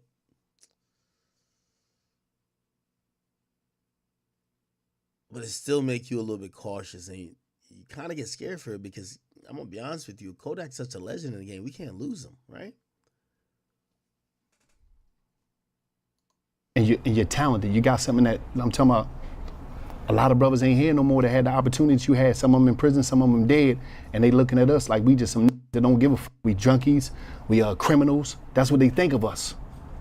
Boy, we got to learn how to change the narrative, brother. You got a lot of people watching you, a lot of young people watching. You see them babies? You see how they take advantage of that and live. Don't hurt yourself, brother. And that's why we come down here, because everybody else want to laugh and talk about it and comment and critique you. All that. It's about what you feel inside of yourself, but you got to understand this. Queen, Prince, King, Isabella. Prince, King, Queen, Isabella. Prince, King, Queen, Isabella. They counting on you. Don't play them babies. Don't sell them babies out. Live for them babies. Man, I ain't gonna lie. Wallow's words always hit very hard. But I don't know if it hits for the person receiving that. And it's not because he's saying it to them. It's just that sometimes it's just ego. Like, I mean, I watched this and then shit, this is before this video I'm about to play. But then I see a video like this with Kodak, right? Like, this is Kodak reacting to, where is it? I think this is it. Kodak reacting to a fan, because now fans really want this guy to live. Listen. I love when Kodak's sober. Bitch, I ain't sober. Fuck. I look sober. That nigga's going for 2. I know it's sober, bitch. For what? For what? Look at all this money. Look at all this cash. Fuck sober or what? Too young to die sober. Young to die sober. Oh, about it. Yeah, what's what, man?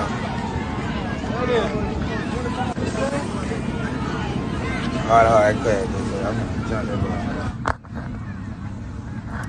Man, the reality is that, man, nobody could get you to change when you don't want to change, man. I think I seen people trying to talk about, oh, when Wallow talk to you, it means blah, blah. Man, ain't nobody could get you to change when you don't want to change, man. Wallow gave good advice to a lot of niggas in the game. But if they're not in the mindset to listen or receive it, what does it matter?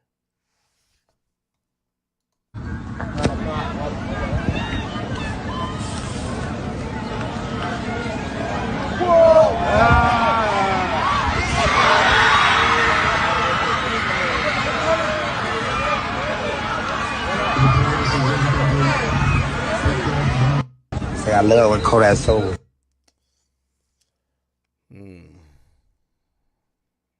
Yeah. You hear me? Yeah. I love you, man. You hear me? I love you, man. That's a boomerang, a big boomerang, my way. I ain't you. gonna lie, right? I'ma just spoil the moment right now. You hear me? I appreciate you so much, right? $1 million birthday game, family. I ain't gonna say this shit, right? But in the morning, homie, you can see $1 million, homie. That ain't even buy shit. For real, bro. Just cause like this shit, that worth it, bro. All the game and all this shit. I take that shit serious, bro. Cause like if you ain't listening, you ain't learning. I always been this side just be so swift like that, family. Cause like I don't mind listening. And I give my respect and respect for young men. Believe that. But well, you know, it's just sometimes, you know, you need to be reminded that you really him, man. And a lot of people look up to you, man. And I'm gonna be honest with you, and I love Kodak. I've been on the phone mad time with Kodak. Kodak talk to you, you don't talk to him. I'm keeping a beam with you. What I mean by that is that Kodak, he hears, but Kodak is in his own world.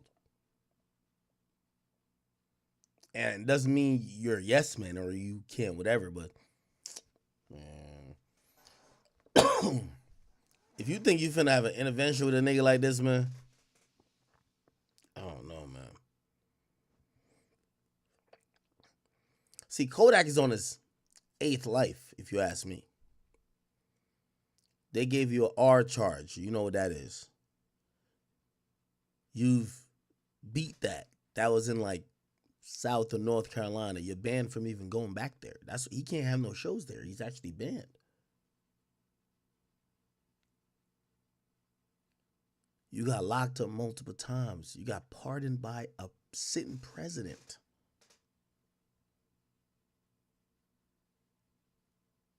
Multiple cases, probation violations.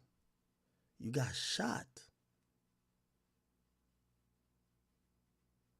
Even when he got shot, he wasn't like, damn, I'm lucky to be here. He said, man, it's about time.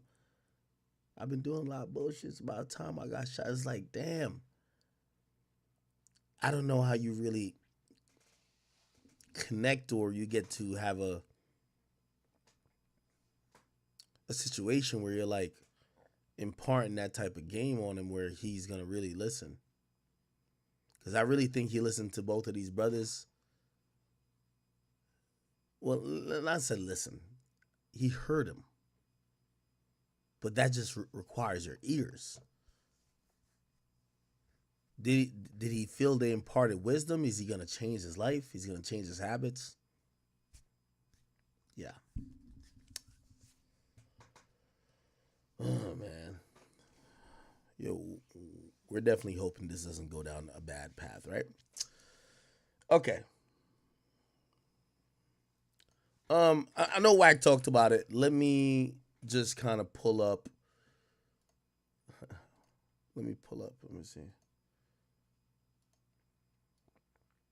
Okay, so what the fuck is this?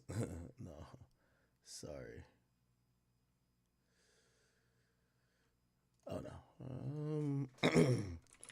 Okay, Tyson. Here we go. So Mike Tyson's fight with Jake Paul happened, And Wu Kid said this. Here we go.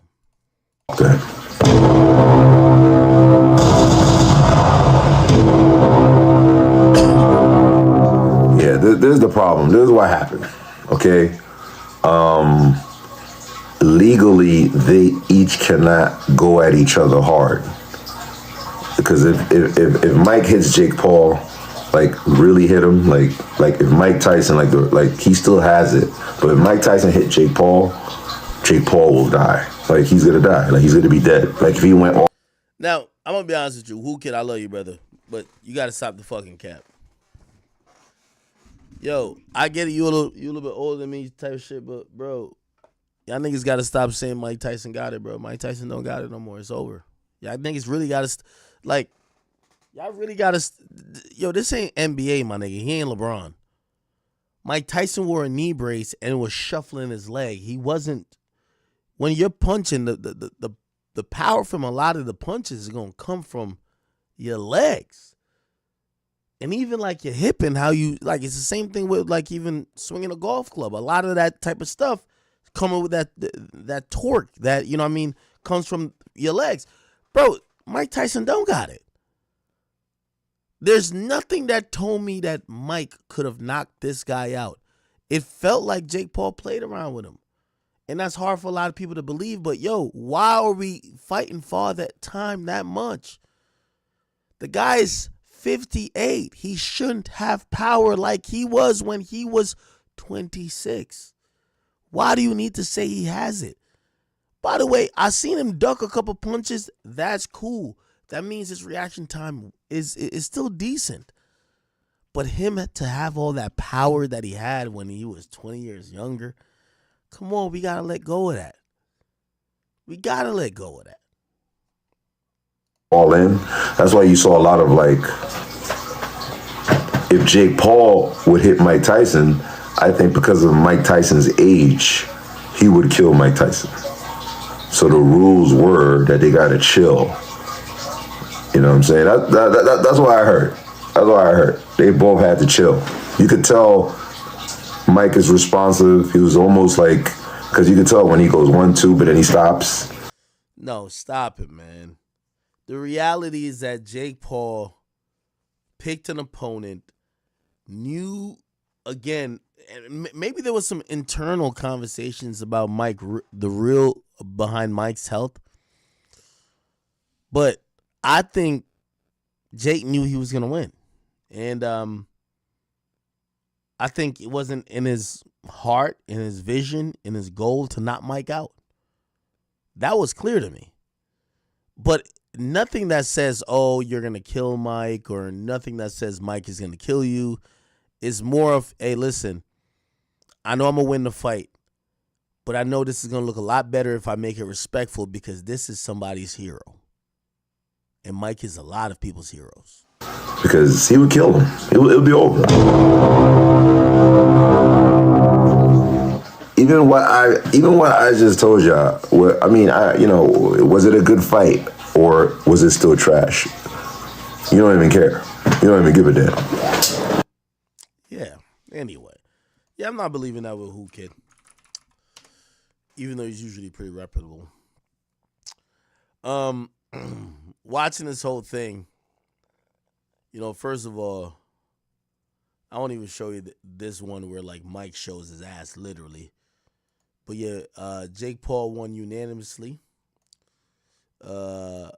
We then saw Mike try to challenge Logan Paul, and Logan Paul just kept it real with him. Logan, I think he said you might be next. Oh, fuck, I'll kill you, Mike.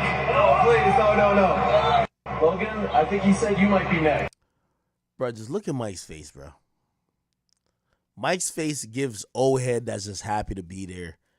And, I'm glad he's getting this money.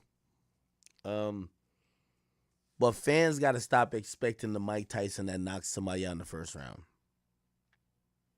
Now, I ain't gonna lie, first round, he was doing some of the same mannerisms where, like, he was tunneling in and, like, he's kind of like, he's a forward type of guy. Keep going forward. But niggas got to stop acting like Mike's about to knock something out like he's 27. It's not going to happen, bro. Oh, fuck, fuck, I'll kill you, Mike. Oh, please, no. Logan, I think he's... And even then, I gotta say, yo, I think Logan's dope for even saying that, bro. Like, that could have been a big payday, but it's like, yo, bro, like, why? Bucci sees the contest 80-72, while judges Lawrence Cole and Jesse Reyes see it 79-73. Declaring your winner by unanimous decision, Jake El Gallo Paul! Now, I seen Fat Joe mention that, yo, he believes he's having money problems. Here we go. Everybody loves Iron Mike Tyson, right? But he's had a past. And they stole all his money, guys. They stole all his money. Do we think if he was a billionaire and he had crazy money, he would be fighting somebody at 58? No. I've been hearing all the talk. Everybody saying, yo, the fight, it wasn't Mike. He's 58 years old. 2 years from 60.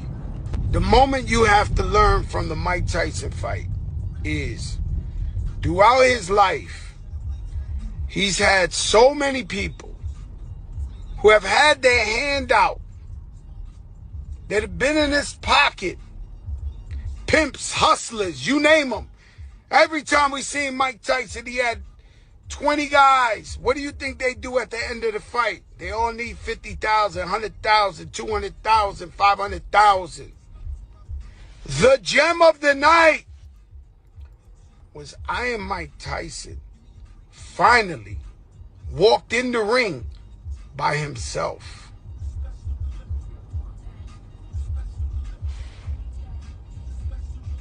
Listen.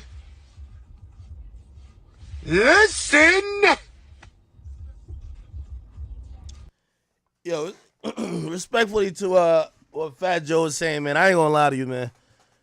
Yo, y'all old entertainers, man, y'all would really trash your money. I ain't even gonna lie to you. I just gotta be honest with you. I think we don't speak too much on a lot of, like, even normalizing that. If Mike got in the ring because he broke, that's fucked up. But I'm going to be honest with you. I think education and financial literacy is really low among our older entertainers. And I think they've taught some of these bad habits to these younger, people who get money. But I do think there's a growing sense of people learning now more than ever to save or invest or not run through all the cash you got. I don't know if Tyson's like broke, because Tyson does got podcasts. He got opportunities to make money.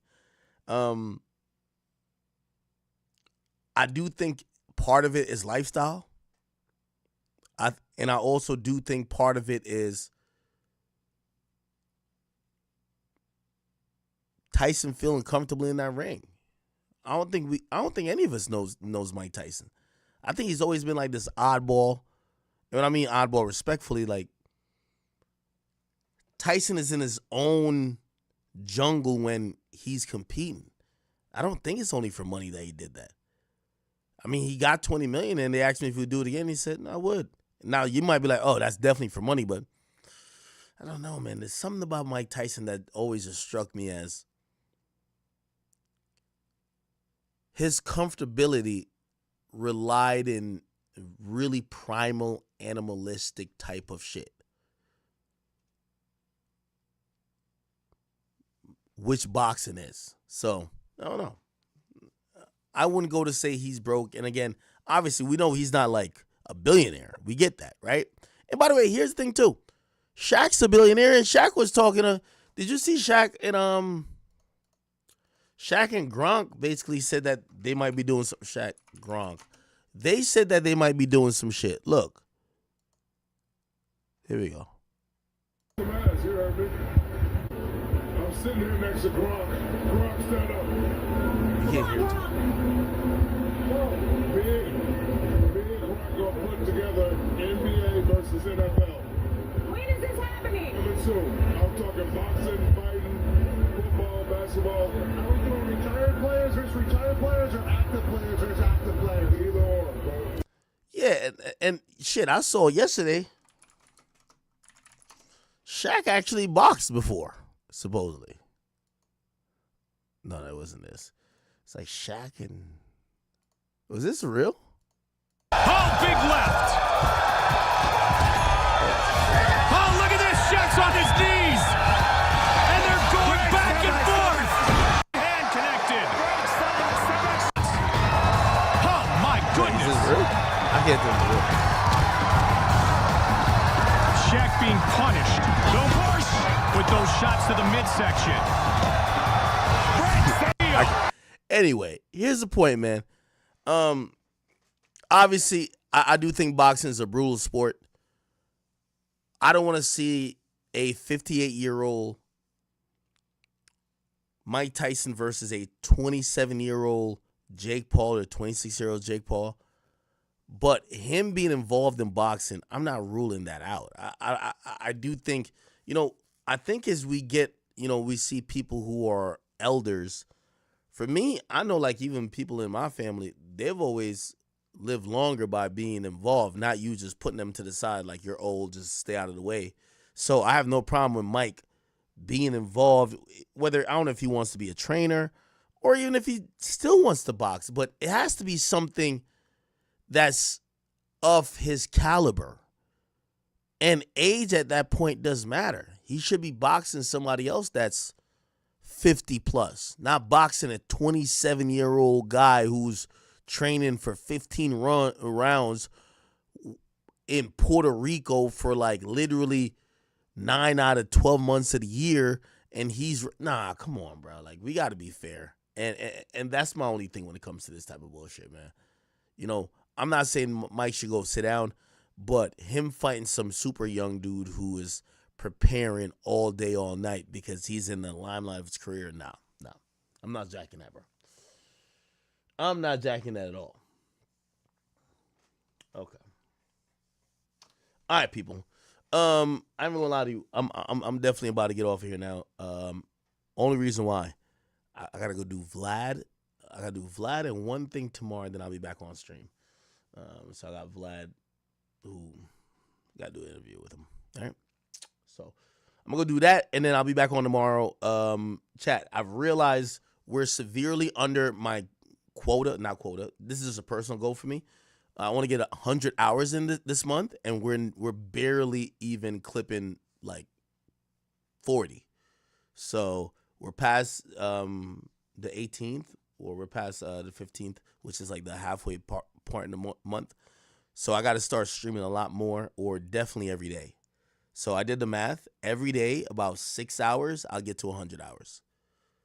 And the only reason I want to get to 100 hours, there's no contract. I'm independent. Is because I want to match or be at least close to what we did in October and September. So anyway, I'm going to get off of here now, but I do got to do Vlad because I promised him. I told him Monday. So let me go do Vlad, and I think am I interviewing somebody? Yeah, I'm interviewing one person, and then I'll be back on stream. All right, chat. I do love y'all. I appreciate y'all. I'm getting off now. I know it's 4:30 on the East Coast. It's probably 1:30 on the West Coast. I appreciate you guys. Appreciate Wack for even coming here, and he gave me a bunch of content, so I'm all good. But let me go do what I got to do, and I'll be back on later tonight. Okay, chat? Apologize, and if anything I missed or if anything you think I didn't handle or any topic I didn't handle accordingly, we'll get back to it. I still got my list here in front of me, all right? Chat, love y'all. I'm getting off of here. We'll do the Drake topic again because we didn't really get into it. We'll do the Drake topic.